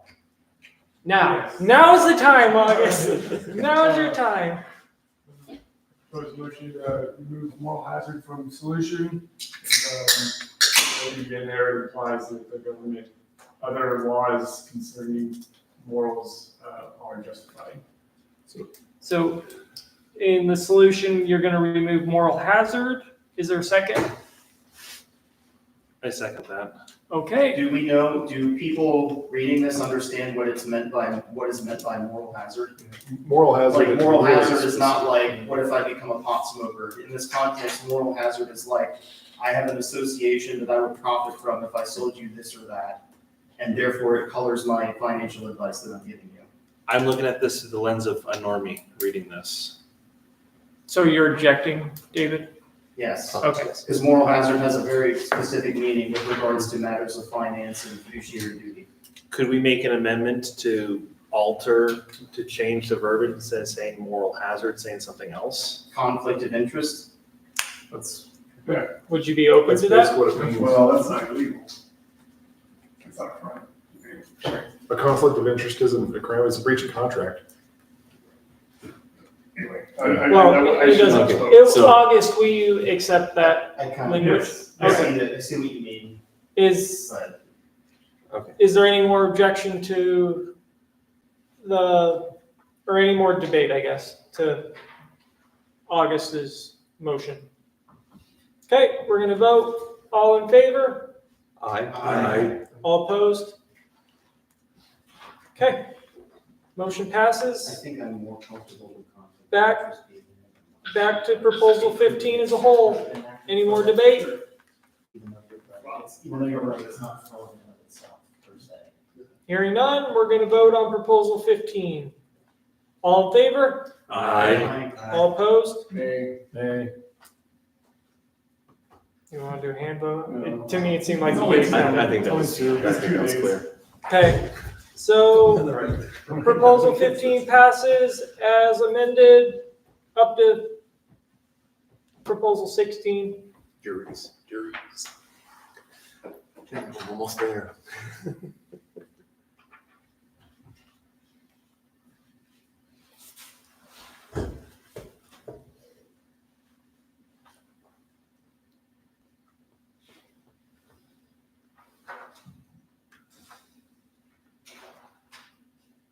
Request for information. Yes?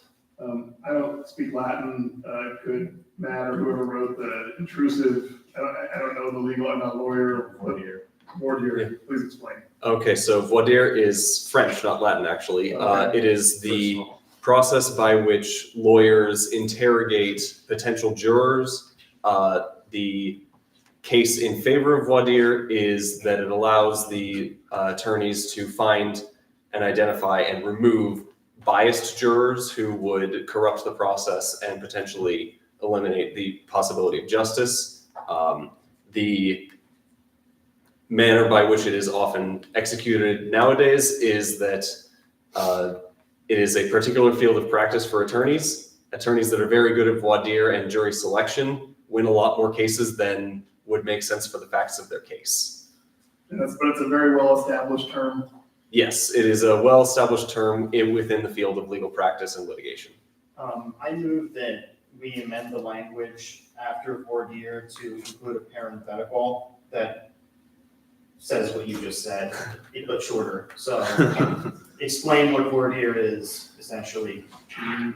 What's the motion?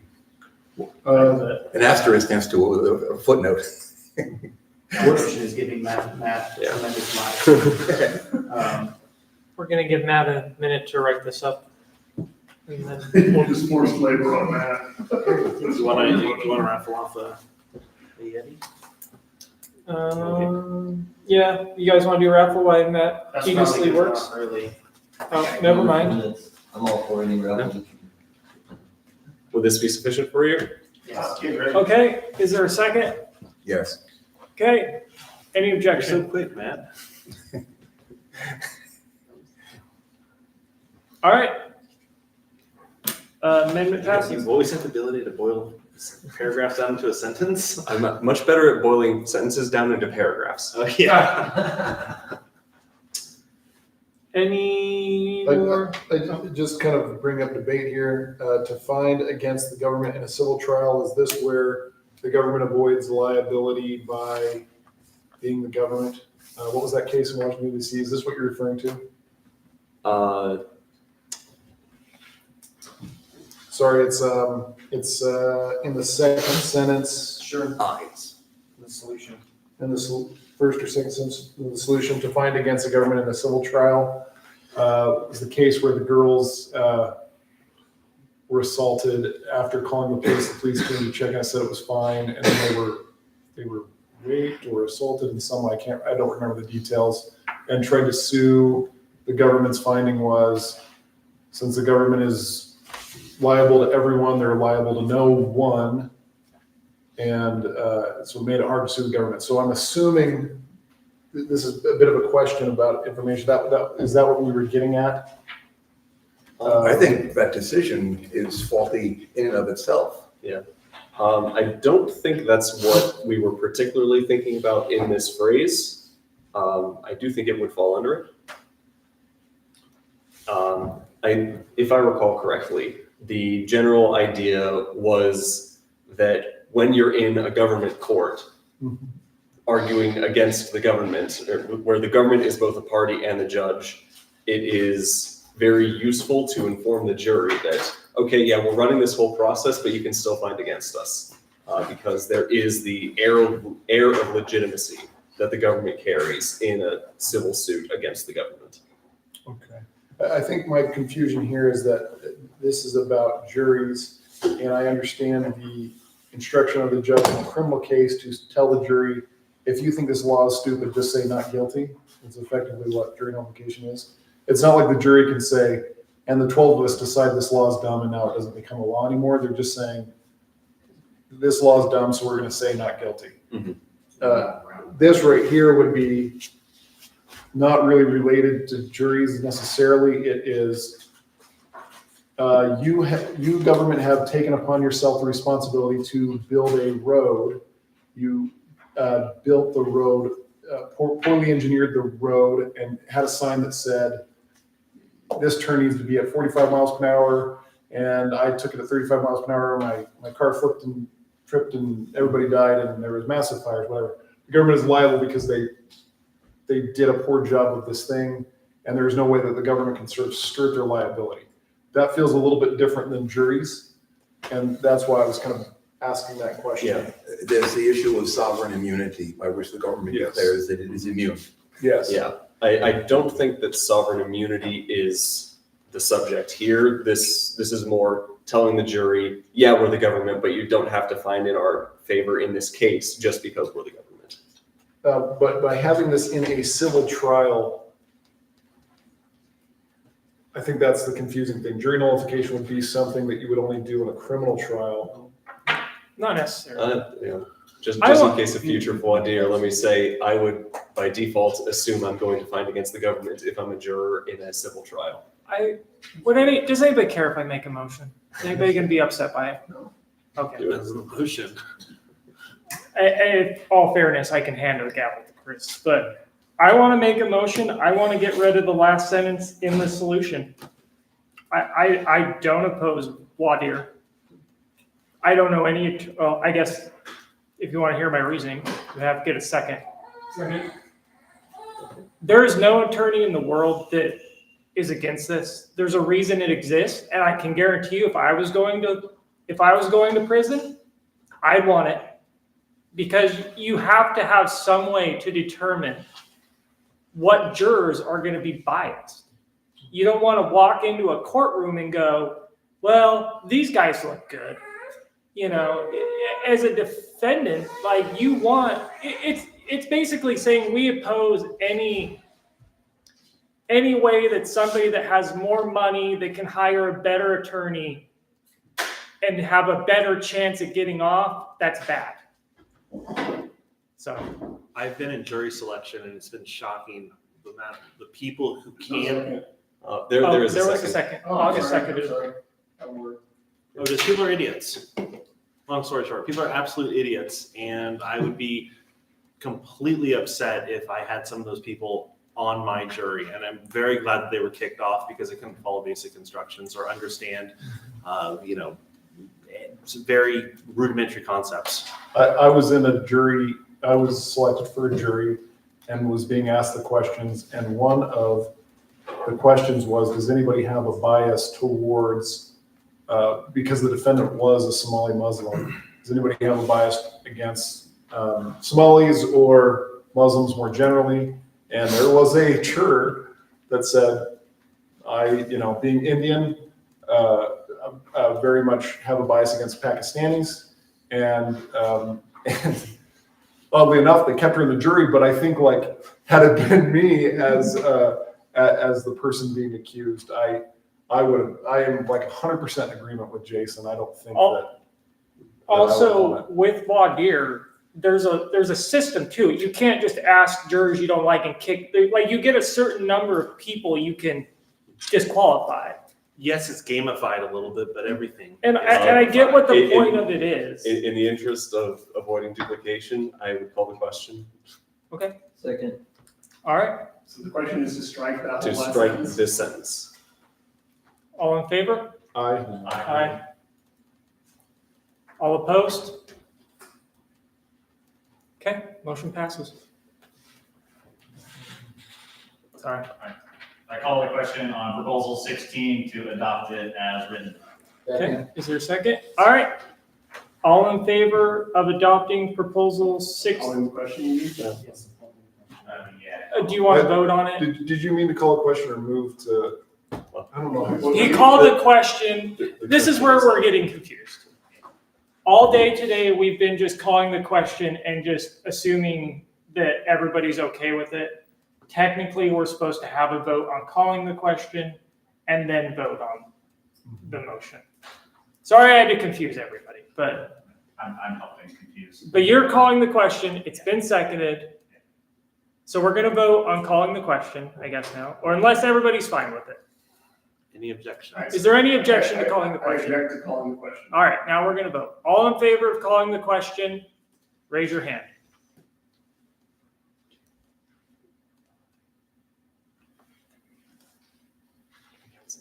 Six. All opposed? It's not a 2/3, is it? It is 2/3 exactly. So my vote changes it? So it fails. No, I can vote. Oh, you can change it, yeah. Say no, let's hear him out. Come on. This has gone on so long. I know. Nah, I vote in favor. We're gonna vote on the proposal. I changed my vote. Can't do it. I know. With the reasoning that this isn't a set in stone thing. We can change these again later. That's fine, just go. Yeah, let's go. All in favor of proposal 16? Aye. All opposed? Nay. Ayes have it. Point of inquiry, or maybe this is personal privilege.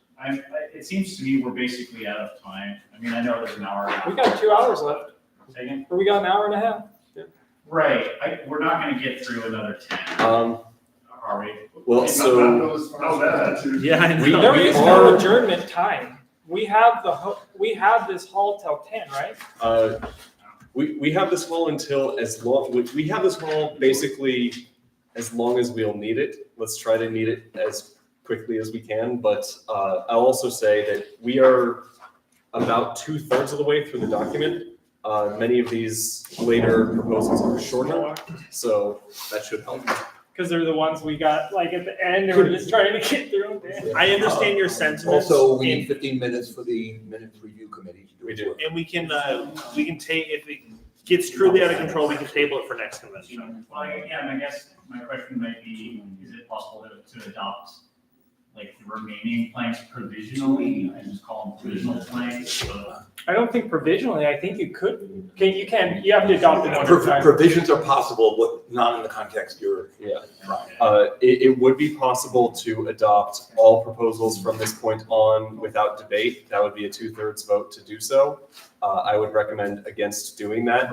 That's like too strong language without debating that. That's why I would call it like provisional with like a lower. Well, they're still gonna go on the platform, so. Yeah. Okay. I'm just want to be mindful of like time and who, I don't know if people are driving back. I'm not. I've got time, but. We're here. I Can mean, we put, like, we got 10 minutes for this proposal? Oh, sure. And once we hit there, we need to call the question. well, technically in the agenda we have 5 hours, and I think we've. Well, it's 5:05 listed in the agenda. We've been here for 6 hours. What is quorum right now? Quorum is 14? 9. No, seven. Quorum is 7. How many do we have right now as voting members? 10? 11. 11? So you wanna leave, just leave and we'll be done. We have to be done. Yes. Yeah. Well, if you want to leave, please give us a 20-minute warning so that we can go and do the convention minutes and then adjourn. Absolutely. Okay. So that puts us what, one person away from? We are 3 people away from losing Okay. quorum. And Shelby's like in the hall, so 4 Amanda's. here as well. Mhm. So we've got, a bunch of people would have to get up and leave. Yes. Okay. Okay, proposal 17. I believe you have my file. Oh, yes. Dan has already brought up an amendment before, so the floor is yours. Well, let's bring them up. Okay, so this is Dan's proposed amendment to Applying the death penalty to proposal 17.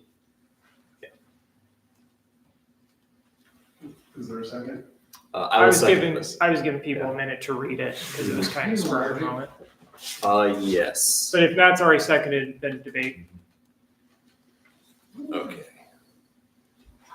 So the full proposal, if I can read it out, adding a sentence to issue, and the death penalty is a holdover from a time when nobody questioned the effectiveness of the state.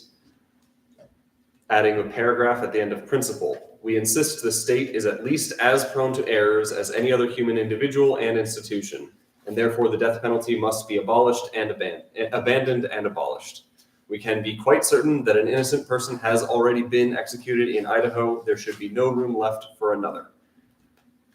Adding a sentence at the end of solution. All residents of death row must be immediately transferred to the more normal prison environment. Death row reconfigured for routine use by all prisoners, and the instruments of carrying out the death penalty destroyed forever. Okay. Is there any objection? Okay. Debate. I guess, Dan, let's give you a minute to speak in favor of your proposal. I'd like to think that the sentences that I added are the crux, the core of my argument against the death penalty. I do not take the position that it's barbaric. I do not take the position that it is shameful for a civilized country to still have the death penalty. It is simply wrong, and it refuses to consider the very possibility that we make mistakes and have made mistakes in the past and will continue to make mistakes in the future. They should not be fatal. Sorry, Dan. The national platform has included an opposition to the death penalty for several years now. Just a side note, we're gonna raffle everything off as soon as we're done with this, unless you guys want to do it now. Because I know Todd said he had to leave and a couple other people. He's about to leave. He bought a lot of tickets. I don't want to interrupt the debate, so I'll leave it up to you guys. Is that a motion? No, I'm just asking. Just raffle them off. Let's raffle So that way everything. he can leave if he needs to. Let's raffle. Just be quick about it. Okay, what are we raffling? Yeti. Yeti. Or whatever's in it. Okay, we got 431. 431 is David. Oh, No, sir. yep. Steve. Nope. Matt, where you going? We trust you. Yeah, 431, yes. I don't trust Matt. Oh, right, you got those, baby. Binoculars. Binos. Thank you for making my case. Binoculars.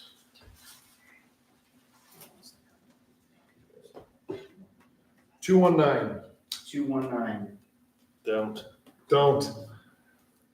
174 to 288. Mother effer.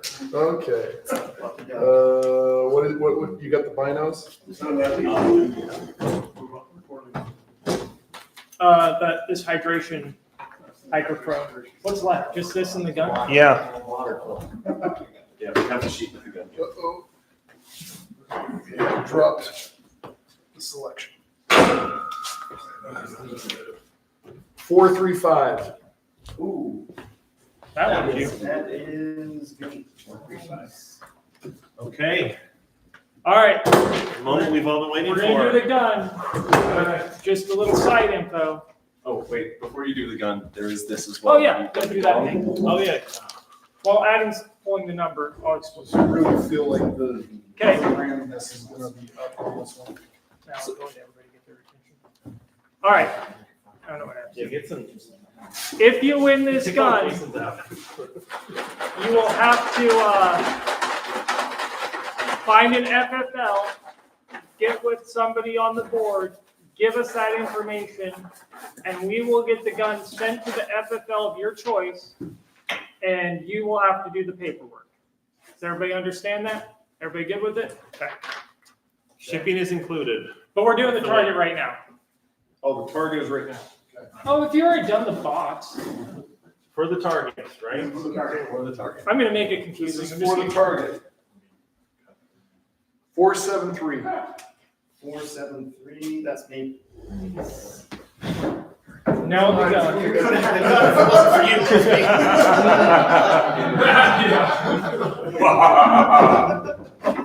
I love how he changed it to a box because he's working on me to win so bad. I just feel like it's just way more randomized. Are you talking Adam for this recording drawing? Do it slow. Is this for the gun? You have to say the numbers one at a time, nice and Yes. slow. Okay. All 6 numbers. 7, 1, 0. 710. 5, 3, 5. Oh, Hey, that's me. Hey. Whoa!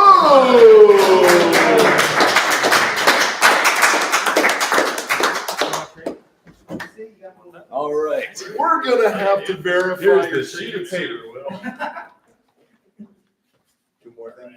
No, I think that's it. Nice. I just saw it. Congrats.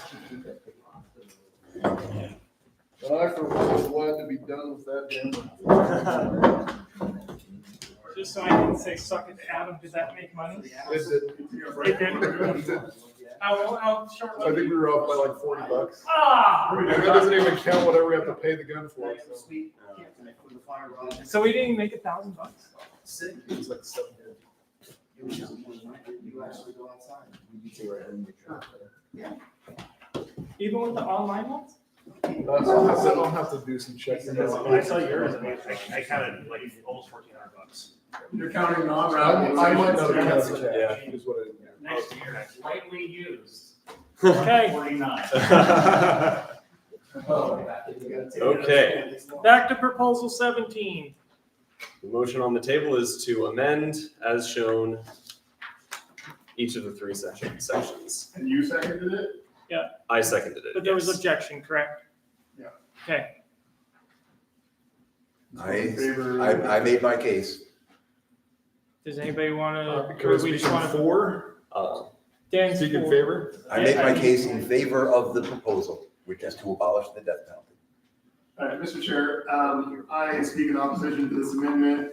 I believe that there are good faith, capital L and lowercase l libertarians that hold positions on both sides of this. I know I'm using kind of language similar to the abortion plank that's been removed at the national level, the good faith on both sides language. But really, especially among Idaho libertarians, this is going to be a hotly debated thing. This is a lot of words to add to this. I think we all agree pretty clearly on it without this. And I think if we're going to take a stand on the death penalty, it's going to take some more wordsmithing to make it amenable to everybody. So I stand in opposition to adding this now and here. Okay. Is the spirit of your argument that this could potentially be its own plank? Or the question of the death penalty specifically could be its own plank? No, that's not my argument. I think it does fit in this category. It's just, there's a lot to this. Well, and also I like the death penalty. I'll just be open about that. I hate the state. I think the state That's so funny. tricks jururs into, like prosecutors and judges conspire to withhold information from jurors, et cetera. I would probably always vote to acquit if I were on a jury for that reason. However, I'm for killing criminals, but that's really beside the point. Like, there's just like, this is hardly this is a platform we can all get behind kind of an issue to stick in here right now with a bunch of text. And if we're gonna have I just don't think it's something we can all be unified behind, especially those that aren't in the room right now that are part of the Idaho Libertarian movement. I'd like to speak briefly in opposition as well, if that's okay. Well, go ahead. Pedos exist. Abolishing the death penalty, before we could get them on that list of people who should be unalived, it would be a lot harder to bring it back, I think. There are punishments worse than death, you know, there are things that you can suffer worse than death, and I think that the things that children suffer at the hands of pedophiles, I would like them added to the list of people that we kill. So I'm, for now, in opposition to abolishing the death penalty, because there's a lot of them out there. There's a lot more of them than there are murderers, and we need to start cleaning that up. So Idaho it's been, trying to pass legislation that asks sexually assaulting a child under a certain age, you can get the death penalty for it, and I'm hugely in favor of that. And I know that the state makes mistakes, it's imperfect, and innocent people probably have been killed. I can't square the two. Can I speak in favor? Absolutely. So I'm sure that there's probably slightly better ways to word or whatever. I'm totally good with what's here. However, I think that this is something to where I feel pretty strongly that that it is morally wrong to have the death penalty. It's a violation of natural rights and certainly not something that we could ever trust to the state. And I think that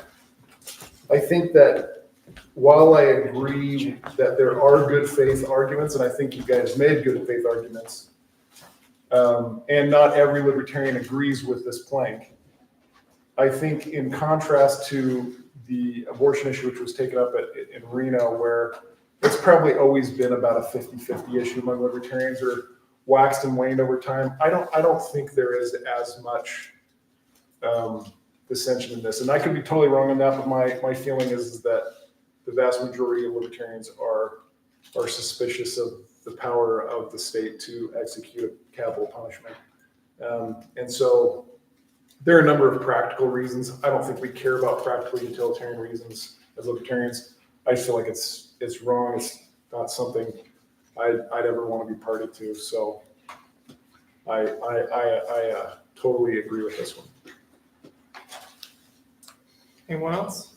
Yeah, if I may include also in support of this, that I think that this is a good distinguisher of the libertarian ethos that the government is limited and that human life is more important than the government, and so that they should never have the ability to surpass the ability of taking somebody's life, because that's ultimate punishment.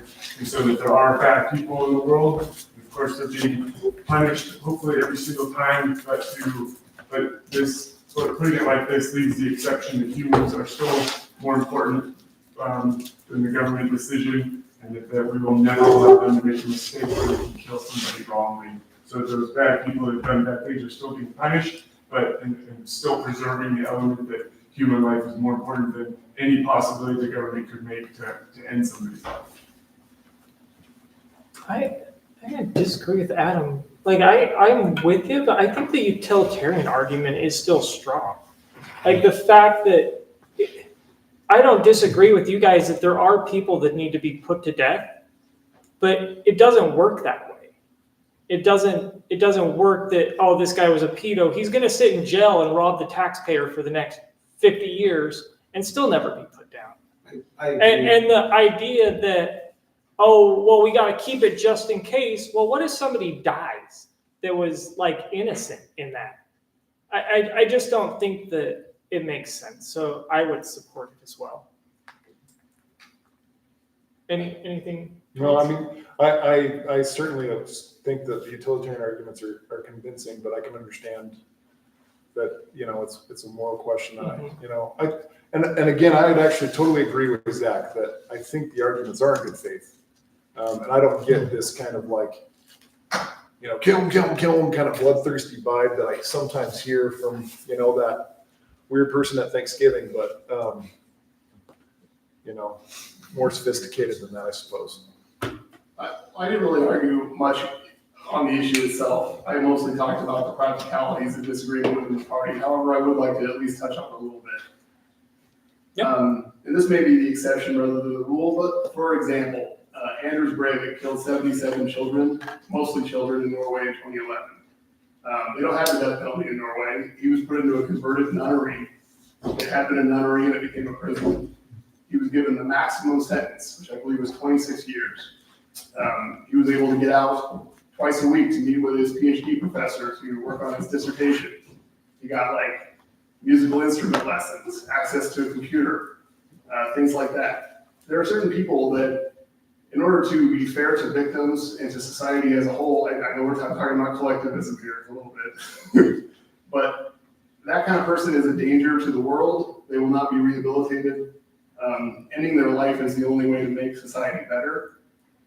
It is an injustice that Anders Breivik was in a converted nunnery for a sentence of only 26 years after killing 77 children.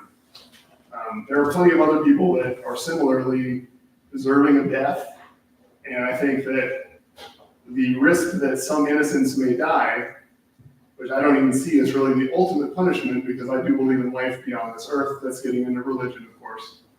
I think the danger of allowing murderers and things to continue on living and potentially be released from prison at some point or to continue to live among us is not fair to the victims or to society as a whole. One personal privilege. I gotta go. You're all fantastic. I love you.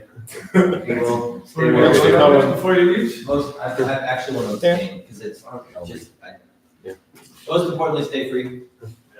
Adios. Peace, man. I call the question on the amendment for the body. I had my hand raised. The chair recognized me. I was waiting for the turmoil in the room to settle a little bit. There is no indication that the death penalty is a deterrent.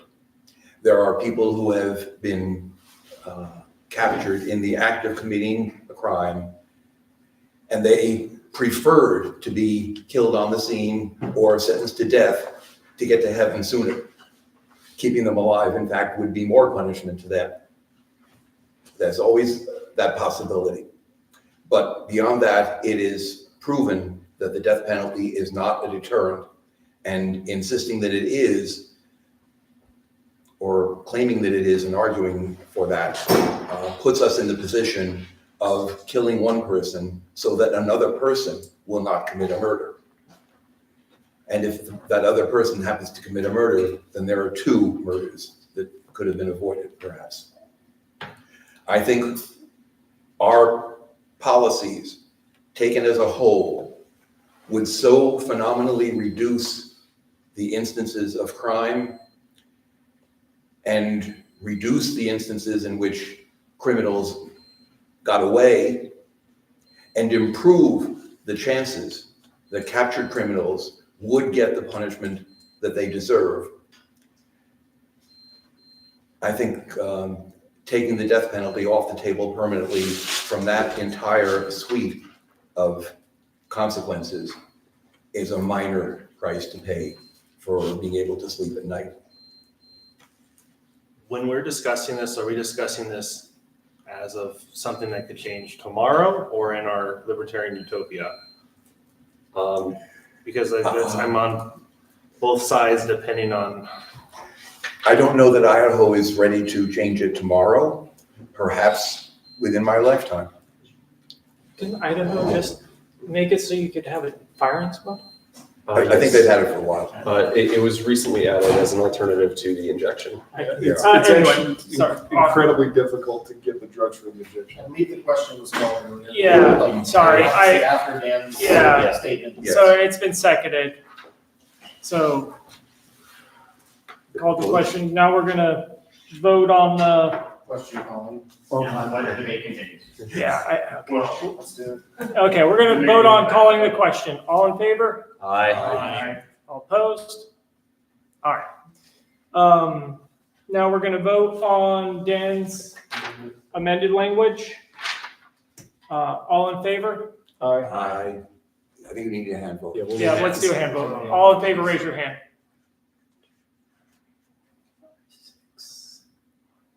You get 7? I get 6. Oh, 6, okay. All opposed? 6-2, so it passes? Major passes. Yep, it's majority to amend. Okay, now we're back to proposal 17 as amended. Any other issues, or we want to? It's a grammatical thing. Okay, so is everybody ready to vote? No, I just have one more comment. Mr. Chair, I just want to say that now with the language as written, I think it's very wordy and it has that issue in it that's pretty important to me.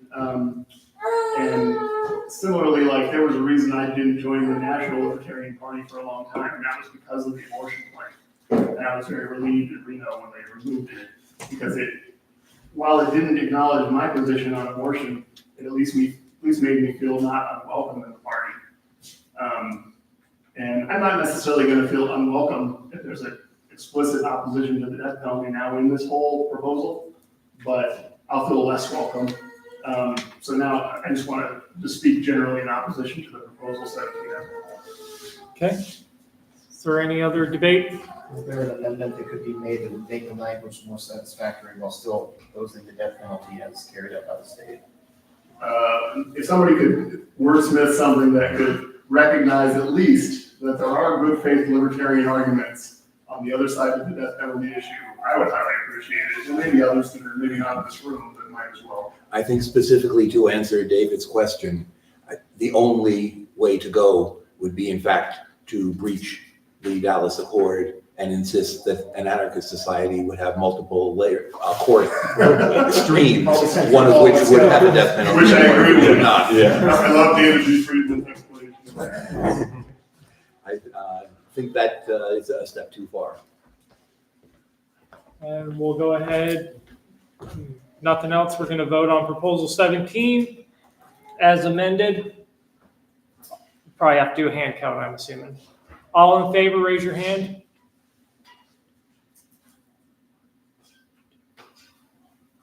Six.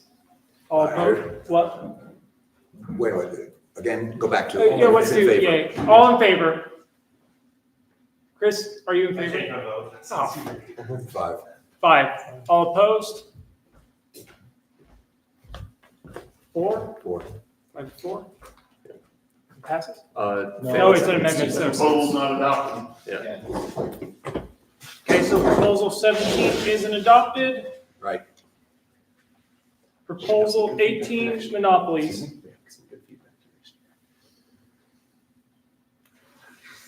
Open the floor to debate.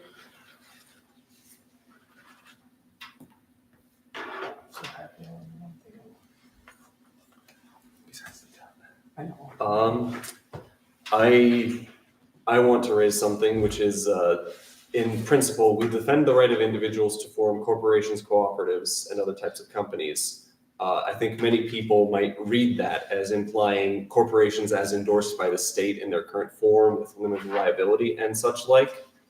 And so I'm trying to think through how to amend this so as to cut off that possibility when read by a normal person and not a libertarian. Without undue protection from liability, add that to the end of the sentence. So I would move to add to the end of that sentence, without undue protection from liability. I second that.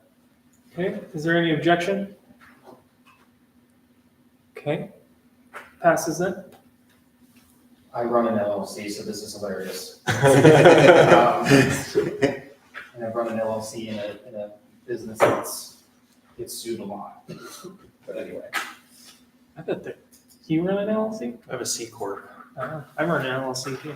I have an S Corp. Mr. Chairman, I move the previous question. All the question that is. All right. Object. Vote on the proposal. You object? Well, is there a I second? object to calling the title, I'm sorry. Is there, if there's no second, then it doesn't matter. I'll second the call to question. And there's objection? Objection. Okay, all in favor of calling the question? 3, all opposed? It's a tie, so. It's 2/3 to call the question, so it fails. Yeah. I can do it if it's 3-3. All right, then we're back to debate. I'm guessing Adam has something to say. I just don't even like I just wouldn't even have the proposal. I don't think that there's really anything that's like particularly Idahoan in here. And I realize that, sometimes our scope is a little bit broader than that, but this isn't really something it really doesn't bother me when a tiny town of 50,000 has as some public services. It doesn't matter enough for me to want to have it be on the plank. So as opposed to editing every little thing, I'm just going to oppose it. I'd like to speak in favor of the plan. The first thing that came to mind for me when you were mentioning that is liquor stores. I believe the liquor stores are state-owned in Idaho, is that correct? They are. Yes. So when I want to buy a whiskey and it's after 5 p.m., the liquor store is closed. You know, not exactly 5 p.m., but you get the idea. Yeah, why isn't that a plank?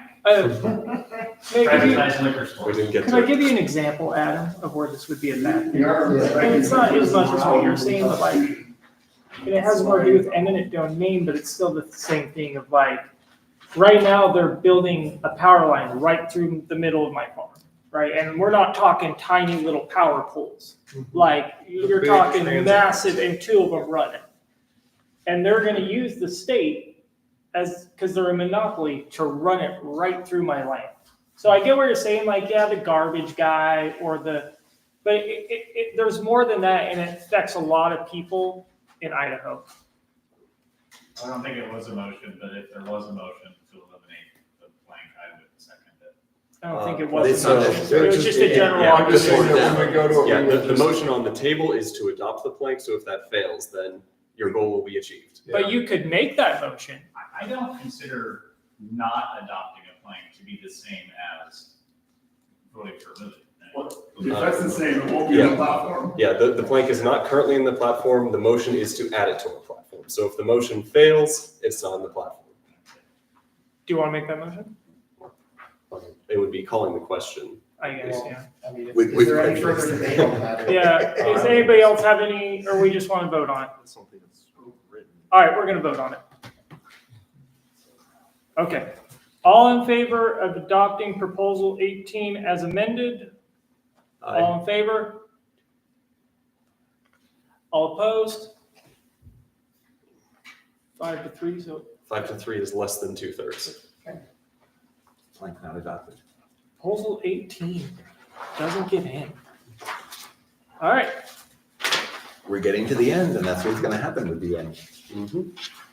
The goal was that the ones we wanted to wordsmith a bunch that we all liked generally would be the first ones. Good. Oh, you did put the more controversial. Yeah, you can't bury Yes. the lead. My entire caucus. That's what Taking sneaky, over. that's what sneaky people do when they want to sneak stuff in. Yeah, I disagree. There's a reason I recommended against voting on any planks as a bundle. This isn't the SBC. I bet you 26 and 23 and 21 are more controversial in the state than 90% of them. When you think ag, if it says ag anything, it's a hot button. I would put them, Sounds if I like was Bernie voting, I'd if put them way towards the top. You can't touch ag in Idaho. Yeah, you realize that like 85% of Idaho is agriculture? Yeah. Mm-hmm. And most like big business, like isn't the richest person in Idaho Simplot? No, it's Frank Vandersloot. That's It's Simplot. Simplot. Yes, it is Simplot. Or Albertsons. Sorry, not to off track, sorry. Malaluka. Yeah, It's not simple. he always has Malaluka. Sorry, I was going on a weird tangent. But he also has a large ranch holdings in Idaho. So. It's like Bill Gates owns like billions of dollars worth of farmland. Anyway, any discussion on proposal 19? It's one of the shorter ones. I brought all that up so people would read and we'd not sit here in silence, but here we are.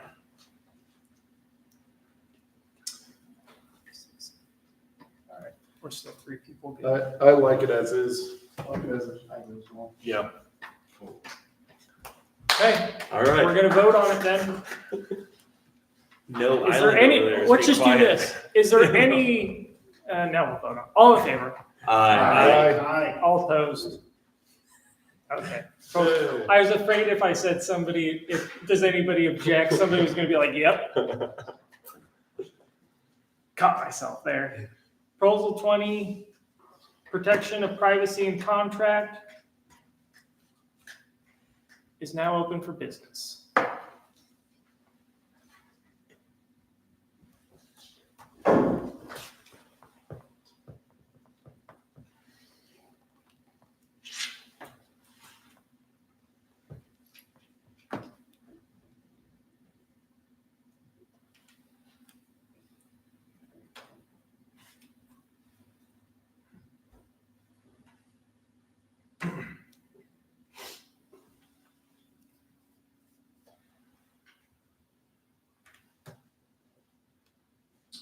Request for information.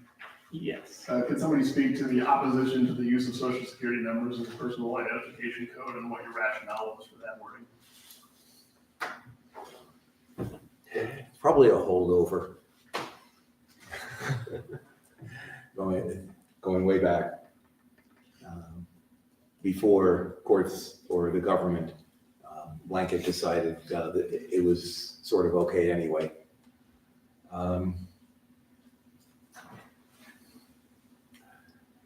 It isn't as if we have a property interest in Social Security, let alone in the number. The courts have already decided we don't. Motion to strike the entire transition section of proposal 20 on the basis that, like, we oppose identification cards here, but then in the the election proposal, we ask for voter ID. So I'd rather we just not comment on it. And then the second part, I don't really Sorry, it understand needs a second. I second Yeah, your motion. sorry, second. I second your motion, but now continue. Oh, okay, well, and then, let's see, call for repeal of laws and regulations requiring prohibiting private employers. I think it's too wordy, that's my basis, too many words. So. I'd like to speak in support of his motion, because there's a lot of confusion, like, we oppose the collection and use of biometric identification, by whom? We oppose the use of social security numbers, by whom? We oppose issuance by government. I know it'd be wordy if we added by government to everything. I think it's pretty well covered by the other things, the issue, principle, and solution. I think the transition's unnecessary. Okay. Any more debate on it? I mean, I like that, all that stuff, but I don't. Okay. They're taking it personal. We're gonna vote on it. All in favor? All opposed? Okay, passes. I think this maybe falls into that category that Dan has mentioned, where some things can just be stopped immediately. Is there any more? What? Oh. Any more debate on 20? Okay, we'll vote on that. It passed. All in favor of proposal 20? Aye. All opposed? Okay, passes. All right, proposal 21, public land. It's a dirty word. This is the first one, not the I just second. don't even want it. I don't even want it in there. Well, I had commentary of the language. There's a lot of collective language in here. I don't like that. Our state sovereignty, or the fact that a state could have sovereignty, or our beautiful landscape. And there's probably some other stuff like that. States are sovereign entities. I am an anarchist, and I don't like that. I don't know what to do about it. May I speak in favor of it as also an anarchist? There's principle and then there's reality. The reality is it's more likely we're going to get Idaho to be a sovereign state than anarchy in the next time. So I think people reading this issue are going to read it and be like, well, that's sensible. They're not going to sell it off. Because anytime you say public land shouldn't exist, what's the first thing you hear? Parks. Somebody's going to sell it to China. And they're going to truck it away. Yeah, and like China's going to buy it. So I know it feels dirty, but in the same way, somebody reading this is going to look at this and be like, well, that makes sense. I could live with that. I agree with that. The solution is a transition. I prefer this to the status quo. Yeah, this is not the utopia solution. Sometimes it's better to. This is the middle finger to the Fed, essentially. I'm all for that. This is, I'm not moving to amend yet, but what if we, in the solution, say something like we call for the residents of Idaho to have complete control? Oh, I like it. Yeah, that helps. Slow cop. Just insert the words up. So, Would you like to make that a motion? yes, I'll make that a motion. We call for the residents of Idaho to have complete Second. control. Okay, is there any objection? I want to comment on it. Okay, So I don't oppose this, but I do want to call out an implication of this, which is, I guess we have the phrase non-private land in there, but there could be an implication drawn from this that someone in California should not have the right to own anything in Idaho, which emotionally I like, but I don't think is in line with libertarianism. Specifically saying all non-private land. Yes. If it didn't say that, I would be opposing it very vigorously.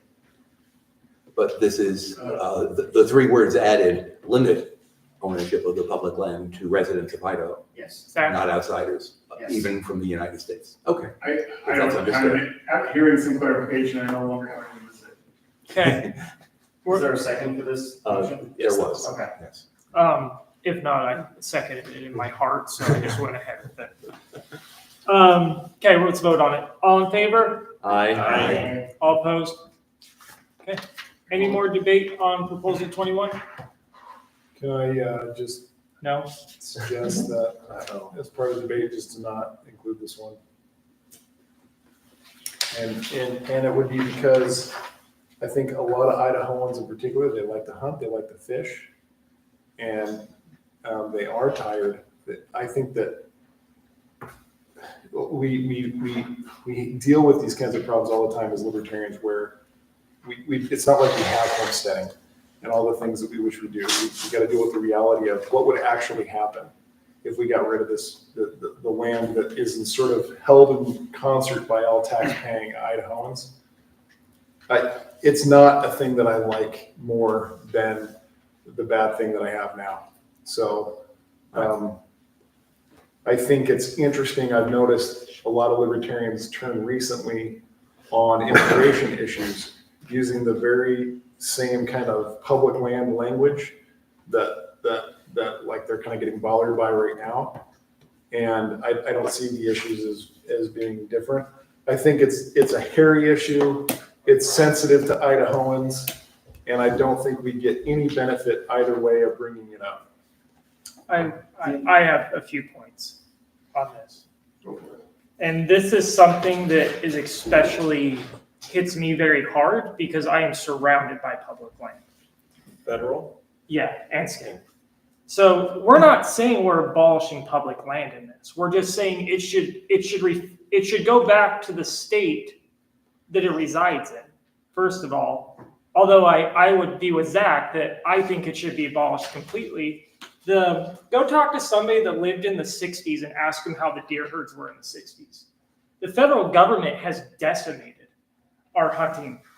It's also been a problem with, like, everybody says, well, how am I going to hunt and fish? Well, the same way everybody in the rest of the world hunts and fishes, you buy a permit from a landowner. I mean, whitetail hunting is the biggest industry in the Midwest, and they have more deer than they can count.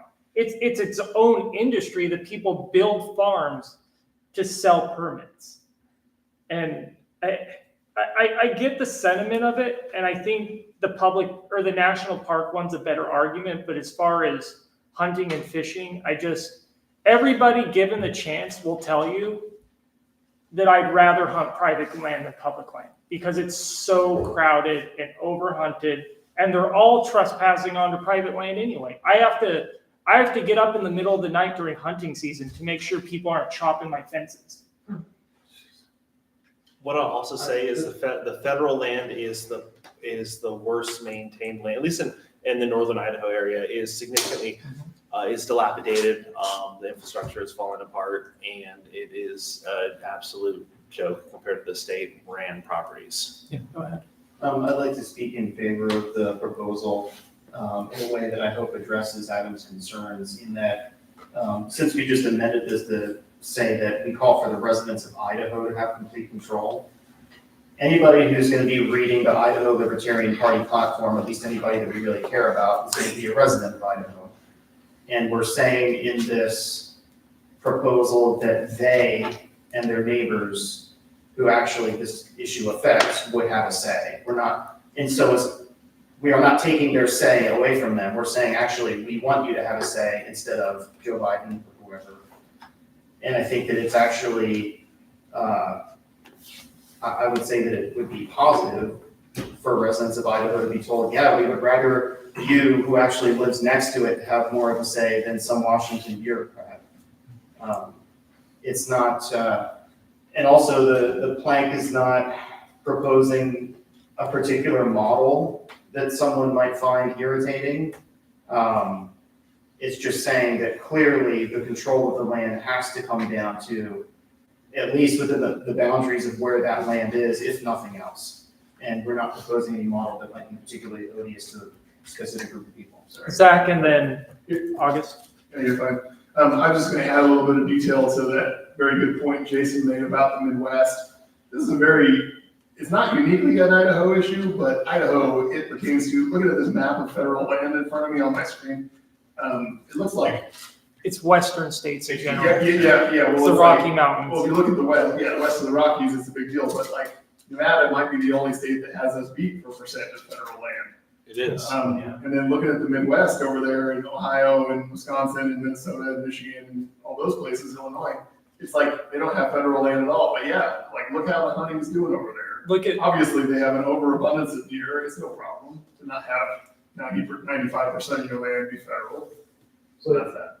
The problem is just how you get there. I don't think, I wouldn't argue with the points or Zach's, but how you get from where we're at to private land. So somebody milked the system, tied to Congress, made billions illegally, fiat money buys the land, and then we're out. And we don't get paid. And they're a resident of Idaho. So they're a resident of Idaho and they ripped off, they milked the tit of government and they made billions and they got contracts, and it's the transition to what you're saying is the problem. If we had some miracle, like how it became private property to the east through homesteading and et cetera, but here we are. So how do we go from where we're at to private property, equitable? Well, this just says. Hold on, August got No, jumped in there with you, sorry. maybe what I was thinking, instead of titling it public land, to kind of reframe it from what Adam was presenting it as, if we retitle it as like something about the dispute between federal and state land, because then I think that that's bringing it closer to the individual. So it's not a public land, and people are going, oh, they're going to take our parks away from us. Like, no, that's not what we're talking about. We're talking about the federal government owning it, and we want to get it closer to you with state ownership. If that's a motion, I'll second it. Yeah. What's the motion? So just to retitle it? Motion to public to federal land. Is that the motion? You're simply changing the word public to federal? Yes. Okay. Is that your motion, August? Unless somebody else has a friendly way to put it. Let me just think. Federally managed land. Yeah, I'm just trying to think of how it works out. Yeah. I no complaint. You like it? I was just trying to work in my head because state land usually ties in with federal land, and then you have I don't know if anybody's interested in this. So there's different types of federal owned land. You have BLM, you have Forest Service, you have then state land and grazing associations, and it's a big. But sorry, is there any objection to his motion before I go on a rampage? Okay. Motion passes. Time for your rampage. Okay. Sorry, I've been pretty quiet all day. I've been saving up for this one. Have any of you dealt with the BLM? Legitimately worked or tried to get anything done with the BLM? I've been asked to leave. Oh, go ahead. I emailed them about their closure of a pretty prominent hot spring in the Boise area.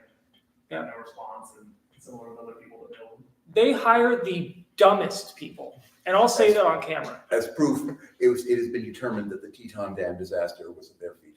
Mm-hmm. And it's like Dan McKnight said yesterday, it's better to run into your representative down the road than to deal with somebody in New York that doesn't know Idaho. They go to school and they hear about sage grouse and they go, we should shut down the entire world. This is the worst. Like, Mr. Chair, I would call the question to adopt proposal 21. Second. is there any objection? Okay. All right. All in favor of adopting? Aye. Say aye. Aye. All opposed? Nay. I'm gonna say it passes. If anybody'd like to continue this later, I will explain to you. Or go to Nevada if you want to see some crazy stuff. Or just get a hat from the Bundys. No, I mean, I just don't think that's the argument. I agree with you, but it's how we get there. Let's keep going. Well, this proposal 22. Yeah, we're a substack. Energy and public utilities. Is anybody really triggered by this? What? I didn't like, it just, I'm opening discussion. You don't have that right. I mean, I thought more like that discussion. What do you mean by, does it bug me that much about there being utilities? It just doesn't bother me that My much. debate, I guess, that I would start is like, does this have to be on the ZFD flank? Exactly. Like, I would prefer a private utility, whatever, maybe, maybe. I'm sure that guy can be a jerk about stuff too, but I really roundly reject no particular orderism and libertarianism. I think this is like, could not possibly be further from the top priorities for me. I feel like this could be reworded and it'd be a sentence in proposal 18 monopolies that we shut down. We didn't talk, but. I mean, for next time, you Yeah. know what I mean? I was thinking that all of this falls under monopoly. Yeah. Yeah. And I feel like monopolies will be adopted with this rework next year. Yeah. So. I would just make the same point that I made earlier, like this is a major issue for a lot of people when they start coming. It doesn't affect you. Yeah. But when somebody comes to put the power line through your livelihood, like it is a big deal for a lot of people in Idaho. That's all I'm gonna say on it, but. And when California Cardboard makes it so that if I have a broken SCR on my truck, they can shut my company down at any time if my equipment's not repaired immediately. If you want to, though, you Power could lines is just. eminent domain, and we already talked about that. But this is more specific, but either way, do you want to call the question? Is that what you're saying? It matters because of the green agenda that's going through a bunch of states where they're making energy more expensive, they're creating laws on the basis of climate change ideology. This stuff, I mean, we have all these, we have wind farms in Idaho, right? Somewhere. Yeah. I Are they can, profitable? They're trying. I can, Not without government subsidies. Right. I There's no can- such thing as a profitable wind farm. sorry, I have to word this very carefully. I can tell you that it's not just government subsidies, that there is major corporations that are investment firms that are putting a lot of money in this because of the drive. And there's more than just wind coming to Idaho. So you're talking about solar or mini? I best Vaguely clear. I best leave it at that. Geo. Okay. I know it's very big, but Well, I'd like to speak in support of this proposal as a whole, because I think we really ought to address our support for nuclear energy as long as it fits in with free market principles, and I think it does this adequately. Could I move to just call the proposal energy? To amend the title of the And proposal. then the title of the proposal to energy policy, energy policy. Which one? I Um, second that. Energy what policy. what energy or What is, energy you want policy? energy or energy policy? Energy policy. I said, oh, okay, never mind, I was Is there a second? I seconded it already. Okay, is there any objections? I'll take a friendly amendment. I'm opposed. I'm opposite because we do include text about public utilities in the proposal, so we should leave public utilities in the title. Any more? I agree. Any more debate? Okay. I would offer a change to make the amendment to only have the title be energy rather than policy, Would you accept that? Friendly? I would accept that. Okay, so Would you object to that? does that clear your objection up? Okay, well, I have the same Fine. objection as him now. We reverse it. all right, so now Let's just the vote it down. amendment, you're fine with energy? Yeah. Okay, all right, all in favor? Aye. Aye. Aye. All opposed? All in Like I favor, said, raise your hand. No island. Amendment passes. Yeah, I call the question on proposal 22. is there a second? Second. See ya. Bye. Okay, is there any objection to calling the question?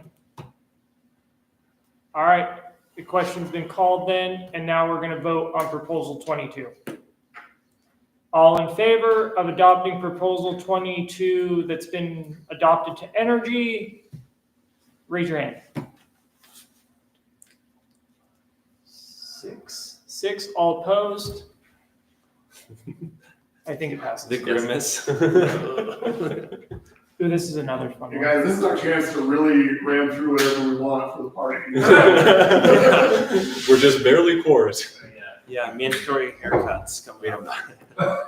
I'll shove the Amanda in the wing, so. Yes. Those free hot dogs. Subsidies. I'll open the floor to, oh, now we're back up one more. Look at us. Our numbers are fluttering. I feel like this is how it's at national too. At the end of convention, yeah. Yeah. It looks like this is the shortest plank. Could I propose an amendment, amendment to the word in issue maize, just replace it with corn. I second that. I was about to exactly do that amendment. Seconded. It's been moved and seconded. Why? Is there any objections? I will speak in opposition, and this is extremely autistic, but What? So the word corn refers to any small grain, including wheat, and corned beef is named so after the corns of salt they would put to season and preserve it. Maize is the particular grain that is native to the Americas. Mr. Chairman, I'd like to speak in support of the amendment. Please. Yes, well, Jesus did pick ears of corn in the area around Israel. And that is the kind of corn in the dictionary definition that Mr. Losby just mentioned, the general sense. We all know what corn means in this context. And corn is more clear, maize is archaic. Also in opposition, there is no such thing as a maize subsidy. It's a corn That's subsidy. a tremendous point. Because our politicians aren't educated. Yeah. Our politicians didn't read their English history. Well, we gotta change it to All right, sweet corn. all right. Yeah. How are those All in Nebraska favor? maize huskers doing? All in favor of changing corn to maize? No, maize to corn. Maize to corn. Or maize to, what? It was maize who wants to be corn. All in favor of corn, please say aye. Aye. All right, it passes. Can we put maize in parentheses?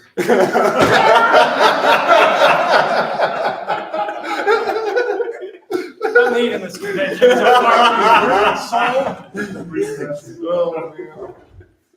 Order! Order! All right. Any other issues with subsidies? I hate them. Can I ask myself like a request for information? How bad subsidies suck? No. Taxation is extortion. Orders of the day. Or If there is actually something to add here in the solution, there are also price controls in addition to these subsidies. And I think every instance where we have subsidies, we should add price controls. But not in the title. But not in the title. Perhaps we should in the title. I haven't decided yet, but I think reading through it, that'd be a subsidy. It's not always surplus. I think it is always a surplus in the case of ag. Let's see. Is there a second for Adam's motion Second. to add price controls after subsidies? Well, I actually hadn't made the motion yet. Oh, never mind. Yeah, I was discussing it. I'm seeing if we should add that. And maybe the best thing for it is, to not be as universal as I said. Government intervention in the market via subsidies and price controls. I think that's true. For example, subsidies and price controls. They also sustain unprofitable. Isn't price controls a regulation? Price controls are a type of regulation, I would say. So isn't it covered under principle? It's also covered under omissions. So wouldn't it just be redundant? In the case of agriculture, it's a major way in which they do that. They have a price floor on milk, cheese, and corn, specifically maize, Mr. Are you explaining to me how farming works, Adam? No, I can tell you there is no floor for wheat. There might not be a floor for wheat, but there is a floor for milk. The milk floor. Ask a dairy farmer. Idaho is the third largest dairy producer in the country, after Wisconsin and California. I would say Jerome is the third largest dairy producer. Anyway, okay. Did you want to make a motion? I think let's simplify it and just add price controls. So by subsidy, price control, taxation, or regulation. In principle? Yes.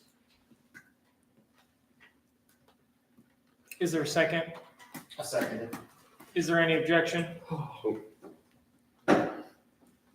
Not Prince. All right. I got a motion. Hold on. I hear no objection. The amendment passes now. Proposed motion to eliminate "we will create" from solution and have the sentence read more something like, by abolishing subsidies, the market will drive demand and innovation. Instead of sort of implying that the government would do something. The market will drive. Hold on. Subsidies. Yeah. Is there a second to this? I second that. Doesn't make sense. Yeah, I'll give you. I second that. Before we debate, let's get the wording. Okay, can you try to?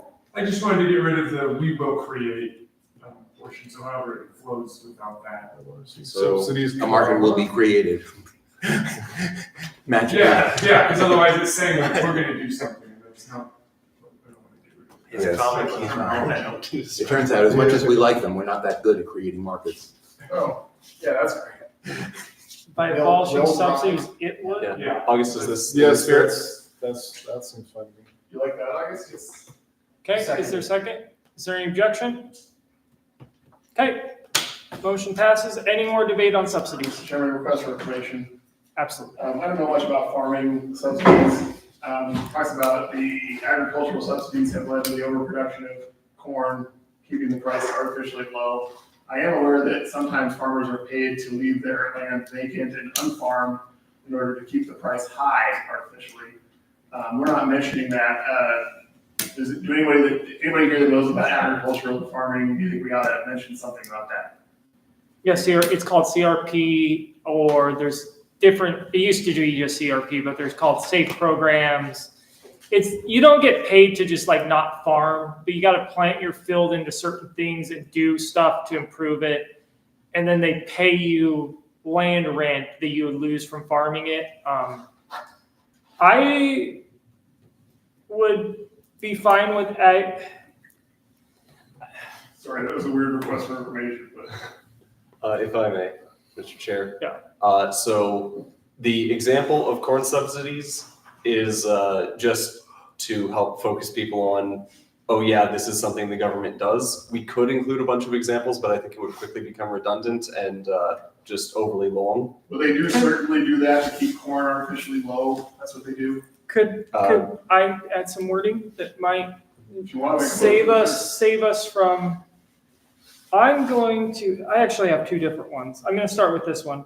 I would say subsidy led to overproduction of maybe crops instead, because corn there's more than just corn. Corn's not a big Idaho deal. You'd have more, I would just say overproduction of crops or, crops are, I'm fine if there's a better word for it. Can I suggest that, and this isn't a motion yet, but the suggestion is we can discuss this, that in addition to this language, say, market via subsidies has created artificial surpluses in the market.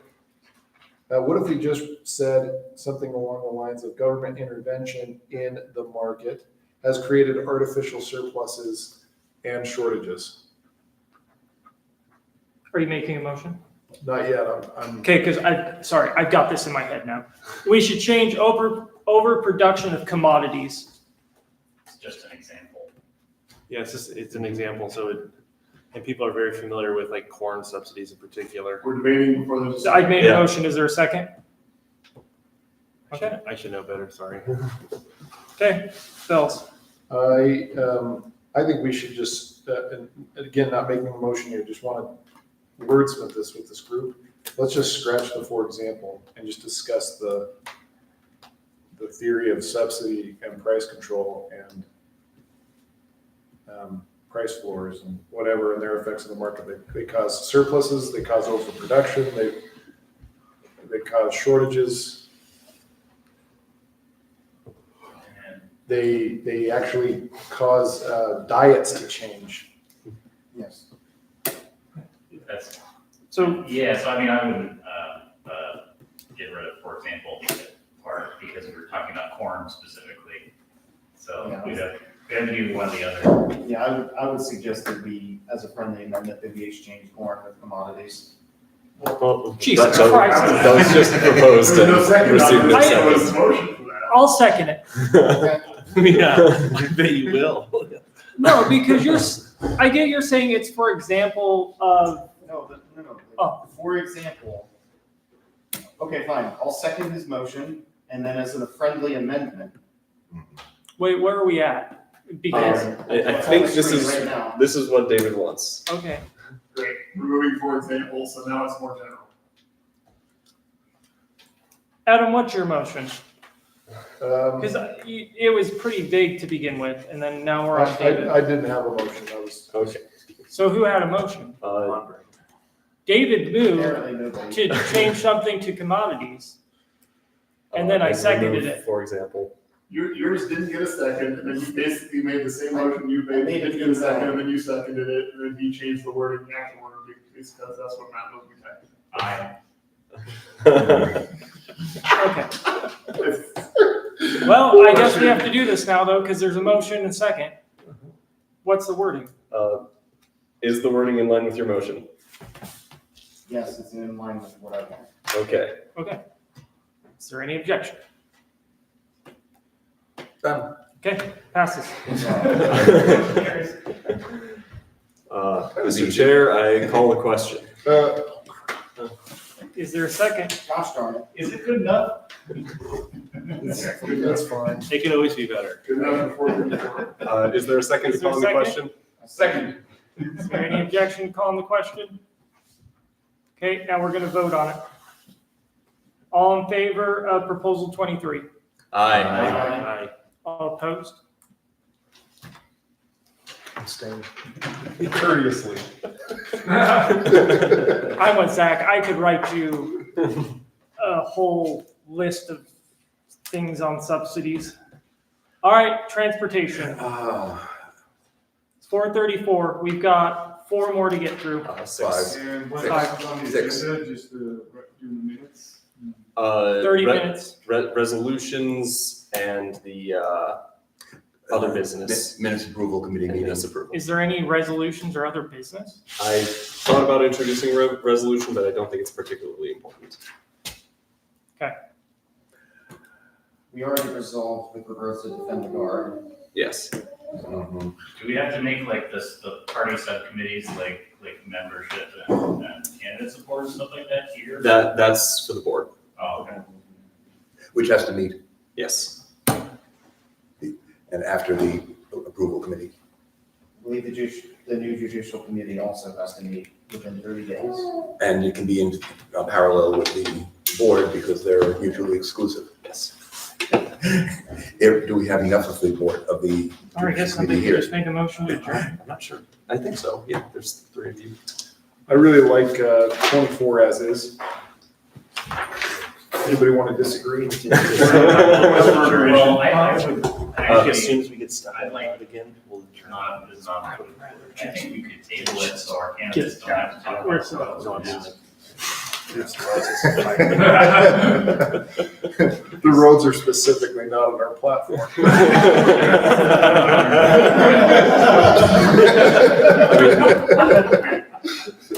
Okay.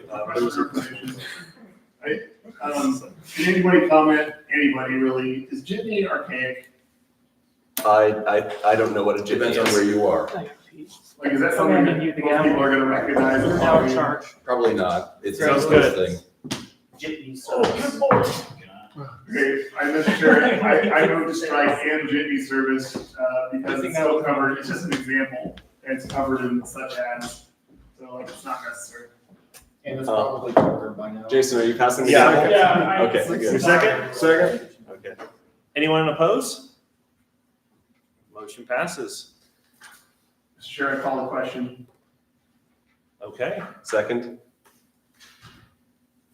Any objections? So now we can vote on it. Yes, okay. So, who is in favor of adopting proposal 24? Aye. Any opposition? Okay, we did it. We don't need Jason. All Proposal right. 25. We have quorum without Jason? Yes, we do. Oh. Yes, thank you, Amanda, just for that. Just some discussion about this. I don't think taxation should be indexed to like the CPI, for instance, because they fudge the CPI. So I don't think we should have this blank. I mean, maybe we could ever use like the Rothbard CPI, but I think it's best not to have any comment on indexing. Dan? I have been a victim of the inflation in property taxes. As a result of the recent inflation, the government is getting a windfall. Indexing the property tax to reduce it by the amount of inflation would save me a burden and eliminate the windfall that the Idaho government gets from the federal inflation. No disagreement here, but I just. People don't realize where inflation comes from. They think it's like an act of God. Yeah, magic or like greedy corporation. Yeah, where what they really have to blame are the politicians. And I think when you say fudge, I think that's very generous of you. That they fudge the CPI, not completely lie to our face about it. It's all we've got, and it has had its effects. So, well, right, Positive. so, I guess this is better than nothing. Kind of Yes, thing, like and transitional. we'll work the same way in reverse with the grocery tax rebate. If we can't eliminate the grocery tax, then at least increase the amount by which the state gives back as index for inflation. Point of inquiry. Yeah. Mr. Chair, is taxation theft? That's you, I don't have the gavel. Oh, that's right, of course, absolutely. No, it's all right. Taxation is extortion. Get Rito, flashbacks. But I kind of, I sort of. I don't have any amendments. But I don't have any amendments, and I probably wouldn't be that pain to adopt it either. I'm soft on I think it. if there's, I think if there's Soft, an, yes. we could probably amend it to account for that, the fact that the indices are often crappy. What is your amendment you'd like to make exactly? Indexing to honest sources of data. So that's. It's just kind of, I would not second. Is there a second? Okay. Mr. Chairman, I call a question on proposal 25. Okay. second. All in favor? Aye. Hands. Yeah. Hands, please. So are we just calling, are we calling the question or are we voting on asking it? about Calling the question. yeah. Okay. So now we can vote on it. Anyone oppose? I'm not clear. Are we voting on the proposal or to call? To call. Okay. Man, I really made this complicated. You did. That's totally fine. We love you regardless. So Okay. I would vote aye to call the question. Sorry. Okay, perfect. Any opposition? Okay. Not even the baby. Not even the baby. So the proposal passes. Well, No, no, you're no, voting. now we need to vote. Or I'm sorry, I asked if there's any opposite. Okay, I'll do this. You need to vote on it and call for questions. You can ask for opposition, that's fine. Okay, I did it backwards. Yeah. Approval for, You can say, is there any opposition? is there any opposition? Yes, there is. Okay, So then you need to vote. Then a vote, now a vote is needed. okay. Who would like to go? All in favor? All in favor for 25? And opposing? Okay. Abstain courteously. 4-1. 4-1 passes. There, Back we on got you. that. Here, hand this. Yeah, I know, right? Okay. Jason? Yep. Agriculture. I'm open for questions. Can we roll this This is why I gave it back to you. subsidies? Well, agriculture right now. Well, I guess we already approved 23. Yeah, So so I guess in And the they're very- future, I would have merged. Yeah. We'll do that next year. Yes. Next year, we'll merge subsidies and agriculture. I think they're very different things. Although in agriculture, there's a lot of subsidies. I think it's a bigger, like I said earlier, agriculture is a large majority of the state. Request for information. I don't understand, what are government grants of irrigation? I'm mildly familiar with water rights, but I thought they were kind of property rights that were traded as a feature of a particular piece of land. What are grants for irrigation? Where is it? Oh, C, transition C. See,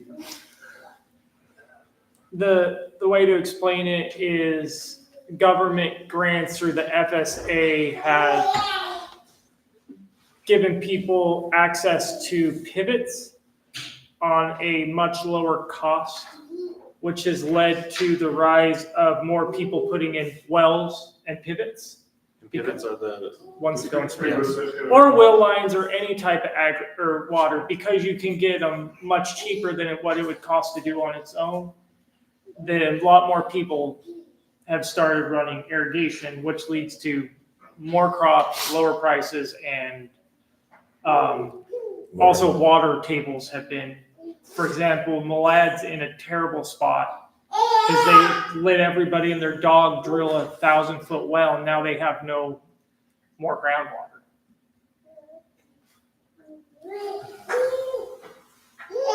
Shipped the town's water away in crops.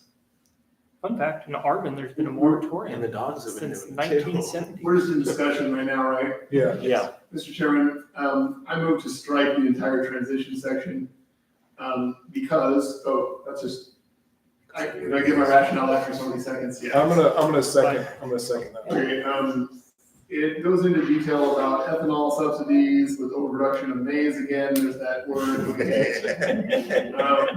I don't remember. Who put maize in there? Dan and I.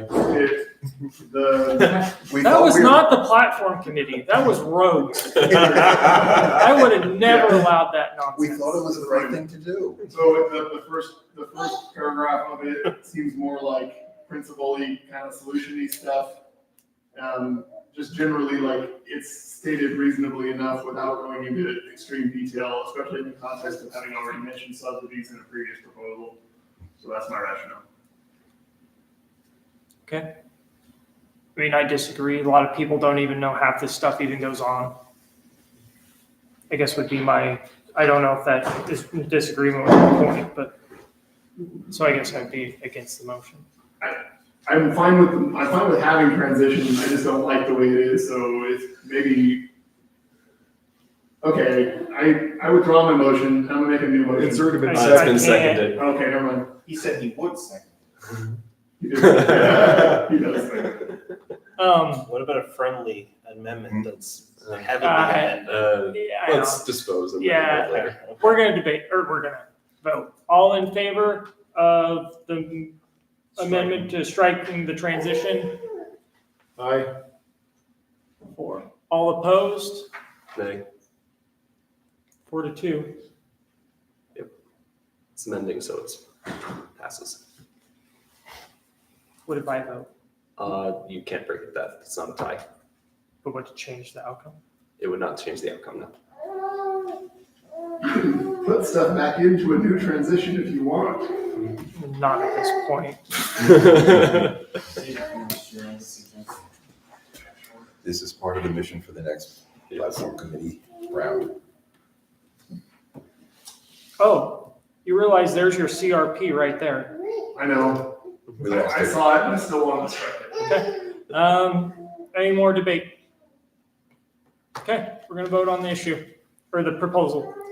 All in favor of adopting proposal 26, say aye. Aye. All opposed? All right, proposal 26 passes. Oh, Jesus. All right, we're gonna do it. We're jumping in, proposal 27. Mr. Chairman, I move to amend the title of proposal 27 to Thank read, you. What? Thank you. Family, women, and children. I'm gonna take that, you seconded it. Yes. Okay. Go ahead and, I guess, defend or in favor of your. Oh, holy crap, that's bad. Sorry to all the great work you've done on the platform committee, but that title is very tedious and, I'm not. Sure, I don't know, it's just verbose, it's too much.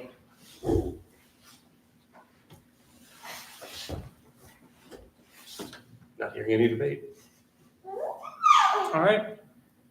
All in favor? Aye. Of the amendment, sorry.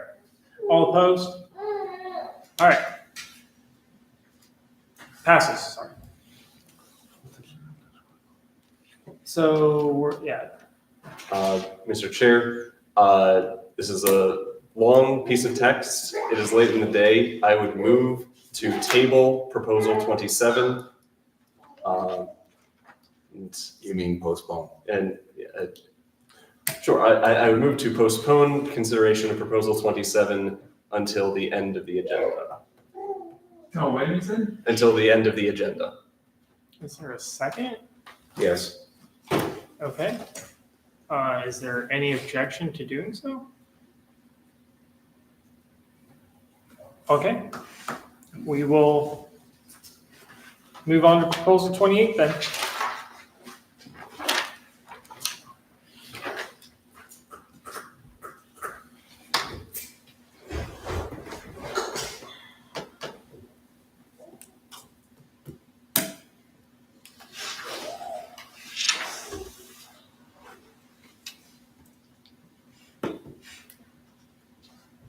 I guess this, for 28, for like open debate about the proposal itself, I would say, I would argue that like, we just shouldn't touch it with a 10-foot pole, you know, like optics.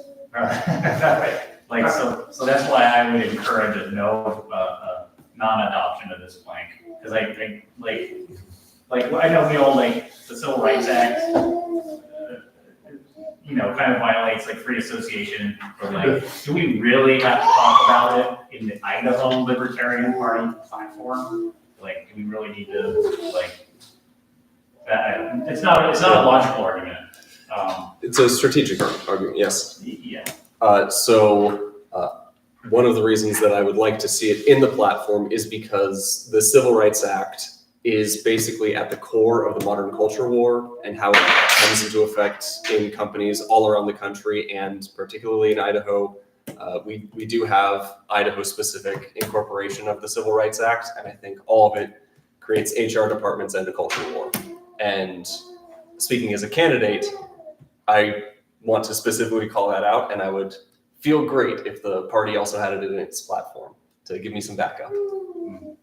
I agree to that. I think it's important to talk about it from our frame of reference to say that, you know, and this isn't a competition or whatever, but to call it maybe like outlaw structural discrimination, because that's what they say that they're fighting, but that is what they're doing. And so I think to be able to talk about it from our perspective is lends credence to our, you know, our version of what no discrimination means. What everybody, what universal liberty means. An absolute core tenet of libertarianism is universal liberty. And so for us to be able to talk about it from our regard, to show them that what they're doing isn't universal liberty, I think speaks well to the party. So to keep it in. As I understand the U.S. Civil Rights Act, a lot of it in there prohibited government from discrimination. And I don't think that's necessarily something that runs afoul of a libertarian principle. Am I wrong on that? No, and there's language in here that specifically mentions this. Look at the solution.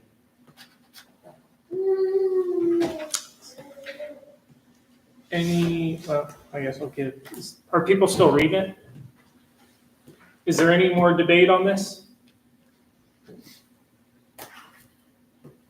Okay, we're gonna vote on proposal 28. All in favor, raise your hand. The whole proposal? Yes. Six. So 6. All opposed? 2, 6 to 2. Passes. I get it, dude. I was almost with you. Red line or cautious. Okay, proposal 29. Open the floor. And I mean like red line, like editing, not. Yeah, the red line caucus would be the other side of that if it meant the other thing. The funny thing is that this point stops that. At least the state version of it. Oh, wow. Request for information. Absolutely. Does anybody think this might violate the Dallas Accords, the principal section? I think it might. Accord? In what regard? Yeah. Because it calls for anarchy, or like it calls for at least non-democracy. Yeah, technically, it does not only allow for anarchy because it would also support monarchy. But I don't think that many in this room would advocate monarchy. Just nice to see That's a good electoral technical. success I in the love future for that. us. Matt Willsby for America's king. monarchist. There's no room for minarchists, but only like. We have a. But we there's a have lot of room for monarchists. We have a Region 1 monarchist. Some of the challenge between the statement and the Dallas Accord could be alleviated by putting in front of the word democratic and republics the word some. Well, that takes the other direction. Yeah. Is that a motion or? No. Okay. I just wanted to see what the response was. It apparently was not deemed to be amusing. It was amusing, just not taken up. I'm gonna move that this proposal get sent back to the platform committee where they can try again and then bring it next year and have it be a little bit more concise. Give it a haircut. I second that. So this would be the same as going to a committee? of the whole? This, Or I think essentially We're Isn't striking that what it he's down. saying? Yeah, I think that would just be to strike it down. Call the question. So call the question and strike it down. I suppose No, you're right. hold on. Can he move it to a committee because he gave a specific committee a specific time when it would be reintroduced? I'm asking you. I believe what was proposed is different from the bodies voting down a proposal, because this motion is explicit about asking the platform committee to revisit this, which is the marching orders of the platform committee. Okay. Whereas not voting it down doesn't give any guidance to the platform committee unless we believe we have addressed the objections that were raised during debate. I guess first of all, is there a second to this? I will second it. Which with that was the understanding. second? Huh? Second to which motion? To send this proposal back to committee. Oh, I already seconded, I already said second when he said that, but I think it's out of Okay, order. and just for clarity, Well, so it is raised as a point of order essentially, so. I'm going to rule that although the wording may be off, the intent of it was basically to, like we did earlier, send it to a committee of the whole with a specific time. And But there is a platform committee. It was not to the committee of the whole, it was to the platform committee. Well, I'm just, yeah, okay, but like, the spirit of it, I'm fine with it. In ordinary parliamentary operation, a committee is expected to deliver its report to the body that created it. Ordinarily, such reports are not as extensive and divisible as this is. And what the body would do, if it accepted the report, the committee could be dissolved. If the body rejected the report, then it could do so by asking the committee to keep working and do a little better work. What we're asking is that if that be the case specifically with proposal 29 and no mention of any other proposals. There are proposals that didn't even come to this body because we didn't have a chance to work on them adequately. And they will be in next year's report as well, along with what we managed to do to fix this up. And we'll see if the same applies to the two planks that were rejected. I call the question on this, sending this back to the platform committee issue. Is there a second? Second. Is there any objection? Okay, now we're gonna vote to send it back to committee. All in favor of doing so? Aye. All opposed? Okay, it'll return. We're on 27? To 27. Yes, this returns us to 27. Mr. Chairman, request for information. Could somebody quite knowledgeable about the wording of this speak on whether this was meant to address the issue of abortion? I can speak to that. I think we really, it's my understanding that we tried to not dive into that. Yeah, we do not include any discussion of abortion in this plan. We took this up after the National Convention, which was after the Supreme Court made its decision. So we were basically working with a fait accompli. This is a little bit more like dealing with CPS and things like that. I'd like to make a motion to scratch the entire third paragraph of the transition section. Seconded. Abolition of the juvenile court system, that one? Correct.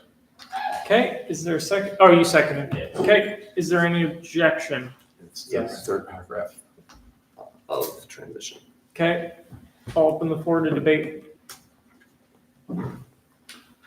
I'll speak in support. To me, this is a contradiction of discussions that we had earlier today. There was questions asked of the presidential candidates, wondering if juveniles were capable of making a permanent life-altering, body-altering surgery decision. And implicit in some of those questions was they probably aren't. And so I would already say it's an accepted norm, probably of this body generally, that juveniles actually are less capable of making decisions and choices, and therefore that specific feature of their personage is, I think, important when they're dealing with the legal system, and so I don't think it's necessarily inappropriate for them to have a separate court system. Okay, is there any other debate? Yeah, Mr. Chairman. I agree with Adam. I want to add a little bit different angle to that, but it's similar. So we say, but they should not be prosecuted for offenses that are only offenses by virtue of their youth. Then it goes on to mention things that would not be a crime for an adult, but are a crime simply because they're a child in Idaho. But like, I certainly want it to be criminal. Like, I don't believe an 8-year-old has the ability to consent to have sex with an adult or to have sex with an 8-year-old. And I think there's something criminal in, well, that's not criminal because I'm not gonna put an 8-year-old in jail, so let's say. So it's almost like you'd be saying it's better to not bring it up in a platform? Yeah, I don't know exactly. That's how what to I do was it. hearing from you too. If there's something harmful to both 12-year-olds when 2 12-year-olds have sex, I would say. I don't think they need to go to prison. However, like, I just don't think we need to, I think we need to really be careful about our wording, and that's why I'm for abolishing this wording for the moment until we can wordsmith it better at a later time. Yeah, I would say that sending 8-year-olds to jail would be the worst thing you could do. Yes. Yeah. They're gonna find a whole different world of. Scared straight, dude. Come on. Just a couple Yeah, days in that's jail. ever worked. All right, any more debate? Okay, all in favor of striking the paragraph? Say aye. Aye. All opposed? We have one in the back advocating for prison for toddlers. All right, back to just open the whole proposal. I'd like to make an amendment. I'd like to swap out doctor for healthcare provider. It talks about private matters and pregnant women and her healthcare provider.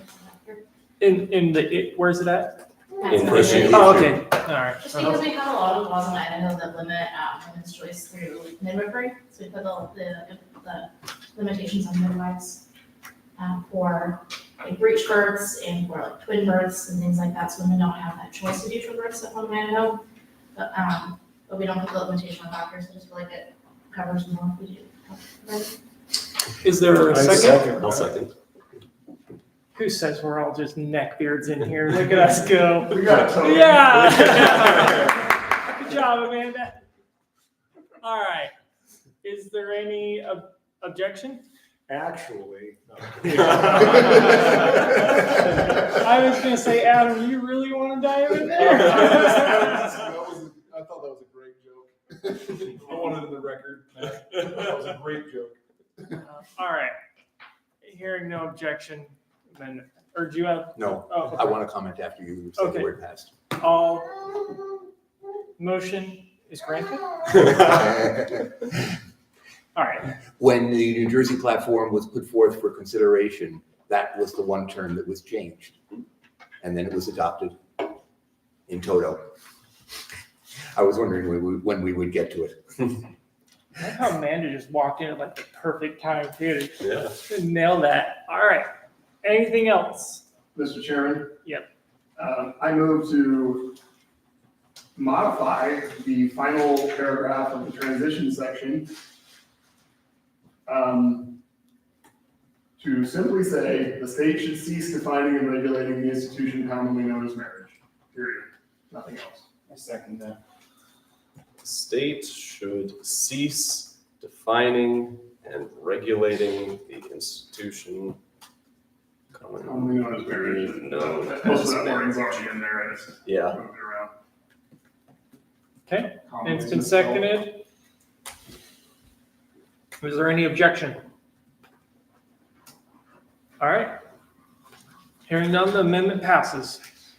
There was an editorial thing I saw, but you got it. Okay. You have a period at the end? And I also changed regulation to regulating.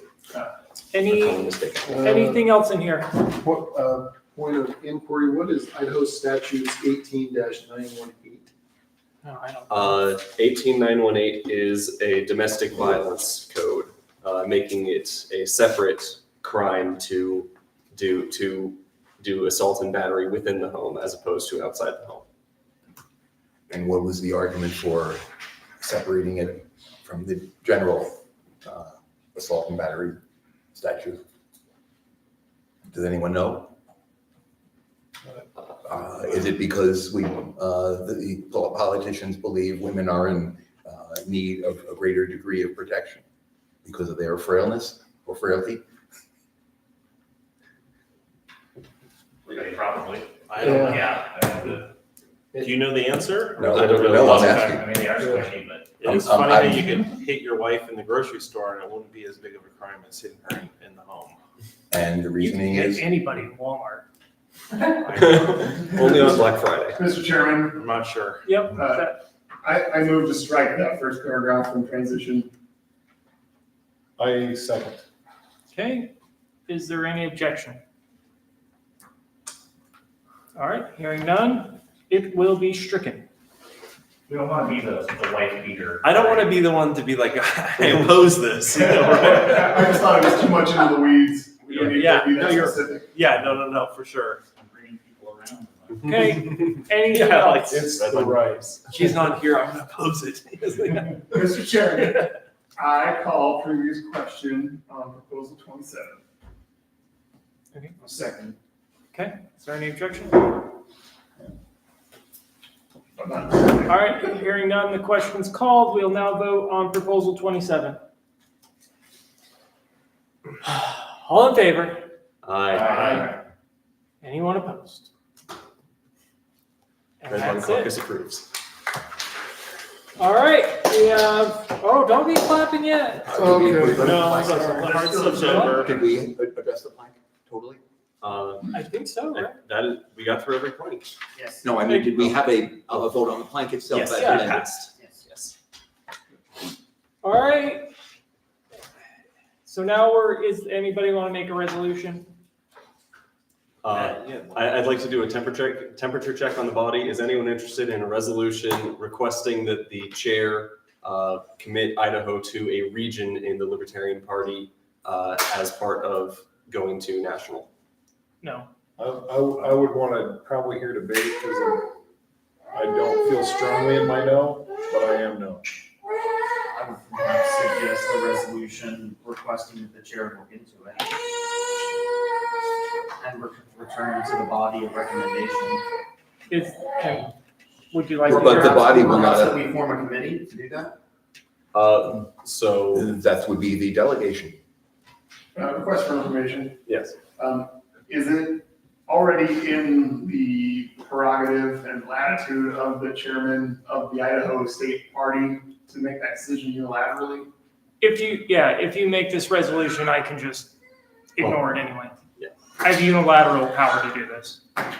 God, that sounds dirty. I'm gonna do what I want. Probably need to look at that in the bylaws. Of course, if the delegation doesn't like it, they can outvote you as delegation chair and vote for a delegation chair. Is it the delegation chair that does it? Yes. Oh, I thought it was the state chair. I wasn't.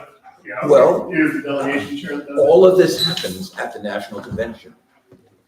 If the party chair is in the delegation, he is regarded as the delegation chair by the national party, unless the the affiliate, has made other arrangements. And that can include the delegation voting out and voting in the chair. My confusion was I thought it was his prerogative by virtue of being the state party chair. That's what I thought. I didn't know it was the delegation chair. It's nowhere in our bylaws. Yeah, it's all national bylaws, I think, or the bylaws of the regions. Most regions, I've never seen having any bylaws. I tried to write one for Mid-Atlantic region when it was 4 states, and it was soundly rejected. So I gave up the effort. Does anybody have any information about whether or not it's a good idea to join a region, or why you wouldn't want to, or why you would, or why you might want to join a certain? Does anybody care what I have to say about it? Would that change anything for Yes, anybody? let's hear it. Sure. What would you unilaterally do as chair? In the situation as it stands right now, I don't think there's a region I'd want to join. I don't think it would benefit Idaho. I think it would take time away from working in Idaho. And other than Colorado, no one has ever, or not Colorado, excuse me, Region 1 has ever expressed interest. I would say if everybody here was like, no, we want to join a region, I would have a hard time saying no. But my opinion is I don't have the time or want to deal with another whole organization. Okay. I'm not going to introduce a resolution at this time. And again, if what Dan says is correct and I'm not at a national convention, I guess Then the state chair could. but then it runs back to me as the state chair to fill that out. If there is no, if the state chair is not part of the delegation, then most affiliates use the ranking officer. And if they go beyond that point, either initially or by revolt, then it's the delegation's choice. I was As saying. we did in. I mean, it's always the delegation's choice. If we joined a region, essentially, then I would become the go-between between the regions. Yes, and I know of no instance of where a request of the chairs in an existing region or a newly forming region went to an affiliate chair of the delegation and asked, I know of no reason why the person they approached would make a decision on his own and then get away with it. He would be compelled to go to his delegation. In that instance, in case I'm not there, I would request that whoever does make that decision, please contact me first. Yeah. All right, other business?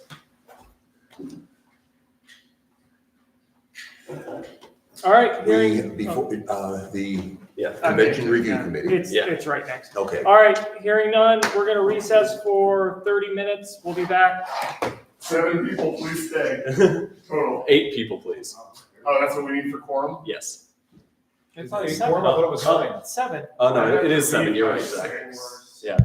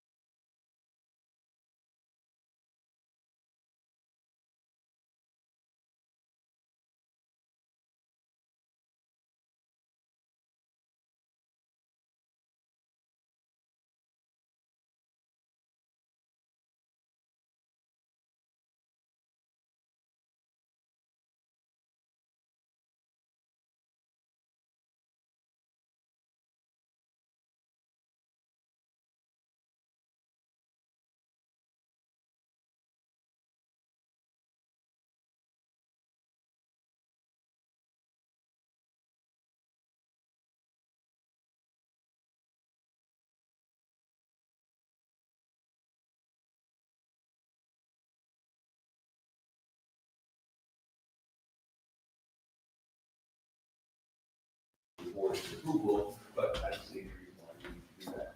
Yeah, I would prefer to do something like that, at least in the email. That way you can see.